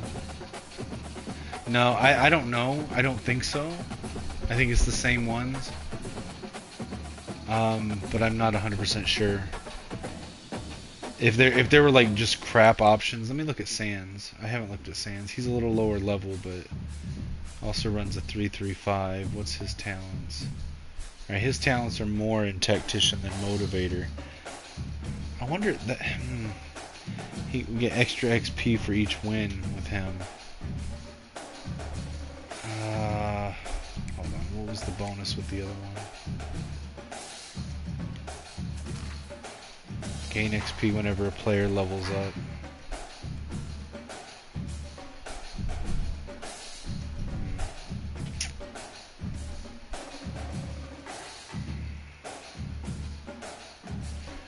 You know, I think I'm actually going to go with Sands.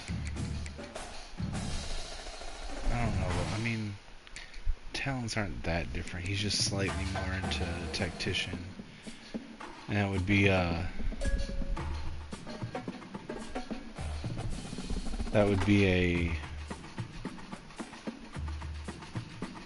little bit of a fill in a hole that I'm not going to cover. He has a lower level, though. This is prestige. His prestige is the same.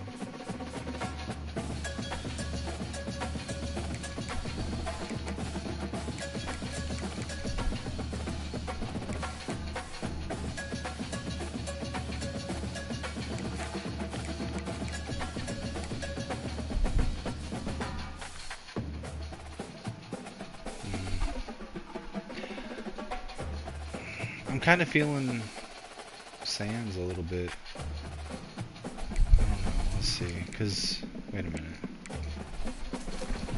Because he's almost as deep into Tactician as Sands, but has more motor. Yeah, I'm just gonna go with this guy. He was my gut feeling, so I'm just gonna stick with that. I'm gonna go with Don Greg.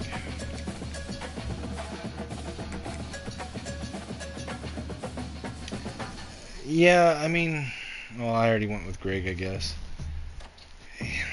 Yeah, I don't know. We'll see how these two do, if they even accept my offer, and maybe look at changing it next year. I guess I was torn on him and Sands, but yeah, I don't know.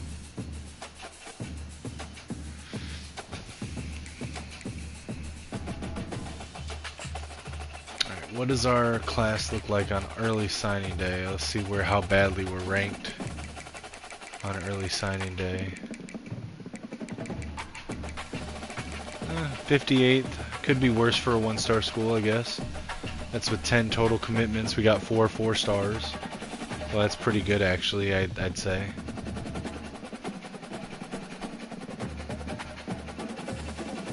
For a 1.5-star school to get 4 4-stars, that's not bad. Two offensive linemen and 2 wide receivers.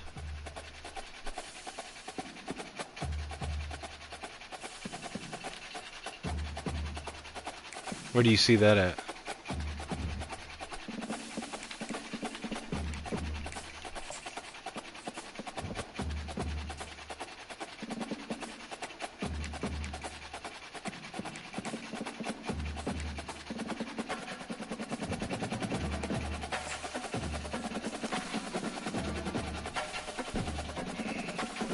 Oh, gotcha. Okay.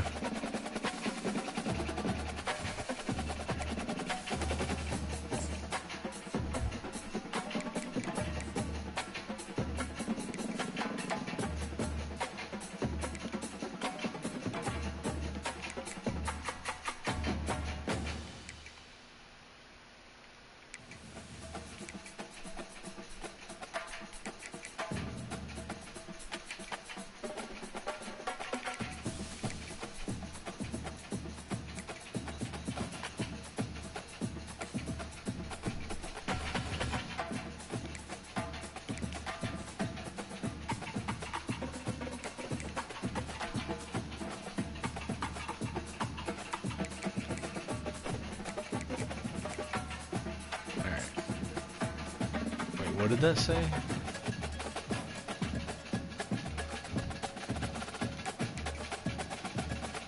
Wants to get a win for his seniors in their upcoming match against the Gamecocks in the Bahamas Bowl. Interesting.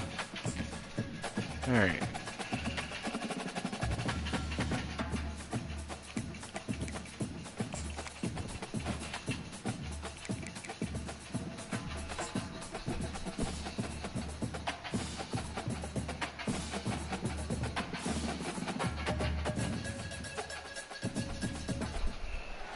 Hello, everyone, and welcome to beautiful Nassau, Bahamas, for what is an annual tradition, the Bahamas Bowl. Bowl games are not only a reward for how you played in the regular season, but can be a springboard into next year as well. As we'll see a squad from the Sun Belt, the Coastal Carolina Chanticleer, taking on a team from Conference USA, the Jacksonville State Gamecocks. For EA Sports College Football, I'm Reese Davis, joined here in the booth by David Pollack and Jesse Palmer. And guys, let's get this thing started.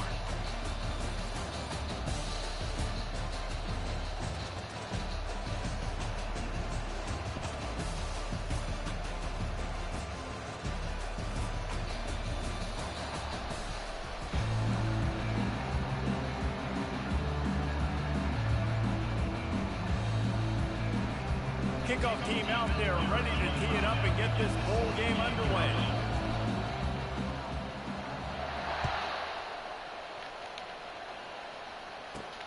On the run from inside his own 5. He was hoping for something a little more dynamic, but they get him on the ground at the 20.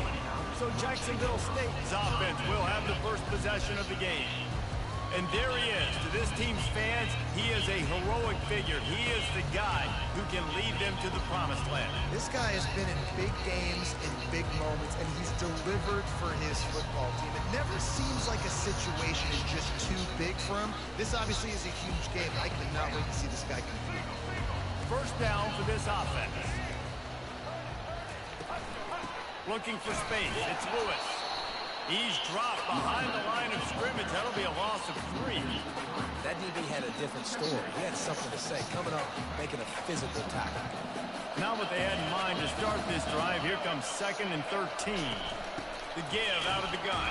Oh, damn, he went right through me. Tough stiff arm.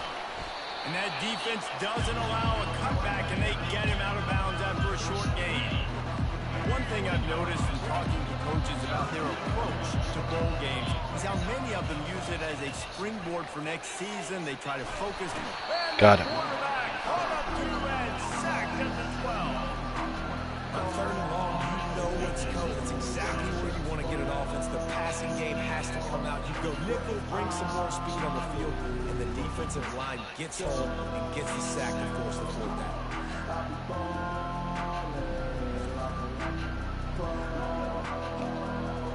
The Gamecocks will punt it away on 4th down. 3 and out, and not much choice but to get rid of the ball. I like how this stadium, they literally just cut the stadium in half for like the different The fans. returner will be brought down. So the Coastal Carolina Chanticleer's offense has the ball for the first time. As we take a look at our impact players for this game, David, what do you look for to make an impact from your leaders? Your leaders not only have to lead the football team, but they got to step up and make plays on the field, keep everybody calm. These guys typically do a Go. What are we doing? Yeah, David, and they also generally set the tone for their respective football teams. Regardless of which side of the ball they play on, the teammates look towards them to step up in big games like this.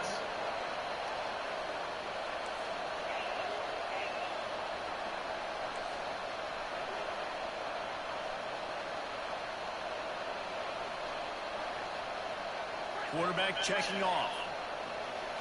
Looking to pass. It's Vasco. Takes the easy one to the back. They'll pick up 4, 2nd and 6 coming. I get it that the game is the primary thing about going to a bowl, but there's so many festivities surrounding it, Jesse. What do you remember about something you experienced? There was a lot of pageantry when I think back to the bowl games I played in, and you have functions, you get to visit a brand new city, generally in warm weather, you get to meet the other team, there's some friendly competition. The biggest thing that stands out to me, though, was a street brawl against the Miami Hurricanes, Bourbon Street getting ready for the Sugar Bowl, about 120 feet. Hard to forget that. They run the reverse. Got enough space. And he's sprinting. He'll take it all the way. Touchdown, Coastal Carolina. They'll try to add another to their lead. And the PAT makes it 7-0. Quick work on that scoring drive, just 4 plays. And they finished it off with a 17-yard touchdown run. Kickoff team lining up to send this one away. He'll start the return inside the spot. And the returner will be brought down. Jacksonville State has it back in the game. Gamecocks will go to work. Last time, David, it was 1-2-3 kick. The last drive, that 3 and out, sometimes that puts your defense in a bad spot, and you got to get a drive together here so you don't wear the defense out. I just think, David, too predictable, that last drive. They got to do something here to get this defense on their heels. Well, guys, bowl season is here. Always fun to get these non-traditional matchups that you don't see regularly. What do you guys remember about playing in a bowl? I think you remember all the moments throughout the season, throughout your career, and it's the last time that you ever get these group of individuals together. You say goodbye to so many people, and it's kind of bittersweet, but always fun, Jesse, to dance with your boys one last time. But another thing, too, I love the swag bags, personally. I love getting the gifts. Yeah, I mean, to me, David, really. And the freshman will chalk up. For having one of their best players on their offensive line seems like it's very weak. Give yourself an opportunity. I've already gotten through for like 3 sacks. They didn't hold up in protection. They give up the sack, but thank goodness they didn't give up a safety. And the Gamecocks will send out the punt unit. 3 and out, they got stuck in reverse. They hope the punt can bail them out. Sometimes avoiding disaster is the best thing. The punter just gets it out of there. And you make the stop, and that is exactly what you want out of your punt cover unit. Coastal Carolina has it. The Chanticleer offense headed back to the field. That last drive really productive. David wound up with a touchdown. They'll try to do it again. Yeah, so I don't expect this offense to change too much, Reese. They had a great drive. They got the touchdown. Everything working.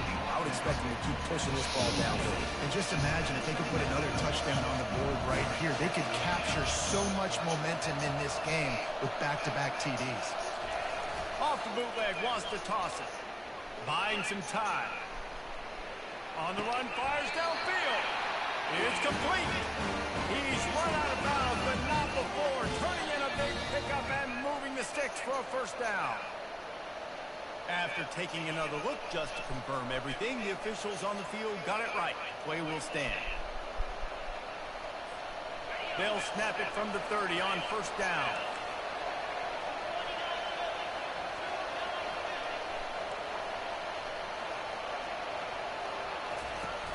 Use the play fake, now to throw. Unloads to the wideout. Got him downfield.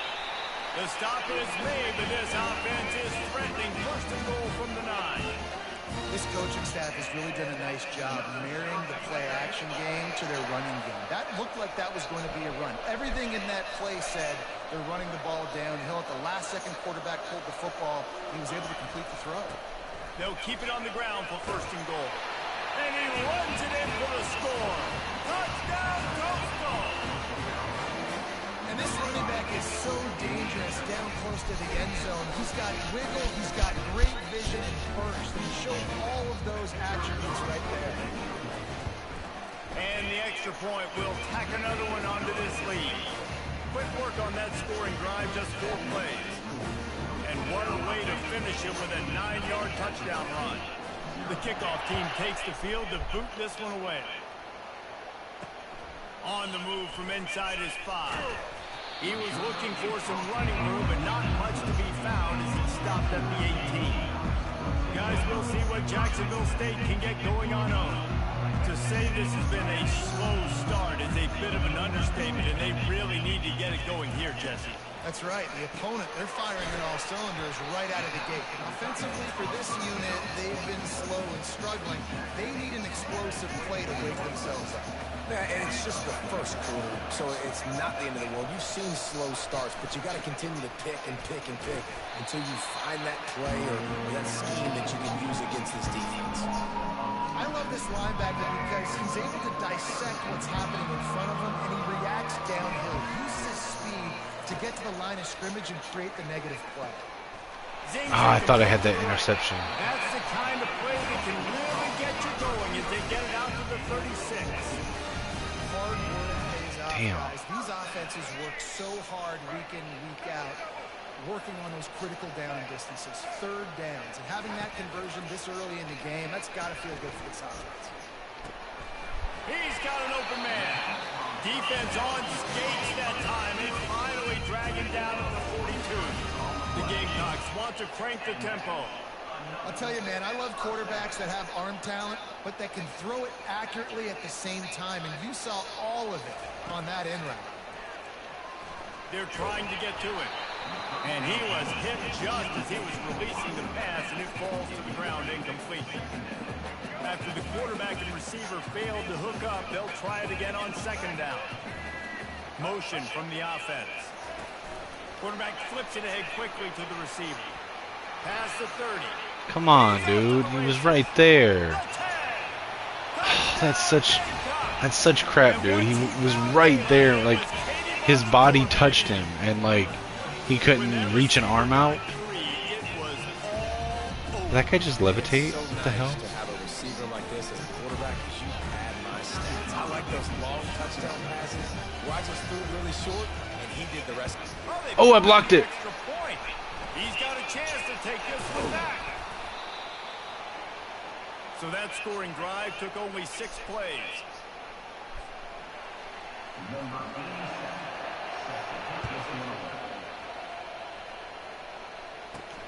Here he comes from inside his own 5. Nice job executing all of the assignments as they put a stop to that return at the 22. Coastal Carolina takes over, and here comes the offense. David, they'd love to do what they did last time and put this one in the end zone. You ain't lying. They did a great job. The offense was clicking. Everything went well. Oh, spender fella, and he's loose. And how about that? What the doctor always ordered, an explosive play to the 40. Well, on that one, they decide to attack the left outside on the ground. And you see the speed by the ball carrier there. He's picking up. Oh, come on, dude. You guys got to block I him. can't imagine any reason they wouldn't just run that play again. Come on, man. Don't fix it. Why not just go back to the well one more time? Couldn't get him blocked on that last one. Now it's 2nd and 14. It's like they didn't even try to block Nowhere him. to run on that one. He loses 4 on the carry. Everybody talks about DBs. They talk about dropping coverage and not being physical. That DB begs to differ. Great tackle coming up, playing physical like a linebacker. Now the quarterback changing the original play call. On 3rd and long, doesn't need to take the check down. And that one's incomplete. They weren't just trying to Screwed move the that up. chains. They were trying to move the scoreboard. Instead, it's 4th down. The shot that clears line up to punt it away. First punt of the day, and he'd love to lock them up close to their goal line. Wants to return it. And the coverage team able to wrestle him down. Plenty of time for one more snap before the end of the quarter.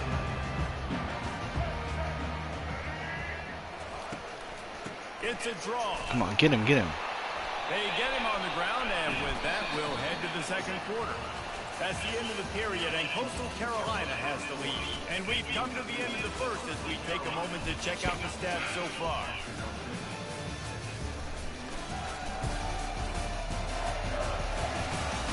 They are lined up and ready to go and get things started here in the 2nd.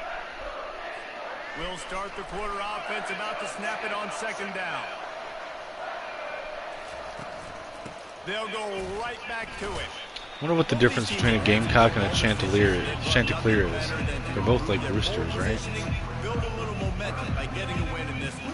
Just trying to punctuate the season, right? How big would it be for one of these two programs to finish the year as a ranked team? It would help them so much in the offseason with recruiting and really help their confidence looking ahead to next year, David. And confidence and momentum and just learning how to win. A part of that is a part of the process of being great in the future. And this team, learning how to win, finding ways to get it done. It's only going to build momentum, and hopefully you can carry that over to next season. Really good job by the coverage team to make the stop, and that's where they'll put it in play. Coastal Carolina has it. The Chanticleer offense headed back to the field. Here's another opportunity, Jesse, to stretch out this lead after punting last time. I think it goes back to your playmakers, Reese. I think it's finding the guys that have been working for you earlier on in this game and getting them the football. And there's obviously no need to panic. I mean, think about it. You got the lead. You got the football. You got to be smart with the football. Make your plays. Why did you spin backwards? What was that, bro? 32 after a pickup of 5. Those little chunks. I wish you could control what side they spin to. Like most of the time they go to the side that they should, but half the time they just go the opposite way. Here on first down, it's 2nd and 5. On the ground, it's Bennett. That's what you expect from a senior. Don't give them any extra yards. Great tackle there. Lining up, trying to convert this 3rd and short from the 40. They'll run play action. Throws to the wide. Ah, come on. It's incomplete on 3rd down. No, that should have been a fucking... God damn it, Just dude. looking for a quick hitter. You're trying to get the ball out of your hand quickly, but the timing completely off there for the offense, and the ball falls incomplete. This is the absolute right call. They're going for it on 4th down. He'll try to throw and pick up the 1st down. Oh, what the hell? He had that. Does not work out. My God, dude. He was open. He fucking had that. One of... Oh, my God, dude. Like, literally one of the things that they said that they were nerfing from Madden to this was the effectiveness of the knockout stuff. Because the DB was giving so much cushion. But how about his ability to close the gap to the receiver and then knock it away? Wow. With the catch, it's Lacey. This slot receiver is a guy the defense has to be careful of. He runs good routes. He's got some speed. And if you're not careful, this guy can gash you. They are in danger of squandering this great field position unless they can convert this 3rd and 5. Ah, they fucking... Of course they got it. And it is Dude. a huge gain on that one before the This defense is nuts. brings it to an end. And the Gamecocks want to pick up the tempo. Back to the air one more time. Grabbed over the middle. It's Get him. Lacey. What the He'll hell? be stopped just short of the end zone, but they'll have it 1st and goal. The Gamecocks are moving quickly down the field. Good job by the receiver there not to run into... This is ridiculous, dude. All of a sudden they can hit every fucking play. No doubt who the quarterback was going to on that play. Down close, by the goal line. There was only one dude. The extra point is blocked. He's got it, and he can go with it. A very efficient 5-play scoring drive. And they finish it up with a 3-yard scoring toss. They got the touchdown. Yeah, but they never should have had the fucking possession. They'll kick it away. No return coming. He'll call for the fair catch. Coastal Carolina takes over, and here comes the offense. That 4th down gamble didn't pay off on the last drive, and it led to giving up a scoring drive, David. Yeah, and everybody wants to go for it on 4th down. Everybody wants that, but your defense sometimes has to bail out your decision-making. You decided to go for it. I hit the wrong fucking button. God damn it. I hate when it does shit like that, dude, because, like, it just throws me off for the rest of the fucking game. It's a fresh set of downs, brand new drive. Let's go out and execute, put some points on the board. Flushed out of the pocket. And he scoops his way to the 1st down and then slides to avoid the hit. You know, QBs want to make those big plays. They want to put up the big stats. But when nothing's there, sometimes you just tuck the ball, get a minimal gain. I like the slide, by the way, too. Get down and don't take a big hit. Yeah, I mean, I've blocked a few kicks in this game. That's the first time I blocked 2 back-to-back in the same game. Work his way up to the 42. I know that wasn't a big, huge play, and everybody's not excited. The fans aren't going crazy. But those are the plays that in the 4th quarter matter a lot. Again, making you... See, how come their players can do this shit, but I can't? Like, if that was my player that had been in that block, his receiver could have ran right past him, like an inch away from him. My guy wouldn't even put his arm out to tackle him. But my running back runs anywhere in the vicinity of their tackle, and it doesn't matter if they're engaged in a block. they just still tackle him. That's the kind of stuff that frustrates me. It's like it's not how it works for me, but it's how it works for them. He's finally brought down, but that freshman found some running room. They'll snap it from the 34 on 1st and 10. I mean, this game did a lot of good in getting rid of the a lot of the random bullshit like that was in Madden, but I think a big part of this isn't necessarily scoring a touchdown I don't on know, that play, man. but you're just trying to get your offensive line in the rhythm. Let those big fellas get lathered. it's like that one game I had where I've got a clip of it where the fucking ball just like phases through my quarterback's hands. Like I hiked the ball and I just love this guy's instincts, right? When things aren't open right away, he never panics. He just understands the situation where he is on the field, and he's so confident. like I hiked the ball and it just like went right through my fucking quarterback and into the end zone way behind me, but my guys all none of them reacted to it. It was just like my guys were still running the play because it was a handoff.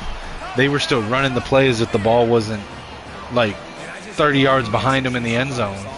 But the defense was able to react to it and go and pick up the fumble, which is what they called it, and get a touchdown in the end zone. And it at that point I was up 30-16. And that just completely took me out of the game and ended up I don't remember, I either ended up losing, barely losing that game or barely winning it. But I don't know, dude. Little stuff like that, when it happens, just takes me out of the game. With the extra point, they push the lead out a little further. So they put together a 9-play, 75-yard drive. And they top it off with a 14-yard pass for the touchdown. I don't care if I lose because I blew a coverage or because I throw a bad pass or whatever. But it's just little shit, dude, that shouldn't happen. Because my biggest frustration with Madden last year, my biggest frustration was that the way that they chose to quote-unquote balance the game was by injecting random bullshit into the game for no reason, just to allow the game to be closer. You could be standing in a clean pocket, no pressure, feet set, open receiver, throw the ball, and the ball's 10 yards ahead of your receiver, right into the arms of the DB. Or just completely overthrow your guy for no reason. And or I don't know, it's just little shit that they would inject into the game. To see that there, I don't mind that. He made a great play, dude. Beat the corner. But to lose because the game decided to inject some randomness in it just to do it, I fucking hate it, dude. And they eliminated some of that in the college game, but there's still some here, and it's just, come on, dude.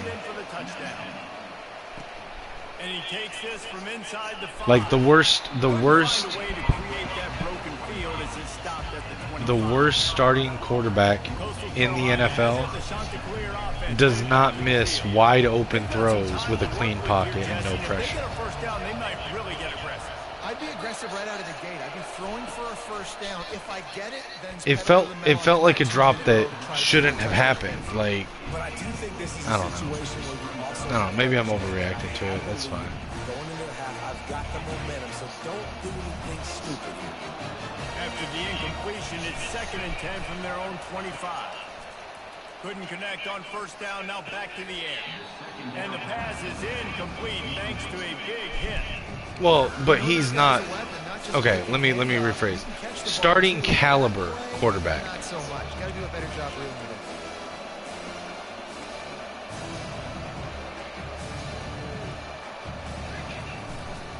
it in. Leaves it with the running back. We got a timeout here late in the first half, and they'll try to get more points on the board before the break. The shot that clears will call on their punt team. This will be the second time they've had to kick it away. like a failed experiment quarterback that turns out not to be a starting quarterback. I don't count that in what I'm saying. I'm saying like if you like Daniel Jones is not one of the top 32 quarterbacks in the league. You see what I'm saying? Like if you went through all the quarterbacks in the NFL, I'm pretty sure you could find 32 quarterbacks that you would rather have than Daniel Jones. To swing it back the other direction. The momentum is real, and they got it. He'll take a deep shot. Excellent coverage and good use of the hands to knock it away. Well, I know that one fell incomplete, but what a day this guy's had throwing the football. Multiple touchdowns, and he's done a really right. Well, that's what I mean. And when I say starting caliber, I'm talking about the 32 best. There's 32 teams, so there's only 32 starting quarterbacks, theoretically. Now, the fact that some teams have 2 and other teams have none of those 32, it's just what it is.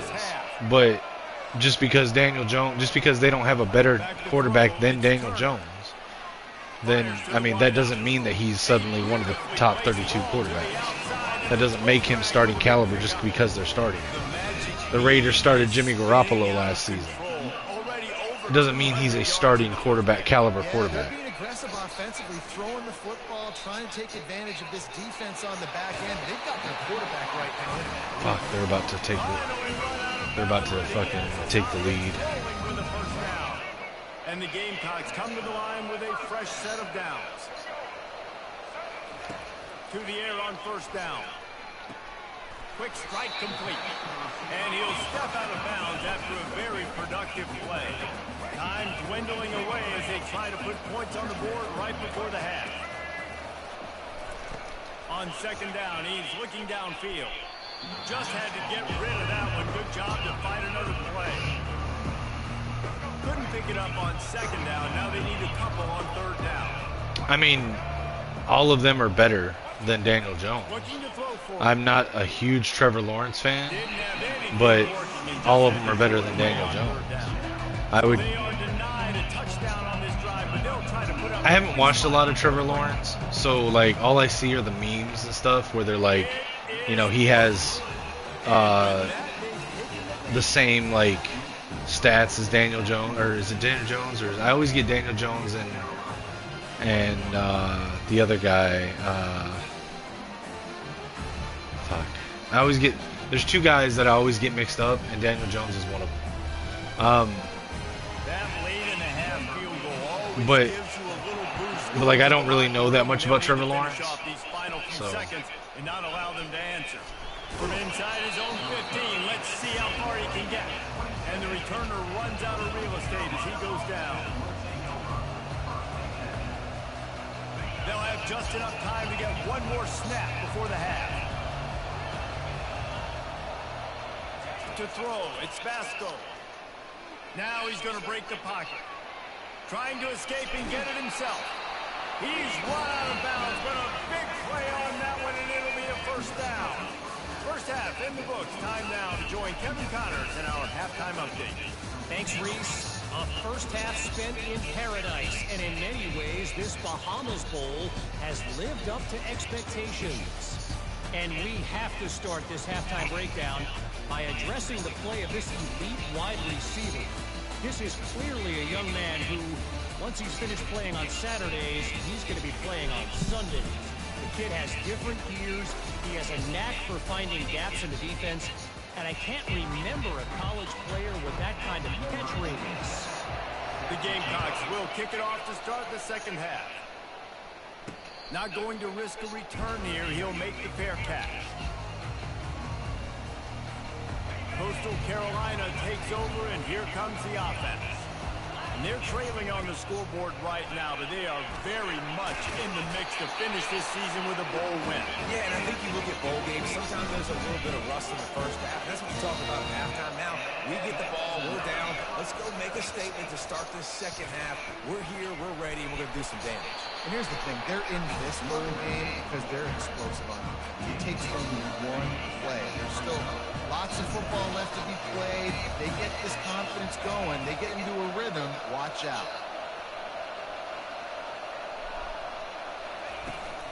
Looking for a physical attack from the gun. And he delivers the blow, and he's still running. And he gets a big chunk of yardage to the 34-yard line. This offense is like running a perfection drill in practice against air. Chunk play after chunk play, and here they come again. Gets away from one, finds some space. He will step out of bounds, but not before the big pickup and a first down for this offense. And the shot to clears are in the red zone.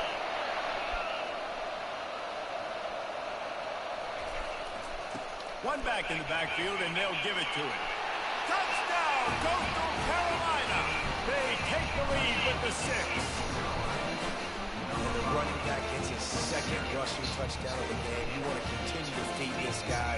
You can tell he's got a nose for the end zone, knows how to get in there, knows how to make things happen.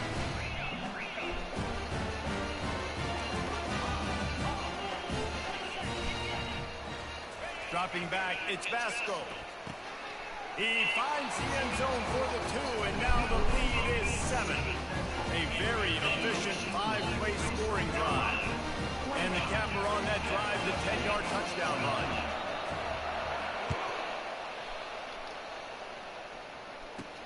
On the run from inside his own 5. And good work by the coverage team to knock down the return man. Guys, we'll see what Jacksonville State can get going on 0. Always good to get points on a drive, David, but chip shot field goals can leave you a little empty. Yeah, I think it's great to get points, but the great teams get touchdowns in the red. Oh, how did... No way. And they are No way. a big pickup on that one. The tackle was finally made. And with that one, he's now over 3 Wow. for the game. And there's 2 reasons why, Reese. He's made good decisions, and he's been accurate throwing the football all game long.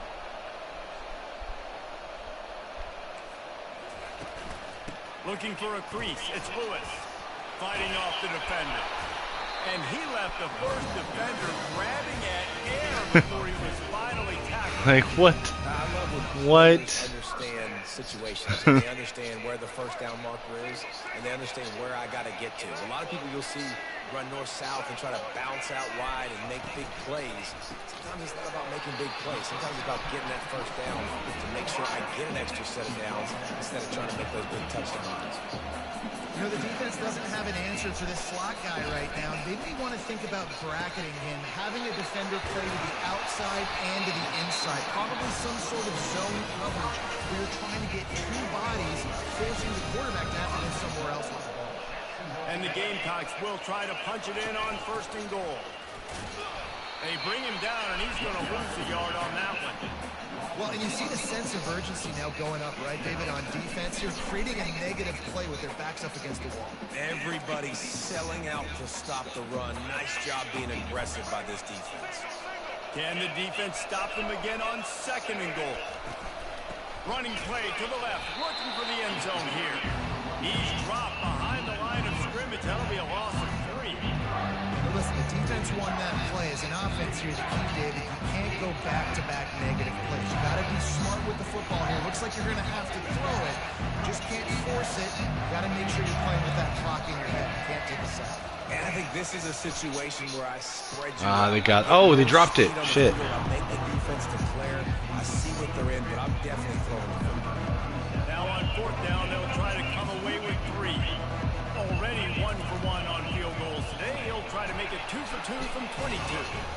Smashes it between the uprights.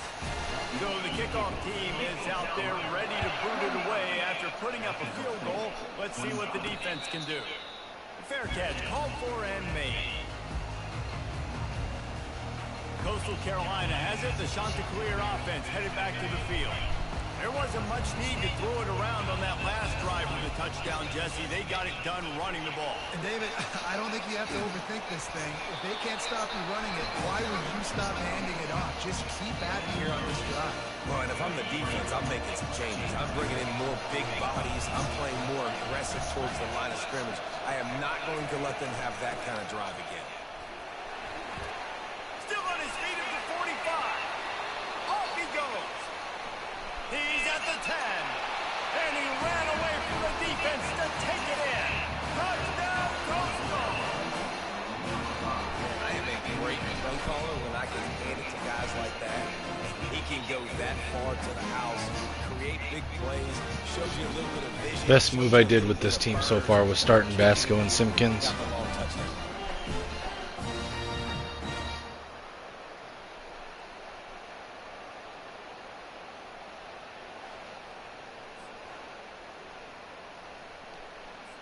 They'll try to add another to their lead. The kick is up and good and put one more on the lead.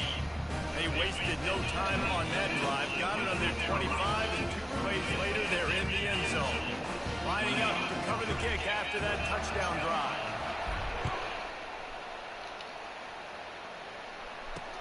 Let's see what he can do with the return. And the returner will be dragged down. Jacksonville State has it back, and the Gamecocks will go to work. It's always great to get points on a drive, but it would behoove them to try to get a touchdown this time around, Palmer. They may have to get out of their comfort zone here too, David, a little bit, and just start being more aggressive and take some chances, but that's what's going to happen for them to win this game. Yeah, and when you're losing, obviously everything gets heightened. Everything becomes more critical. This drive is crucial because you've got to cut into this deficit and put some points on the board. The incomplete pass leaves him with second down. Gonna run it. It's Lewis. Makes a man miss. So you said you're not really a college fan. How did you get into this game? Did you play college ball? Did you are you just do you just like the game itself, or got friends that got you into it, or like what's the deal there? If you don't have to answer if you don't want to. Way to convert this third down, or else they are really in trouble. A quick tackle made, but he's got plenty for the first down. Wow, what a great job by that quarterback, finding his open receiver on third down. You know, guys, one of the most telling stats at the end of the game is third down. Gotcha. Yeah, I've seen a few of his videos. I'm not like a steady watcher of him, but I definitely took notice of him in the lead up to this game, and I'm pretty sure I subscribed to his channel. So did his videos get you into the game, like in a way that like actual college football didn't? Oh, okay. So you like watched his when he made that as his team builder team. Gotcha. Okay. Cool. Well, the defense hasn't been able to stop this guy all game long, so the offense is going to keep trying to take shots. They thought they had the matchup they wanted, but they're going to... How did you, just out of curiosity, how did you find my channel? Because I'm like, it's just a small channel. I've really only used my channel in the past for like streaming my own games to be able to go back and watch them, or to have a record of stuff with friends, or doing like pro wrestling video game stuff with friends. Like I haven't really streamed a lot until this game. But I mean, you found me pretty much the first night that I started like trying to stream more consistently here. Red pass, it's complete. Didn't pick up a lot there, moved it forward just a few. And offenses nowadays, they're really just counting numbers. How many guys do you have out wide? How many guys do I have out wide? If I have enough guys to block your guys, boom, it's just go. Oh no, you're good, bro. I mean, totally cool. Yeah, I don't mind testing this stuff out, man. To the air, it's Turner. He's right on target. What was that? What's the flag for? Flag on the field. Let's see what the call is. Hold on. I'm not sure he knew. Wait a minute. Hold on. Maybe I'm wrong. Yeah, I got you. Yeah, I mean, I played 14 a lot. I didn't realize how big it was until like I didn't have college football in my life for like 10 years or so, and then by that point, like I heard about Revamped, but I didn't know how to get it. I didn't know what it was, and I kind of just forgot about it because I had other things going on. And when I fully realized what Revamped was, we already had like 6 months before this game was going to come out, so it kind of seemed pointless. All right. Look at this for me, because they called face mask on this tackle. So let's see. Maybe I'm wrong here, but I don't see how this was a face mask. I guess it was. Never mind. It happened so fast it seemed like a hit stick.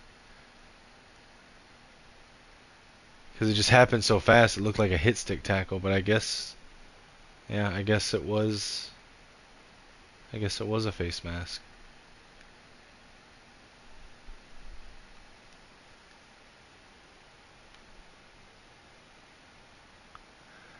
I think they need to do a little bit better on the animation because his head whips around like it's a face mask before the guy's hand is even up. See, like his head's already starting to whip around right there. Yep. All right. Full speed, it just looked like a hit stick. It's a penalty on the defense. The offense will gladly take a fresh set of downs after the penalty. Got his man quickly. They make the stop, trying to pick up just a little bit at a time to get to that first down mark. Operating in the red zone here on. So you're trying to get your own team to be able to play with, kind of like how Not the Expert did with the Pandas. Yeah, dude, get that guy matched up on a linebacker. That guy matched up on a safety. That's what made you want to make the Aurora? Get him the football, let him make plays. Coming into this one, I thought this guy was going to be a monster. He's going to put up huge numbers. We know this is a big part of the offense week in, week out. The defense has done a great job clamping down on him. That is only his second catch so far in this game. Yeah, and third and short, they choose not to run, throw the football, and I think a lot of that has to do with they know they're in field goal range. They can take the 3 points on the board. With a double-digit deficit here in the second half, they're going to go for it on fourth down. He'll try to throw and pick up the first down. He got it. He thought he might turn that into a score, but the defense able to wrestle it down short. They'll stop him at the 3. That might seem like a risky call to go for it on fourth down. Oh, that's fair. You can't just hand the defense. Yeah, I'm going to be making a team here soon. But I'm doing something cool. So like the Discord that I run with a friend of mine where we're running our Dynasty leagues. And he's going to take it to the house. Touchdown, You're good, bro. Well, I appreciate you. I mean, I appreciate you coming in and continuing to tune in and stuff. You know, like, I don't mind, you know, I don't mind at all when someone comes in and says, hey, you want to test this out, or would you check this out for me? Like, that's totally cool. Gives me stuff to do. But, like, it's not like you came in and, like, because you could have stopped watching after I checked them out the first time, you know. But, like, literally every time I go live, you tune in and hang out, and I appreciate it, man, because especially being a very small channel that it's mostly just my friends that watch it and my daughter, like, having someone that tunes in and just hangs out and makes it so much better to do this stuff. So, like, and that's why I do it. Like, I don't have any illusions of being, like, a big streamer or a big YouTuber or anything like that. I'm not doing this to try to make money at it or anything. I'm currently, unfortunately, unable to work because of an injury and an upcoming neck surgery, which may unfortunately force me to go on disability, which I don't want, but I'm probably looking at having be the case. And so, like, right now I don't do anything except help my mother who's fighting cancer. Like, I help take care of her. And then, like, I don't have anything else to do except play games, so or do stuff to pass the time, you know. So, like, I just started doing this with the idea that, like, it would give me a reason to do things a little differently, give me a reason to try the game in ways that I don't normally, and just, like, hang out with people while I play. You know, I mean, a lot of times I jump on voice chat on the Discord because we got a, like, pretty cool community on there for the Dynasty leagues. We play Madden and play a few other games and stuff, whatnot, but I just get on here, like, I'm just doing this to hang out with people, and it definitely has made a difference, to me at least. Like, you coming and hanging out whenever you're able to, so I appreciate that, man. The give to the back. Like, I'm not some great gamer. I'm not, you know, sitting here playing on Heisman or pulling off arcade plays and putting clips up. I'm not like a super emotive guy where I'm like gonna freak out on everything like Miggs does or MMG or whatever his name is. Like, I'm just a regular guy. Like, I'm just a regular guy, regular gamer, you know. So it's actually pretty cool to me that you know, come and hang out. To the ground to try to pick up the first. They were Damn, I didn't get that. all over him. Nowhere to go as that third down play turned into a disaster. The shot that clears will bring the punt team onto the field. Yeah, no, it wouldn't. That would not be funny. I mean, funny for you, probably. Sure not to give them a chance for a return as it goes out of bounds. Guys, we'll see what Jacksonville State can get going. But no, like, I don't know. I mean, eventually I'll probably get into it. Like, I never played Madden on All Madden. I only played it on All Pro, and I got pretty good at it after a while. But yeah, that's fine. I mean, to an extent, I am too. I don't know. I'll probably eventually try it on Heisman, but I've watched friends of mine play it on Heisman, and they're better than me most of the time, and they Heisman is just ridiculous.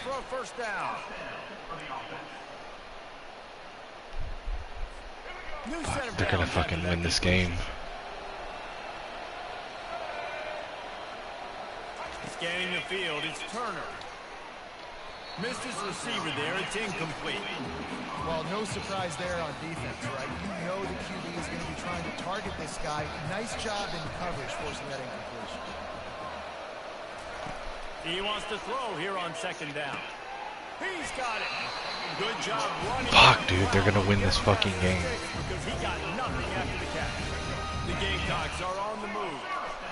Yeah, and Palmer, I don't know what his grade's going to be, but hitting over 400 yards on the day, I think coaches are going to be pretty impressed with the day this young man had. No doubt. I think for defensive coordinators moving forward now, you're going to be charged with having to find answers to try to slow this guy down. Today, we've seen this defense. Yeah, but I mean, if the last two drives are any indication, I'm not going to fucking be able to drive it down and score. This guy is hard for them to punch. And the Gamecocks have it with a 1st and 10.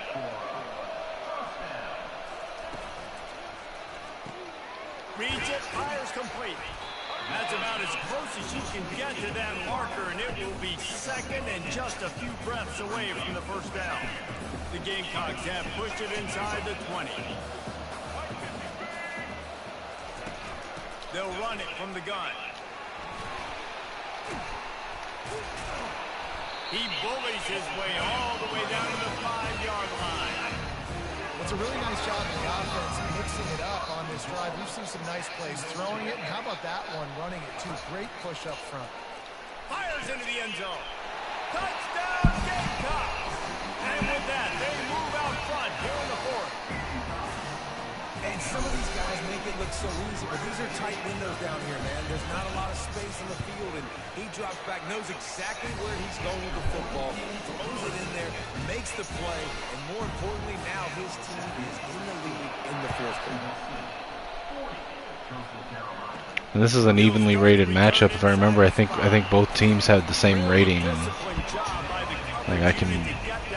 This is sad that I can't even fucking beat a team handily like this on varsity. Yeah, they did. And David, they're just going to have to do a better job this time around erasing the mental mistakes. Hit the gas, kid. Wide open ahead. Finally run out of bounds, but he has this offense rolling for the first down. They came out hot on this drive. One play and already near midfield. Give to the running back. Really nice stop there from this senior leader. After picking up a couple at 2nd and 8. To the air, it's Vasco. Ah, fuck, that's a pick. Okay, fuck. God. Oh, and on defense, you just got to finish that play. That defender had the football in his hands. He's just got to catch it. That should have been an interception. On 3rd and long, trying to have a big completion here. On target to the left. He's run out of bounds, but a big play on that one, and it'll be a first down. There's a reason 3rd down is called the money game. What a great find by the quarterback. Great job finding his receiver. At the end of the game, you look at third down percentages, it tells a huge story, and it goes a long way in deciding who wins a football game. What was that slow motion run? I'm going to check the chat here in a second so I can see that whole comment. I don't want to respond to it because it only showed part of it. And he'll be ridden out of bounds, but not before a good pickup on that one. First down, physicality wins football games. Yeah, no, I get that. I mean, Great balance, and my team, like my secondary is just slow on the, but you know, it is what it is. I mean, it's not like they're rocking some crazy speed. God, why did I not? Whatever. I wanted to hit one thing and didn't hit the right button. Lost yardage on that last one. It's 2nd and 11. The give to the back. Brought down after a pickup of 5 yards down to the 10. I know the passing game sells, the passing game is exciting, but it's not exciting to get 5 or 6 yards a pop on the ground, but it will be very successful. Really need to pick up this conversion and avoid having to settle for the field goal. On 3rd and long, he has to throw for it. Quickly complete. Touchdown, shot to clear. And they grab the advantage, taking the lead here in the 4th. They had a nice job in the 4th quarter making plays, and a nice job being on the same page. QB, receiver. You could tell. He broke with the football. He caught it in stride. Gets into the end zone. Nice pitching catch right there. Nice chemistry by the QB and wide receiver. On the move from inside his 5. Not a lot of space to be found. Good hustle by the coverage team, and they stop him at the 21. Jacksonville State has it back, and the Gamecocks will go to work. How about that last drive? Just carved him up in the air, David. Yeah, and how about that quarterback? You gave him the ball, and he delivered the goods. Great job taking apart the defense, Jesse, on that last drive. He really did, David. I mean, that was a masterclass in just reading coverage and being accurate. Line getting set on 2nd down.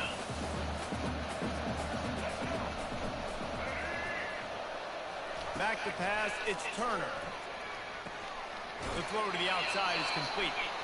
And he'll make his way out of bounds after the solid pickup. Man down on the play as the officials take a break to let him be checked out.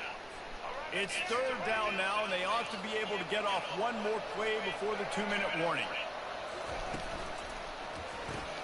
Gets it out fast. It's a game of first downs, and they've got one out to their own 37. And on that 3rd and short, I don't think he was unhappy to see that zone. Nope, it was a great job by the offense. Hey, see where the holes in the zone are? Sit down. You only need a little bit of yards on this 3rd down. Get the conversion. Move the sticks. And the Gamecocks will have it 1st and 10. He'll just keep slinging it. He'll get Oh, that should have been an interception. Put this game away if Come on, man. hold on to that one instead. It's 2nd down. Couldn't make the connection last time. Let's see if they throw it again. Off play action. Fires to the middle. Incomplete thanks to the great defensive pressure there that sort of threw them out of rhythm. Well, the defense finally showing some life there. It's been tough sledding, too, because this offense has been lighting them up through the air, but a nice individual effort that time, forcing the incompletion. Caught in the backfield, it's Rudolph. Couldn't get the chains moved there, and now this 4th down is so important. And it's getting so critical now in this 4th quarter. We've got to make some plays. This is probably go time. And here's the thing. At least you picked up some yards on 3rd down to make this a little bit more manageable on 4th. They'll try it on the ground. They make God, the stop. what is the... There is a flag on the field. We'll see what that's all about.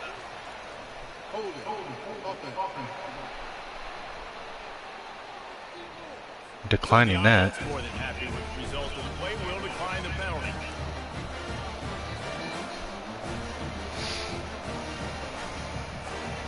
Dude, I swear to God, I thought they were going to call another face mask.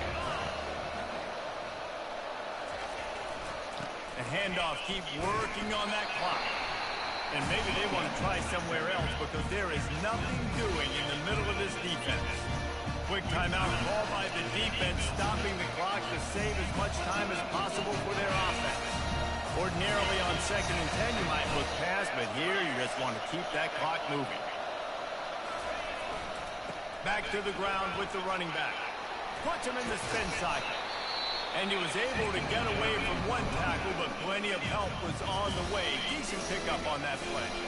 Timeout called there by the defense, desperate to get the ball back and save as much time as possible. On 3rd and short, they'll give it to the tight end. And he needed 1 yard, and he didn't get it. The defense won the battle up front. Now, this is rolling the dice, or perhaps they've gone outside their head. They're already up. Boy, this could really backfire if they don't convert on 4th down. And the shot to clear is good enough for the 1st down. How about that? 4th down, I'm going for it because I'm ending this game with my offense on the field, getting the 1st down, and now Palmer just watching. Barely got that 1st down too, that 4th and 1. Listen, it's just imposing your will, right? You know you're running it, the opponent knows you're running it there on 4th down. There's just nothing they can do to stop it. You want to talk about building confidence? Coming through with clutch plays, making the winning plays at the right time can really set the course for the rest of the season. Yeah, Reese, maturity and experience matters, and this team has guys that have played a lot of snaps, they've seen a lot of looks, and they've lost close games like this in the past. That wasn't the case today, David. Too many guys out there making big-time plays. And I think belief is what you build. That confidence, you know you're going to win. You don't think you're going to win. You know you're going to Right. play in the big moment that continues to. Is that how long I've been on stream? Is 5 hours? You look up and you're like, dang, we strung a couple wins together. I mean, how many games did I play? I played what, 4 or 5 games?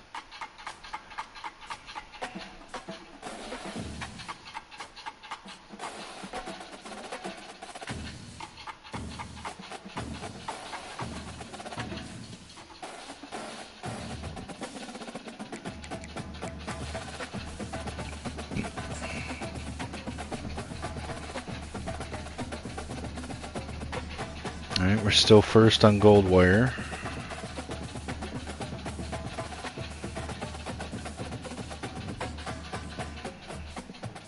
Braylon Ryan got Defensive Player of the Week. Simpkins got Sunbelt Offensive Player of the Week. Alright, let's look, see if there's any other job offers. Head coach at Boston College, head coach at Rice. Yeah, I'm not going to take those. Or is that Bowling Green, not Boston College, my bad. Bowling Green. Let's check and see if those two guys... Oh, the one guy did not accept my offer. So I could go still with Sands. Okay, well I mean that was a stroke of luck, so... Make sure this is the same guy. Yeah.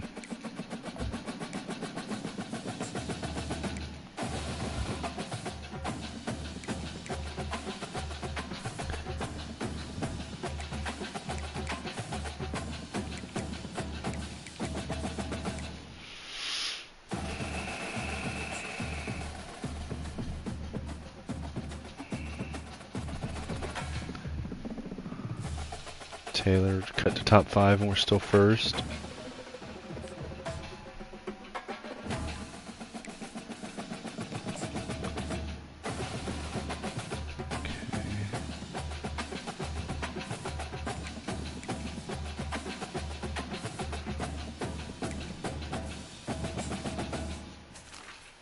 Alright, cool. I got Sands and Sabry. And now I'll have 3 pipeline things to South Florida.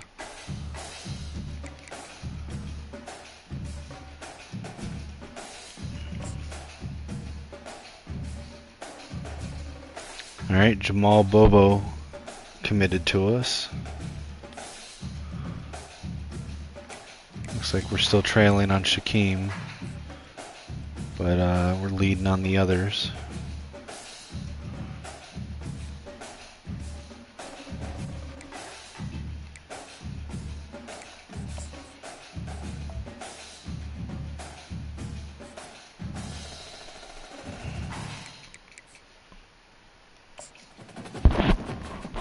See who won the national championship.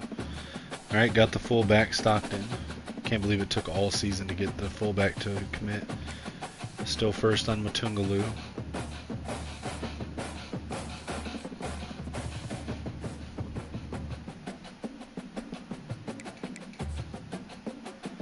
All right, looks like Ole Miss won the Natty over Oregon, 34-27. Let's go look at the bracket and see what it looked like.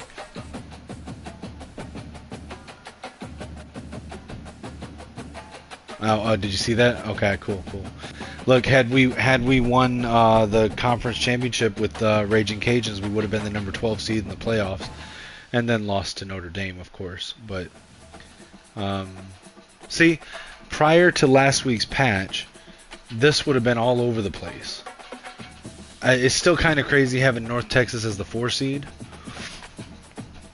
but for the most part, this is much more believable than the Sims were prior.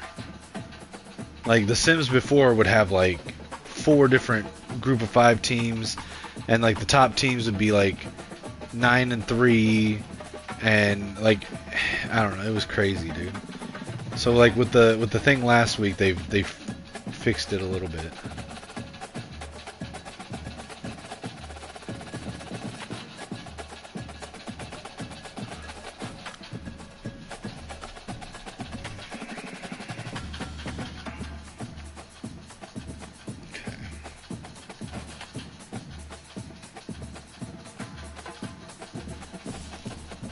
Still could tune it a little bit more, but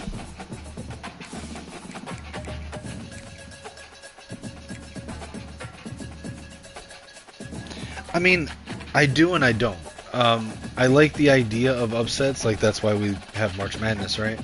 But for simulation, like when you're trying to do like simulation rebuilds of teams, it makes it almost impossible if it's just like, if the simulation is just a coin flip and doesn't take into account ratings and playbooks and momentum and all that stuff. Like if it's just a coin flip, then what's the point of trying to rebuild a team through simulation? You know what I'm saying?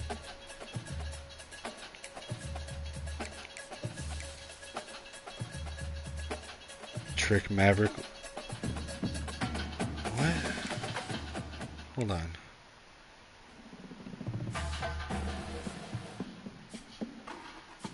Oh, that must have been the defensive coordinator I fired. Okay.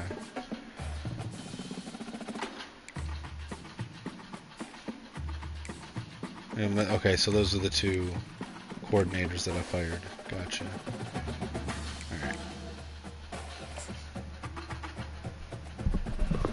All right, we got IU. We got our offensive lineman, IU.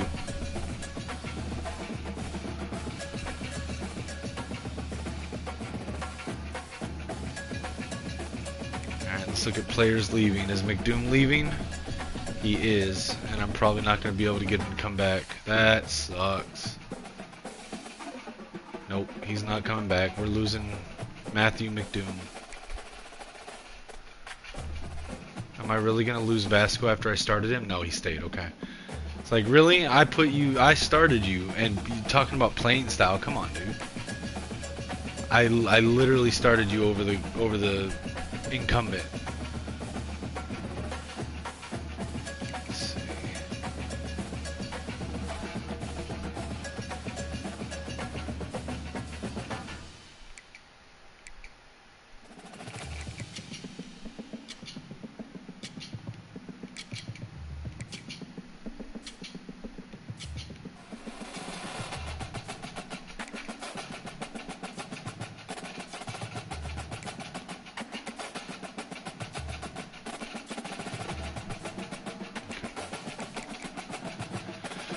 That is what it is. Let's see.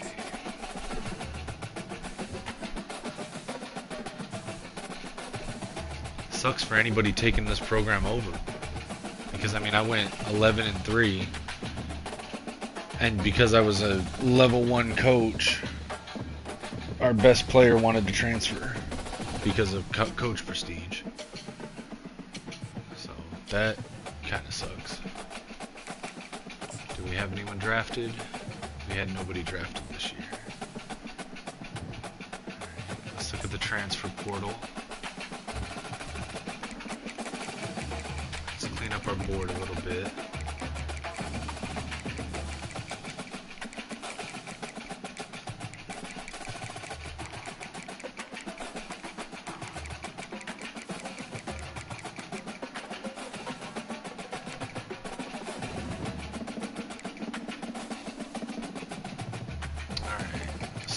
got a couple 3-stars that are interested.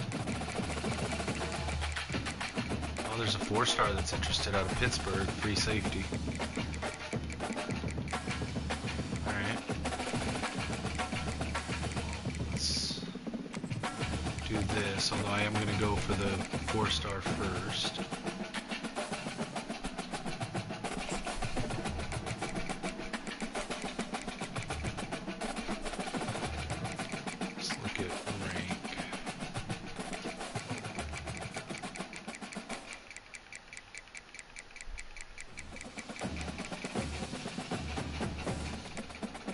Oh wow, Brandon Hillman's transferring out of Michigan.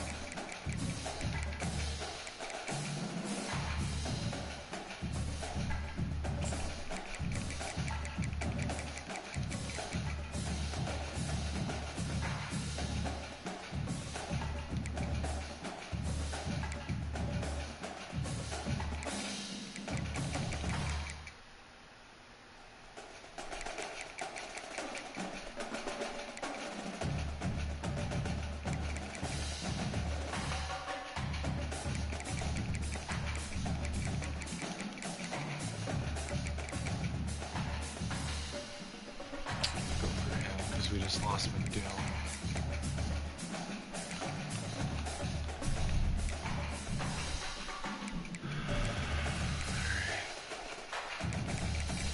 I'm gonna move McIntyre up.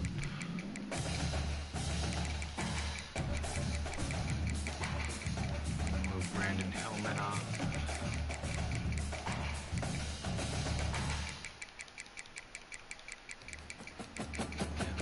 Harrison up. Just want to look and see who the, like what big names I recognize that transferred. Deontay Lawson from Alabama. Ernest Green from Georgia. There's Matthew McDoon. That sucks that he transferred, bro. Darius Taylor, Minnesota.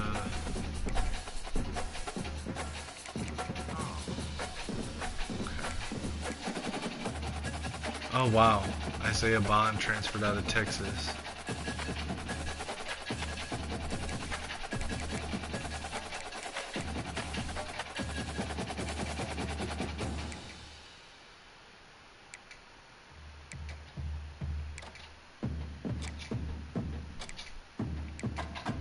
Matthew Golden. Oh wow. Wow, I can't believe he left Texas too. Him and Isaiah Bond both left Texas. That's crazy.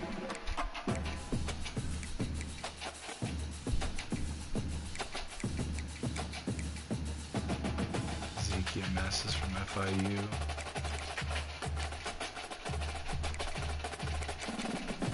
Caleb Bacon, that's a name. Oh wow, Aiden Childs left Michigan State. Wow. Wow.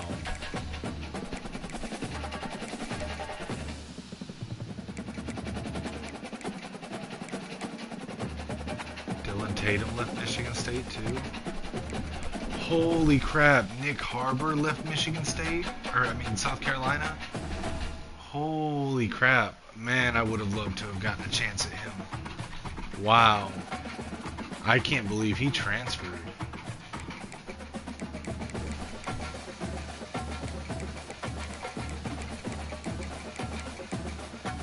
When you get, if you're still watching Galactica, if you, when you get the game, this guy is a fucking cheat code. 6'5", he's got 99 speed, 99 acceleration. He's insane.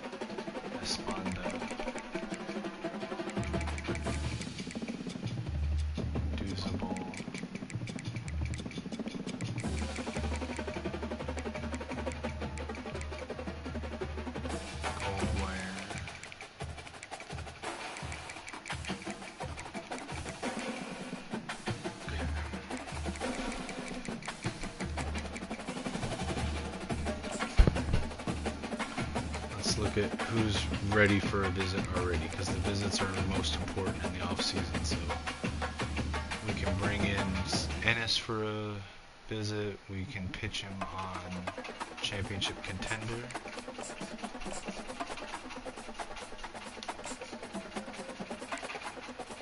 And we can bring Swope in.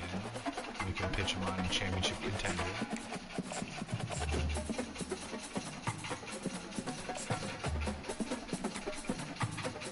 Fuller, you can pitch him on proximity to home.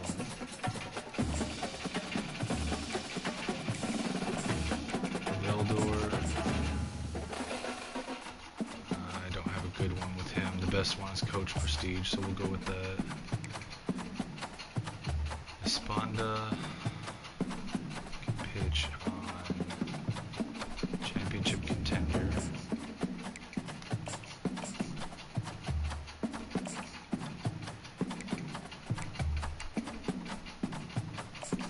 Lamp, you can pitch proximity to home.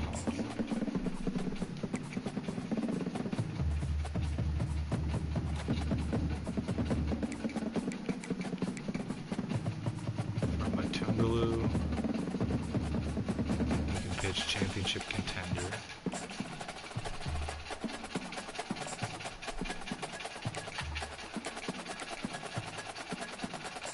For Ash, pitch championship contender.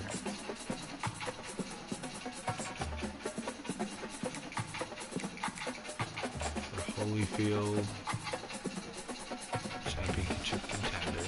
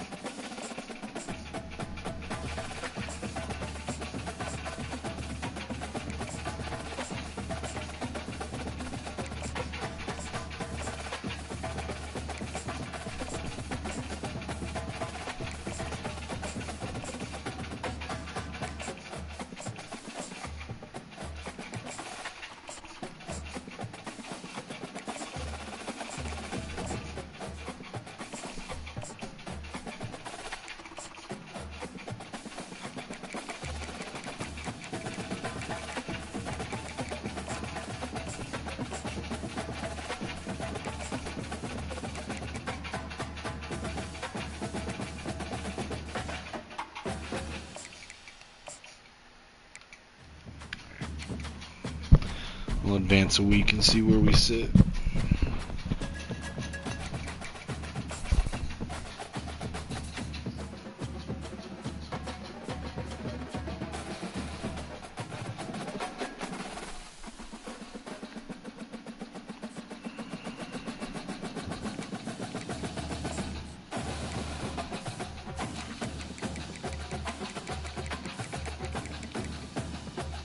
We lost on Vildor.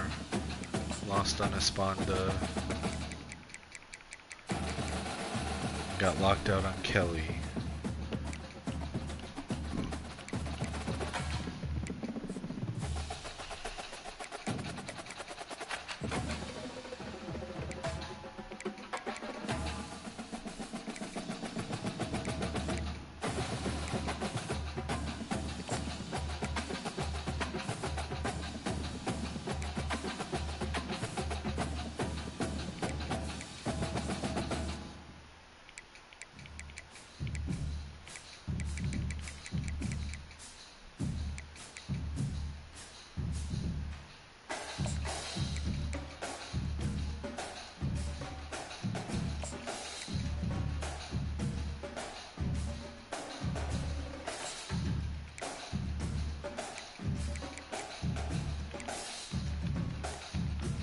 So we added these new ones to the board, so let's get them offered.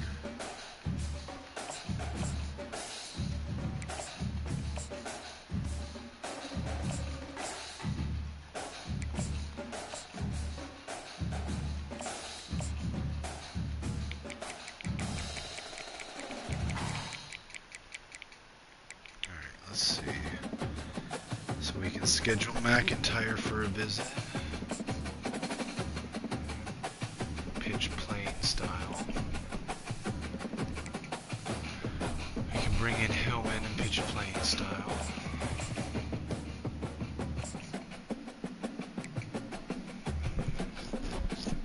Bring in Harrison and pitch championship contender.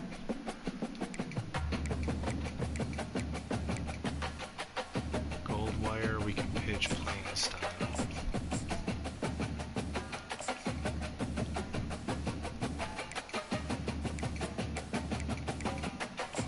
Brock, we can pitch proximity to home. Malvo, we can pitch proximity to home.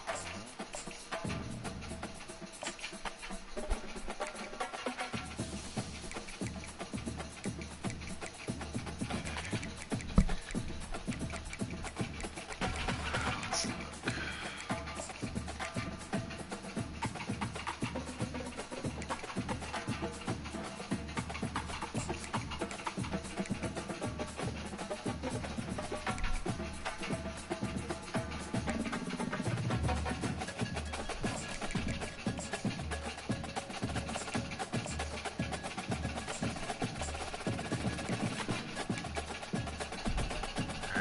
Helmet. I want to send the house for Helmet.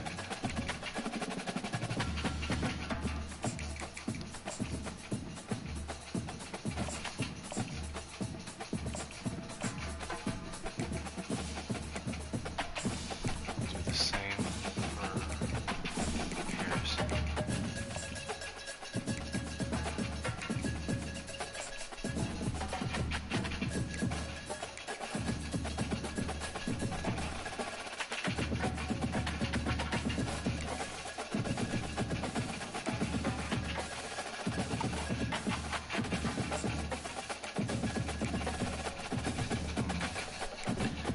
Leading on Ennis, but I could try to close out Swope instead.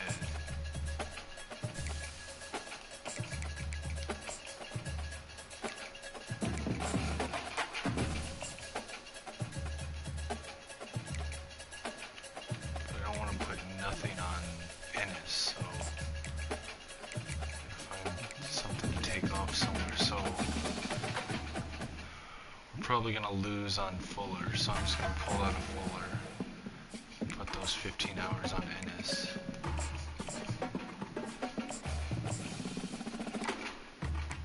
Let's see.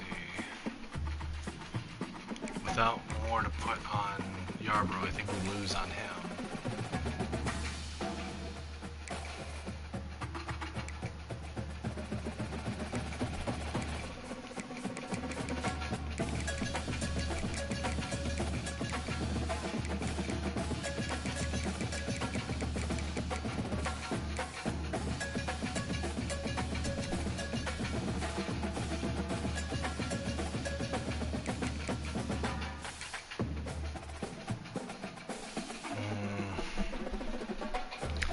Guess I'll take 10 off of Ennis and put Yarbrough at 25.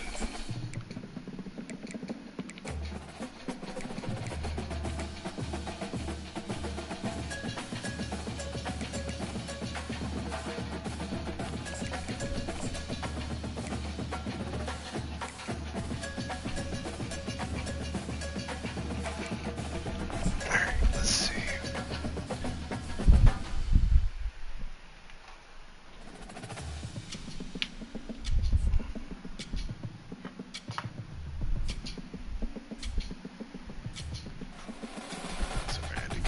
Grab something real quick. Okay. So we got. Oh fuck! McIntyre went to Syracuse. Damn. Damn, that sucks. All right.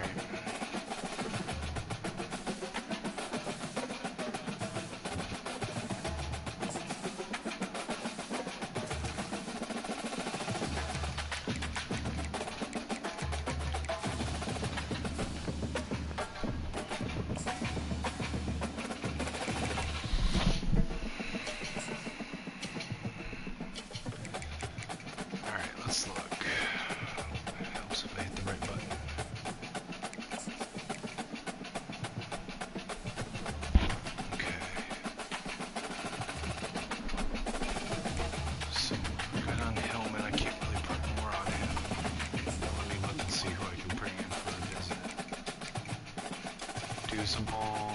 You can pitch him on playing style.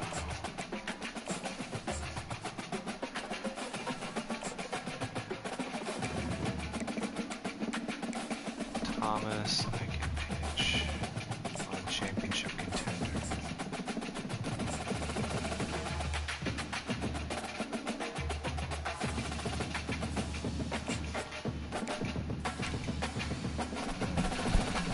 Let's see if I can figure out. Oh, no, I can't. It doesn't matter.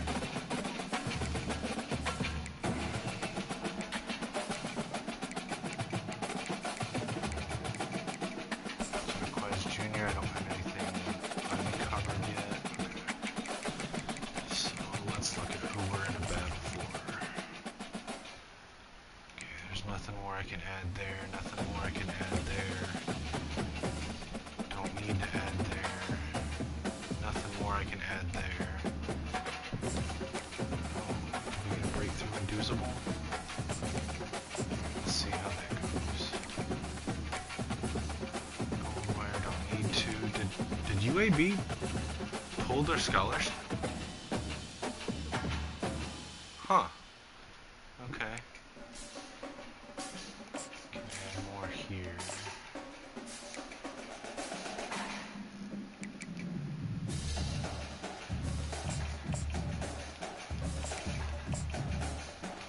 Try to shove Florida State out. Oh wait, I don't really need to because they haven't offered him. But if they did come in and offer him, they'd take him. So I'm just gonna send it on him. It's whatever. It is whatever. Okay, FAU's coming after Malvo.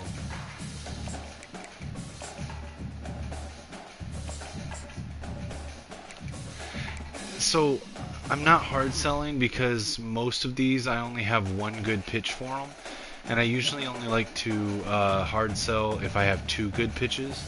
From what I've seen, sending the house with just 50 hours is a net gain or a just bigger net influence than hard selling only one good pitch. So that's why I was not hard selling.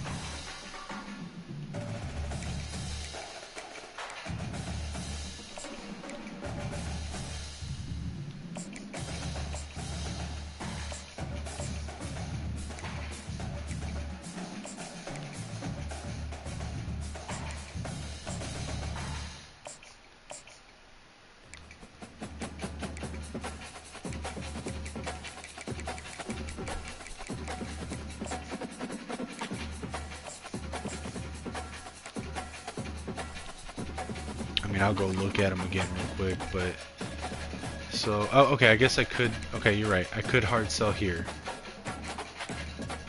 You're right. I should have looked harder because I really want Hillman. Being a Michigan fan, we don't have people transfer out of Michigan very often, so.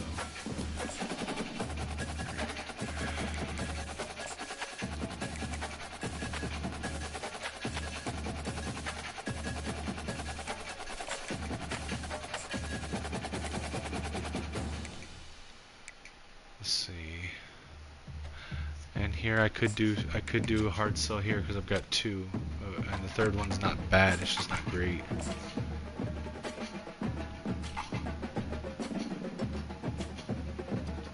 Like the lowest that I generally will do a hard sell is if one is green and the other two are like C's, like C's or better. That's like the lowest I'll go for a hard sell.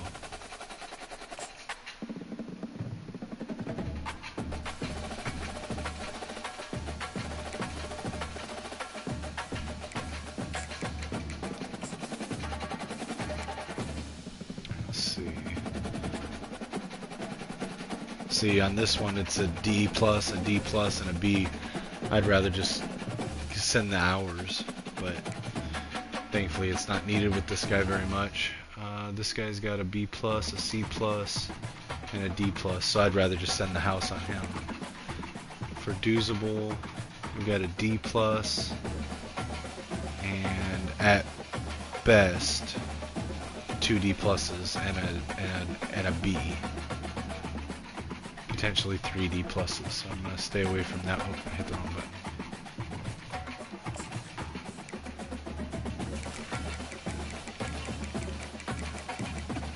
Let's see, with gold wire.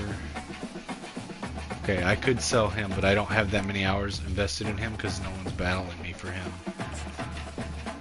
For lamp, I've got a B plus, a C, and D plus. So, for Malvo, God, I gotta quit hitting the wrong button.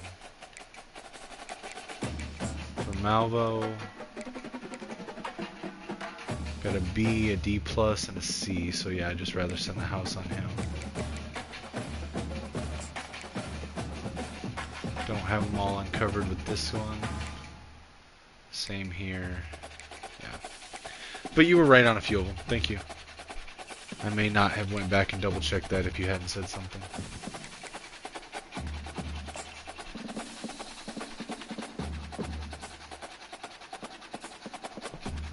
Alright, I got Brandon Hillman.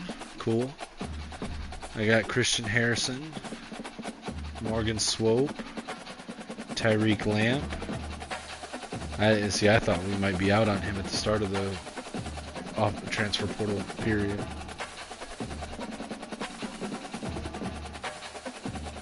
Let's see.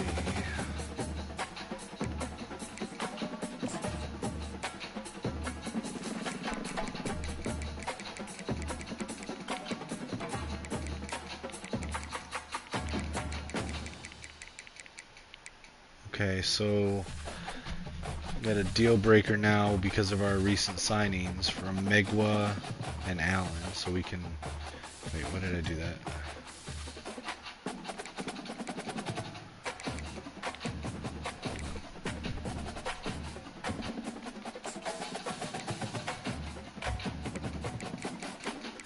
So I'll remove them off the board. Okay, let's take a look. Let's see. So we got Ennis. Don't need to add time. There's nothing else I can add to Doozable. Right. Proximity to home. Yeah. Nothing I need to add there, or there. I don't think there's anything I can add here, right? Yeah. Don't need to add anything to Ash or Holyfield, Trinidad. Let's see. Okay, so championship contender. So if one of those, his hidden ones, is playing time and brand exposure, let me look at the hard sells. See if I can figure out which the other two would be.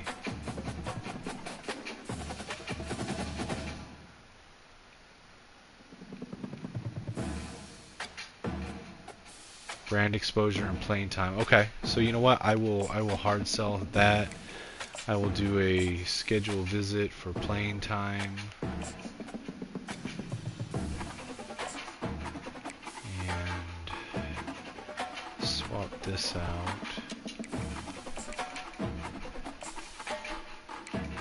Alright, now let me look over here and see if there's anyone that hasn't received an offer yet.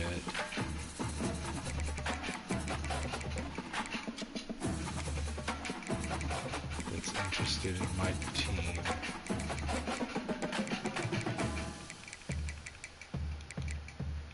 Okay, these two have not. This is a 2-star QB, I'll pass.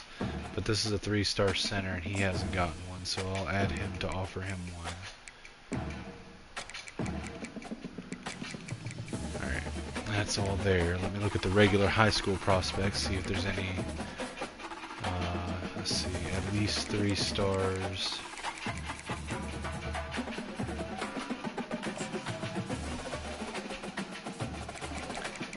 And then hasn't received an offer yet. Oh, so there's none there.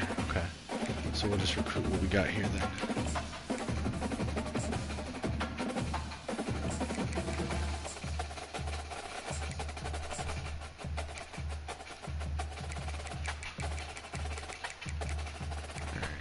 any that I'm not first on that aren't maxed out. Okay. So we're fighting for Galloway, so let me max him out. Pull him in for playing time.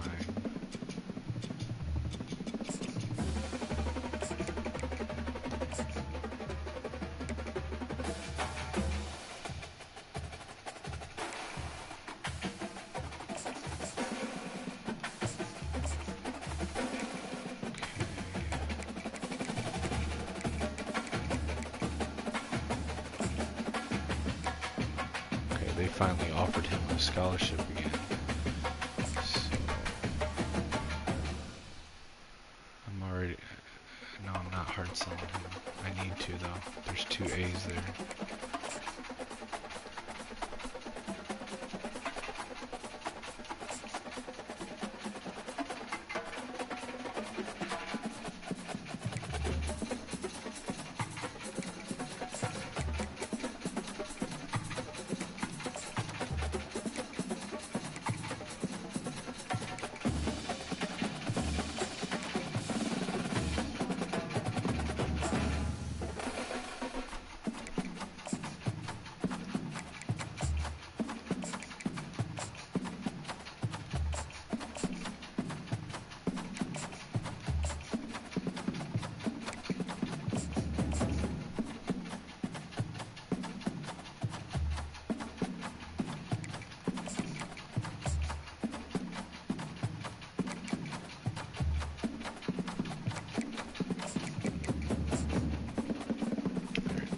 Send that.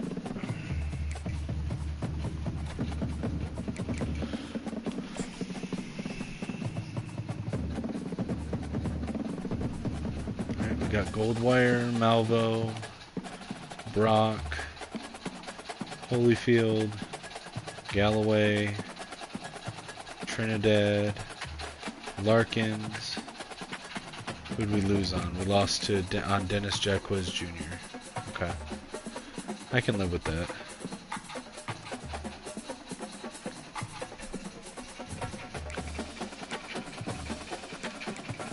Let's see, coach abilities.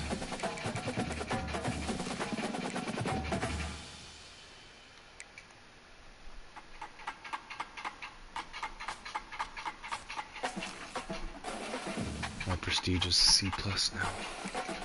I gained a plus. Let's look at National Signing Day.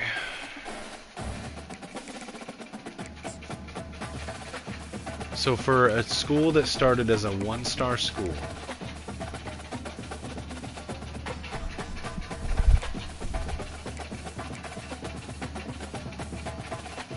I think I did pretty good. Let's look at top class and see where we landed.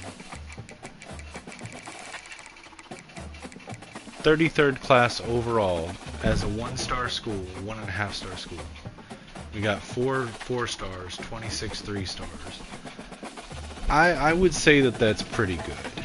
I would say that that's pretty good. Notice that Brandon Hillman is listed as a 3-star, but is ranked with the 4 stars. Because when I sorted this by national rank here, Hillman was put up second. So he's up there with, so is Galloway. So that's interesting. But I would say 32nd overall, a 30, what is it, 33rd overall, 32nd overall? I think that's pretty good for a 1-star school.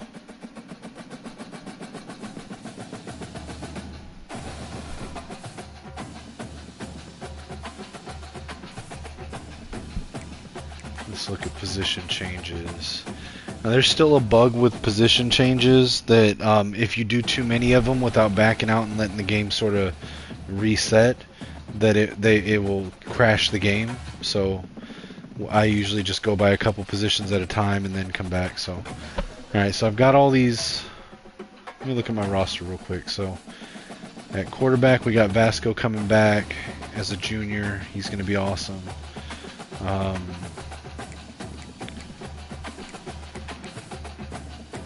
Let's see. Simpkins is coming back. He's going to be a sophomore. Washington's back as well. Kuykendall, another sophomore, hopefully develops. Because 94-94 is good. This guy, 96 Excel, is pretty awesome too. So we got a fullback. Alright. Wonder if any of the athletes are going to grade out as a better fullback.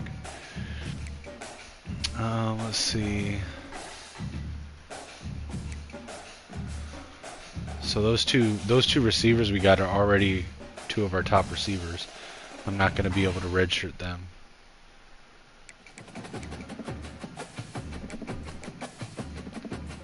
Tight ends. Okay. So receivers, I can use depth, but nothing. But I don't. I mean, I've got 4 that are 74 or higher. Tight ends, if any of those guys grade out as tight ends, the athletes that are a grade out at higher than 68, they could be good at tight end. Let's see, 73, 72, 70, 80, 271, 69, 74. Let me see. So I generally like to put pass protectors at tackle. So I'm going to put this guy out at left tackle.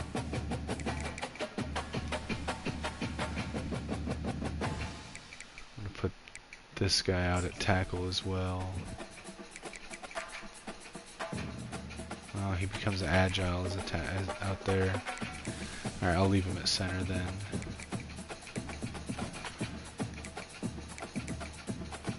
Here's a pass protector. He stays a pass protector, so let me go out to left tackle with him.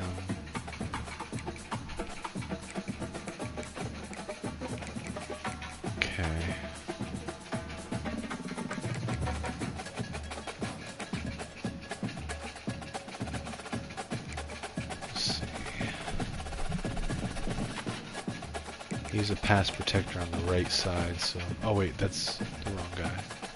I hate when it does that sometimes. Okay, so he stays the same.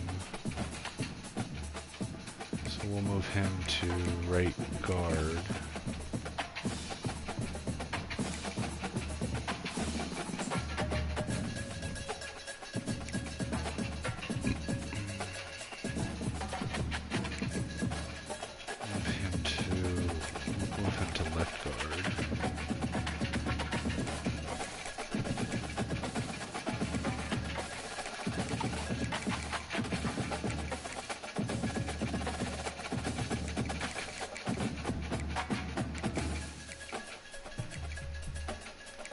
Best I'm gonna get on it.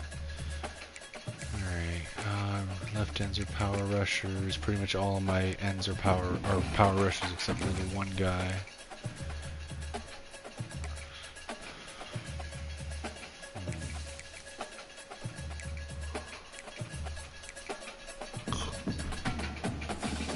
My outside linebackers are not great.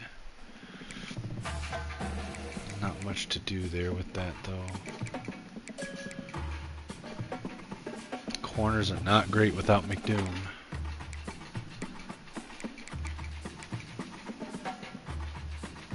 Yeah, we might take a step back ourselves this next year.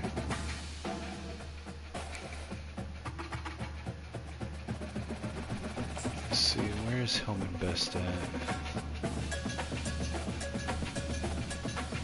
You know what? I've got Hillman at safety, but I kind of want to put him down to outside linebacker.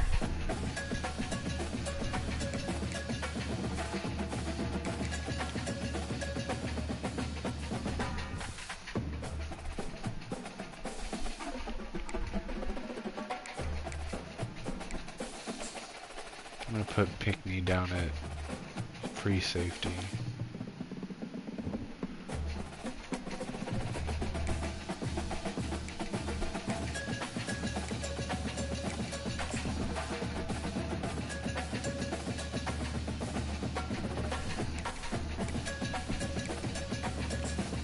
Is this guy grayed out as a corner? I'm going to put him at corner.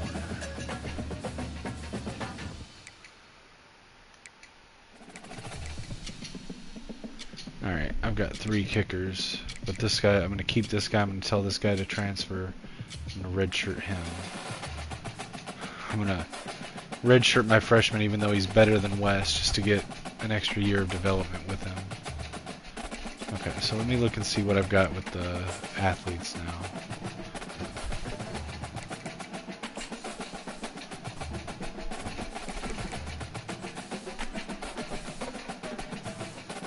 Alright, so we got... This guy was supposed to be a quarterback. Yep, he grades highest at quarterback, so we'll toss him there. Let's see. Swope also was projected as a quarterback, but he grades out higher as an elusive back. What's his speed in Excel? So as a 67 overall, he's a 90 and 91. So yeah, I'll put him at elusive back since he's graded out there. He would be QB number 6 right now. Alright, Trinidad projected as a wide receiver, but is the highest grade as a zone safety. So we'll go zone safety. Alright, let's see. Owen projected as an offensive lineman. He grades out the highest as a blocking tight end, but that doesn't fit my scheme. He could be a defensive end, and I need speed rushers. I prefer speed rushers, so let me get him out there. Alright. Goldwire projected as an offensive lineman. He also projects as a speed rusher. So let me put him at linebacker.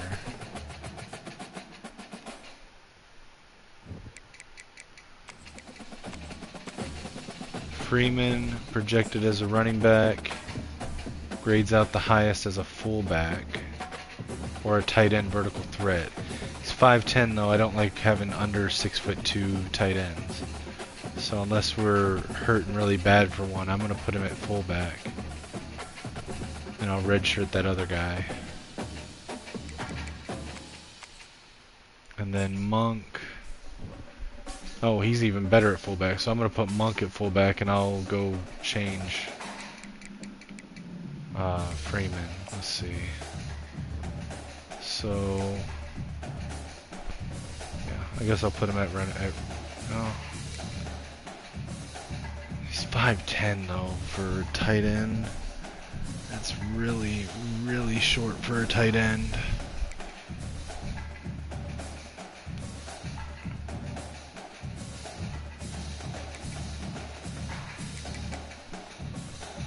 This guy's 6'4", physical, and I'd rather kind of have Pizzo and Williams both above him, so I'm going to put him to tight end. Because he could be my starting number 1 tight end there. He's my number 4 receiver. He's 6'4".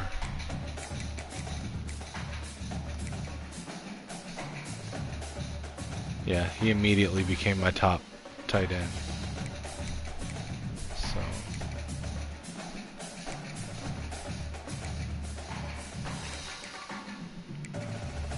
let's see.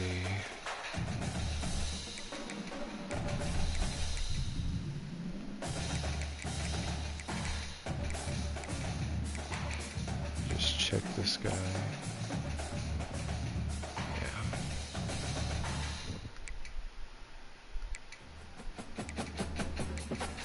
I think I'll go with it there.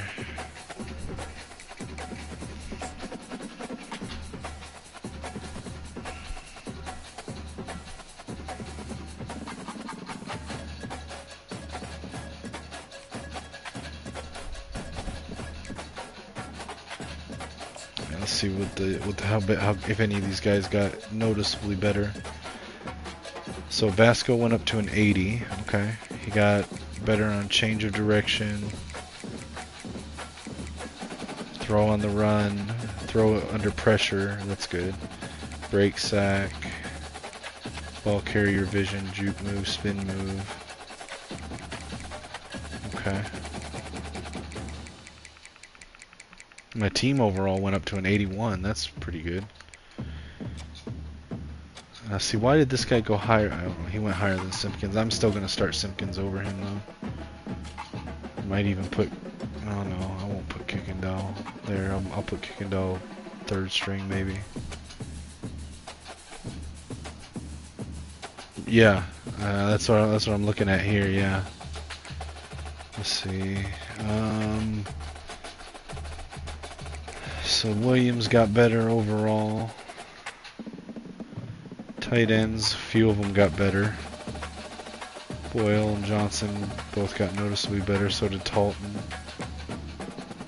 Tackles, wow. Welch went up to, Gorham Welch went up like 7 points. Went up by 1. Center's still suspect. Rushing still suspect. Tackle's still not great. Left ends, my defensive ends went up by quite a bit. That's good. Defensive tackles went up a little bit. Outside linebacker went up okay. I may need to move Hillman out over to the other side. I put him at right, but I need to probably put him at left, outside linebacker. Wow. So these corners got a lot better. Catching all went way up. Jumping, juke move. Why would those things go up? That's weird.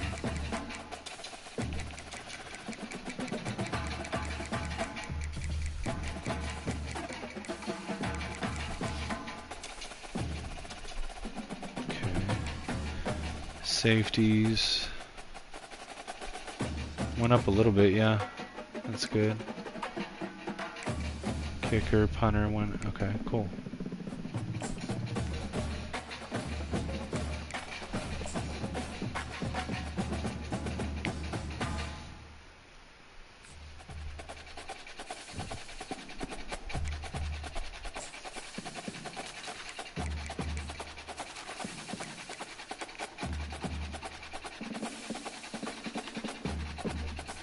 Yeah, that's true.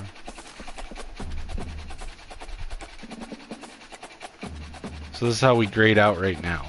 It's actually pretty balanced.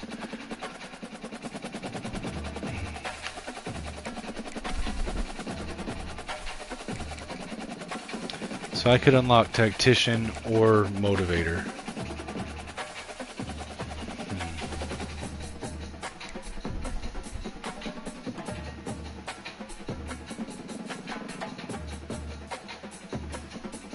Yeah, I had the most success with a coach where I went recruiter, motivator, and I went heavily into motivator.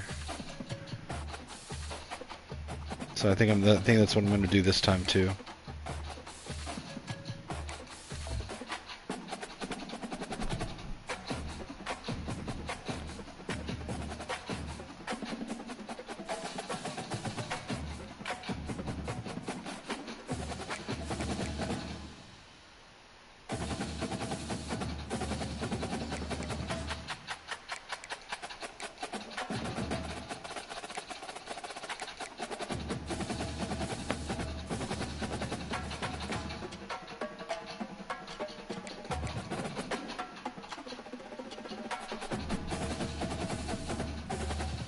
Yeah.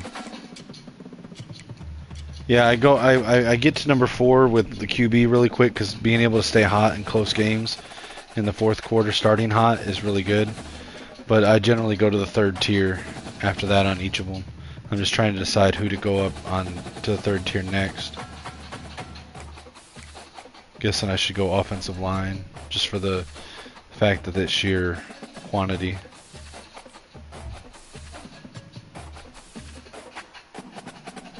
Let me get through the off season here to the preseason of the next one, and I'll go grab it. Yeah.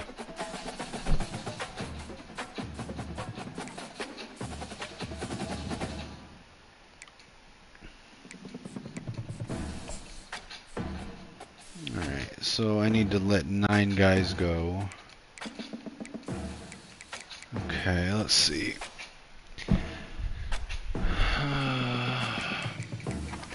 This 56 overall quarterback, gotta go.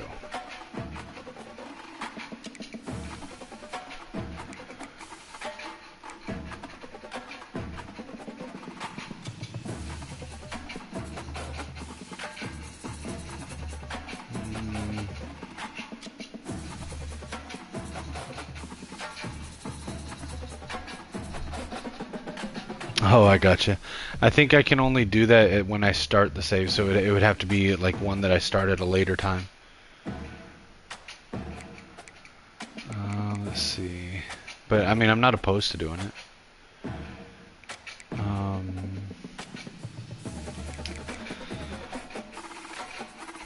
I think I should have Clifford go because I've got 3 guys that are going to redshirt that are at his level.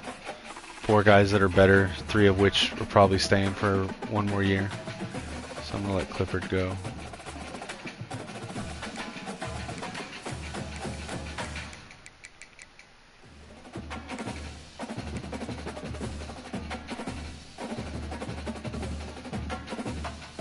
Oh, you can import Team Builder in the middle of it? Okay. I didn't know you could do that. I'll have to go download the new one.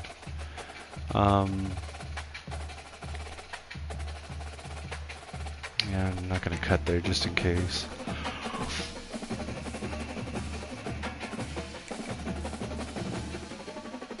We'll cut here.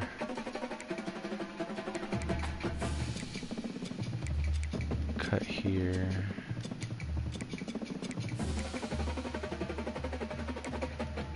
Cut there.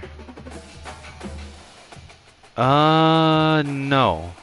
This one is so because I wanted to test out some of the settings that are only available in online or cloud dynasties that I'm going to be using in my dynasty league. I actually did this as a cloud dynasty.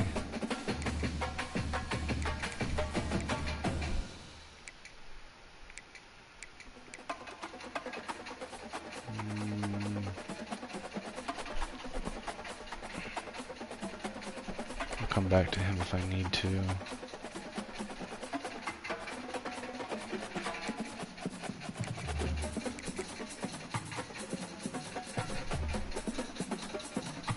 Okay, yeah, I'll check it out. I didn't know that that was even possible.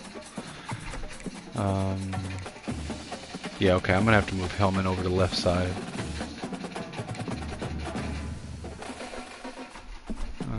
Let's see.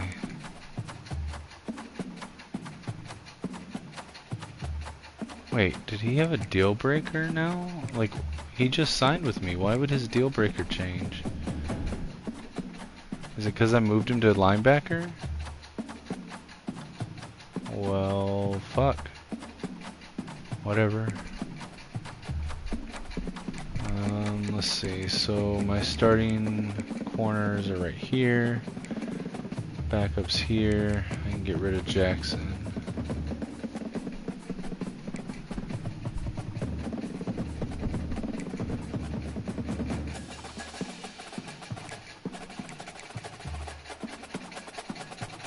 Still gotta get rid of 3. I'm gonna have to cut here. I hate to cut him.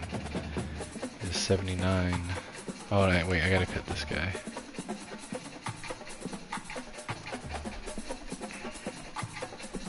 So I gotta cut 2 more. Let me go back to the D tackle. I can cut him.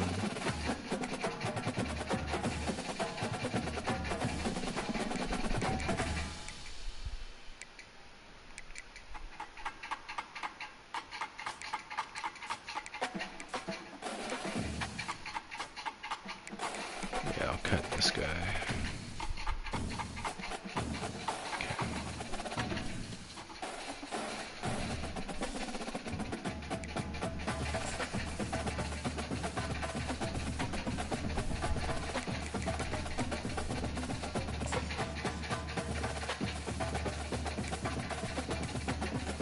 I don't see the option to import a team builder.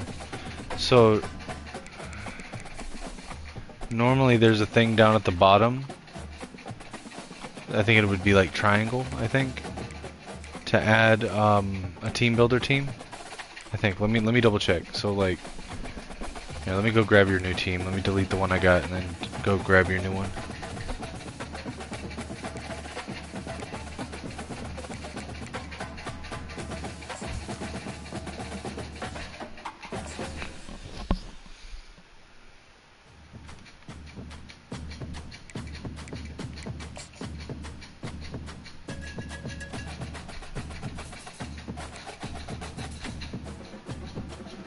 No, it's a cloud. It's a cloud one because you can't set play call limit or play call cooldown in an offline one for some reason.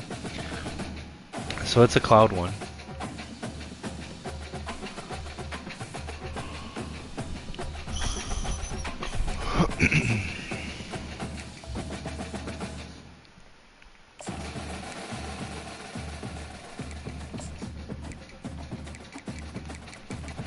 Razzle farts, right?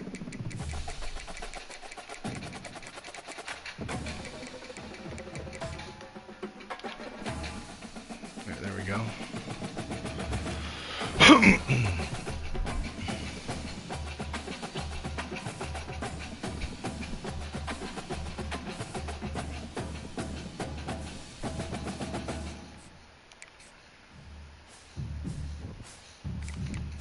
So like if I go to Dynasty to start a new one, right?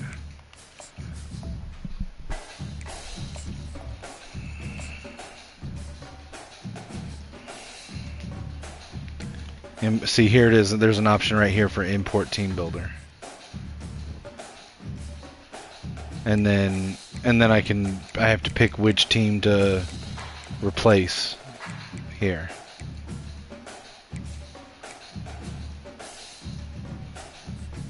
But it's like it's the option right here.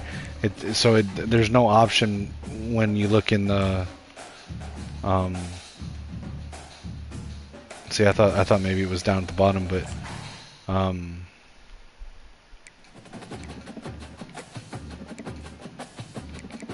yeah.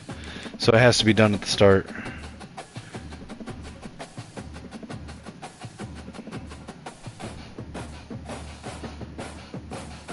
No, it has to be done at the start when you start a dynasty.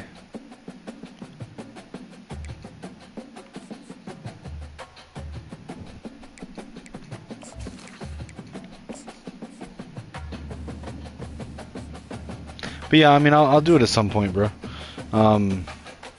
Because I mean, I'm sure at some point I'll decide to start a new dynasty.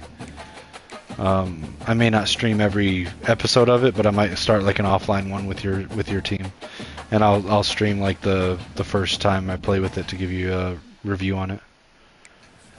At some point, once I get enough, once I get like 10 to 15 team builder teams that I like, and I get mine done, I might replace like the entire MAC conference or Sunbelt conference or something with team builder teams, and play one of those on here.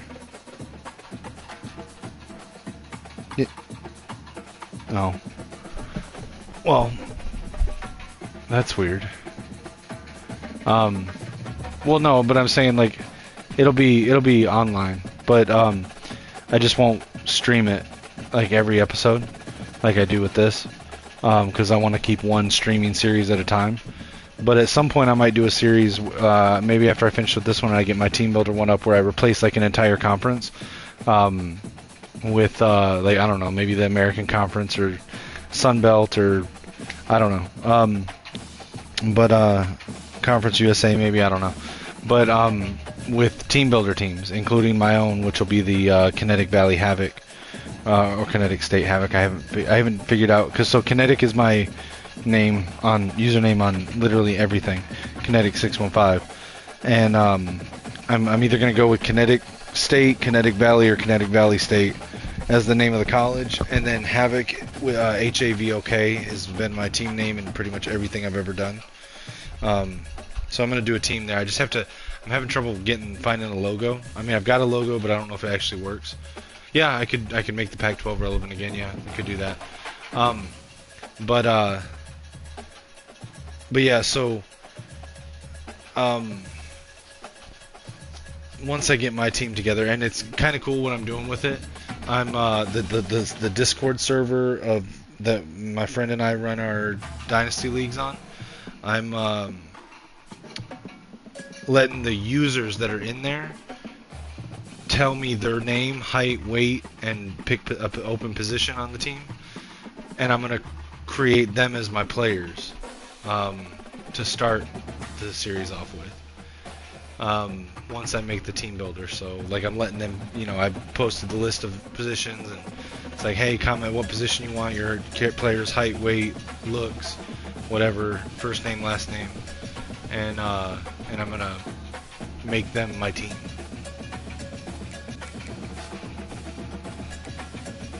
But alright, so let's go to next week.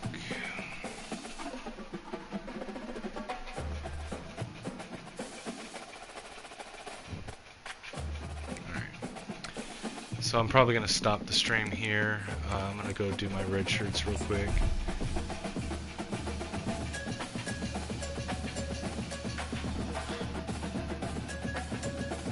Oh, that's interesting. Well, actually, that reminds me to check something, because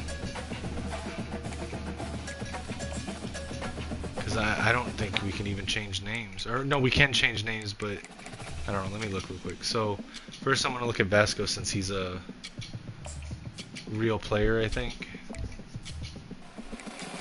And let's see, edit player. See, is he real? Let me make sure if he's real. Okay, so yeah, Ethan Vasco. So I can't change his name. I can't change position.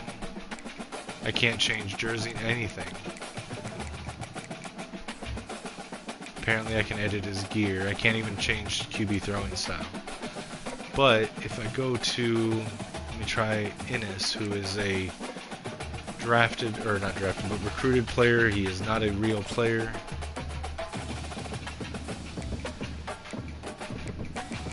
Edit player, let's see. Yes, so I can change his name, his position, right hand or left hand, and I can change physique. So yeah, I can create them in the game. So I can edit gear and styles. So okay, so that's cool. Oh shit, I didn't mean to do that. What are these different ones?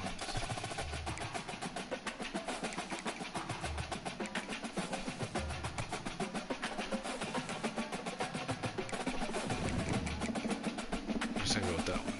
That looks good to me. Okay, so that's interesting.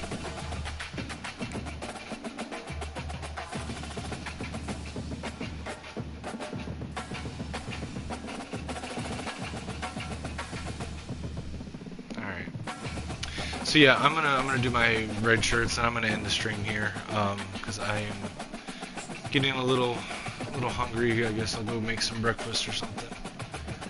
So I'm going to redshirt Ennis. I'm going to redshirt these three. Redshirt Stockton. Not gonna be able to redshirt these guys. Redshirt Ayu and Bobo, Dickens, Lamp and Matungaloo, Brock, Owen, Malvo and Stanford,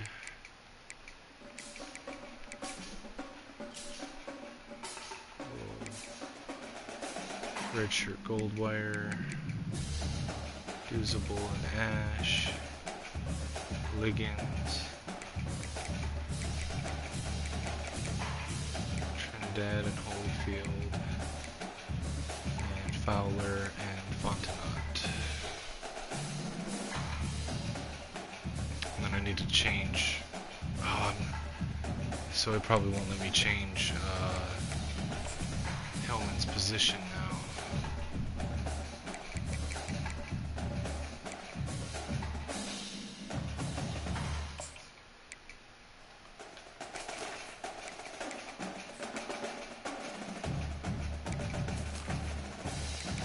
Yeah, that's a fail. Like not being able to change their position anytime, it seems like a fail. I mean, I understand not changing their names or their looks, but or you know any of their personal information, but like I was able to move him from safety to outside linebacker. I should be able to move him again, but I'll just put him on my depth chart on the other side.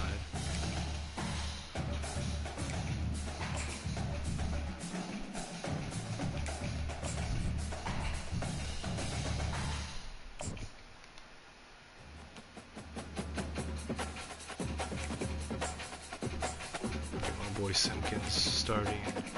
I'll put Kuykendall at third.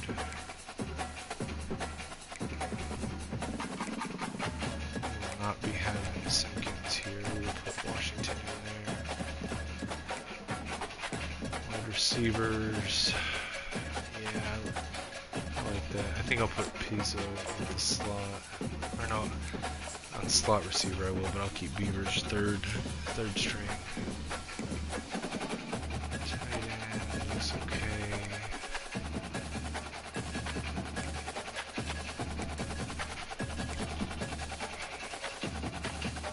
Yeah, no, I agree. I just don't. I think that one's a little overkill. Being able to switch their position should be fine. Being able to change their number should be fine.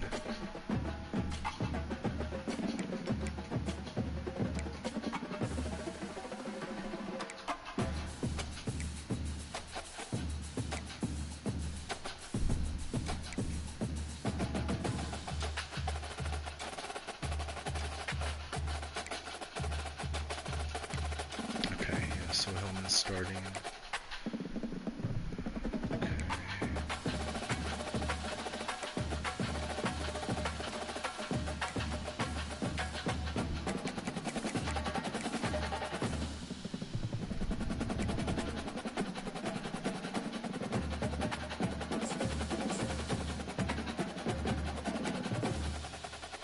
Why is Simpkins listed as my slot receiver? That's weird. Pizzo will be slot receiver 1. Beavers will be slot receiver 2. And Williams can be 3.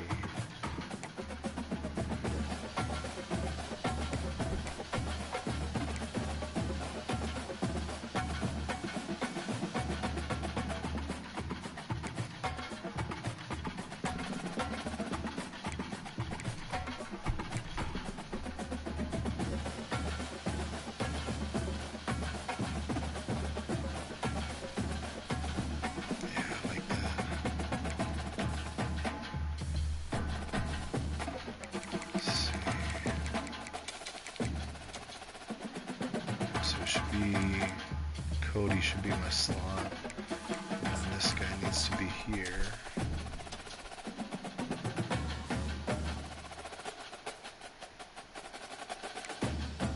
Shepard will be my slot, Cody will be slot 2.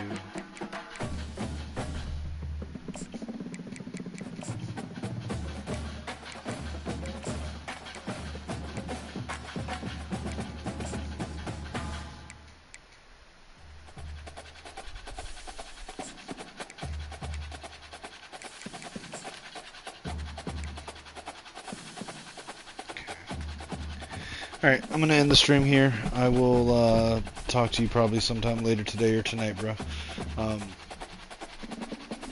But yeah, I'll oh wait, I said I would check out your team. Hold on. I can do that real quick. I told you I'd give you feedback.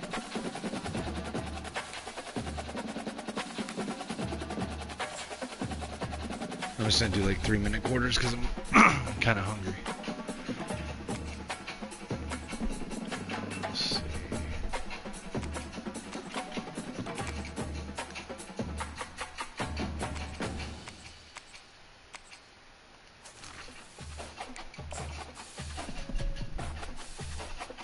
Okay, I definitely like the yellow a lot better. That yellow really pops, and I like that. I still think the blue needs to go a shade or two darker. Just personal opinion.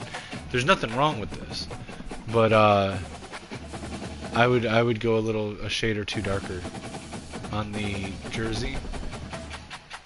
And the logo, you can't see it on the helm. Kind of see an outline there with the black one, but you can't see it on the helm. You can see the outline with the Color Rush Gold helmet.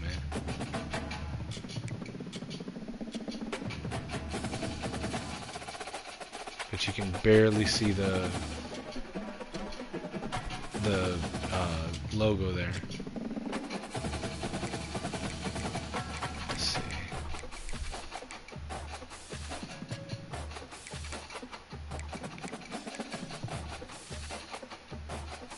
Okay, I'm digging the color rush. I like the color rush. The color rush is nice. I do like that. If you change...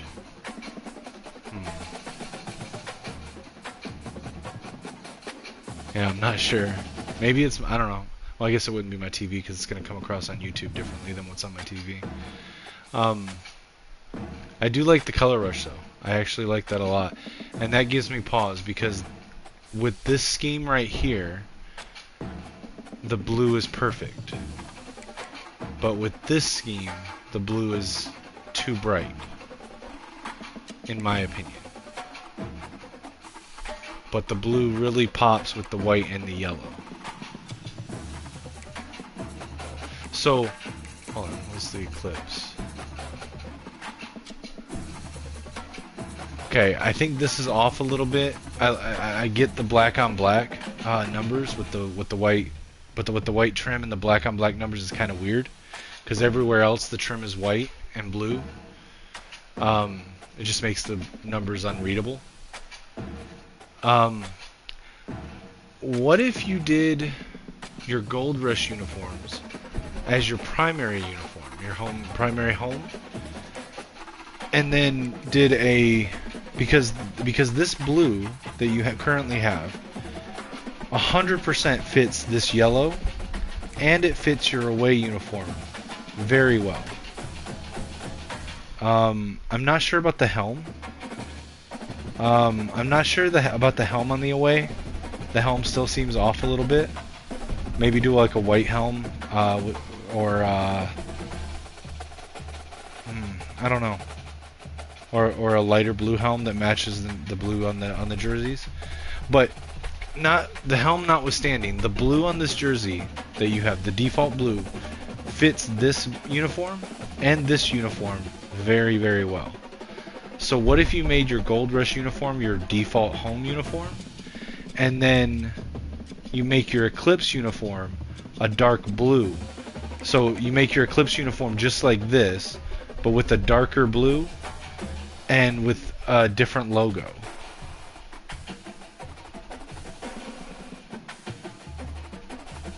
That would stand out more on this helm.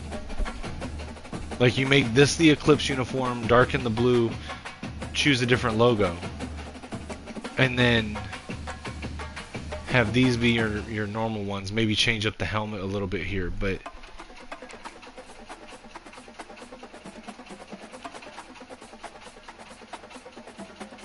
I don't know. That's just my opinion. Yeah, that's my opinion on that. I think since I was able to give you my review here on this right now, I'm getting really hungry, bro. I'll next time I'm on a stream, I'll actually go in and run a game with you on here, check out the stadium and whatnot. But I'm getting really fucking hungry, dude.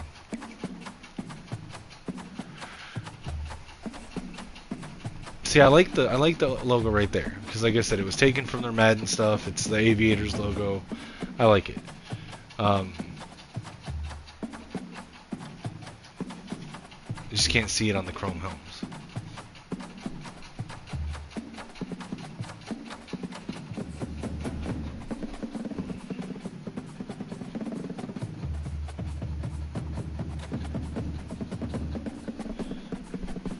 Alright, I'm looking at the thing that you sent on Discord. Yeah, see, I like the black with blue there. But the on the Eclipse one, in game, the numbers are straight black.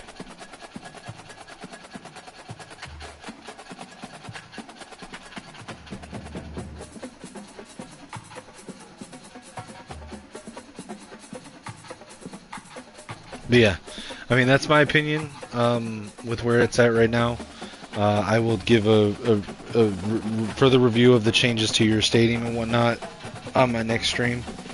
But yeah, man, and if you have anything you wanna, like, if you have questions or want want to discuss my opinions on it more, feel free. You can always DM me on Discord. I'm pretty easy to get along with guy.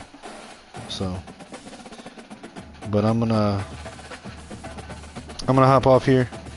I will talk to you sometime later.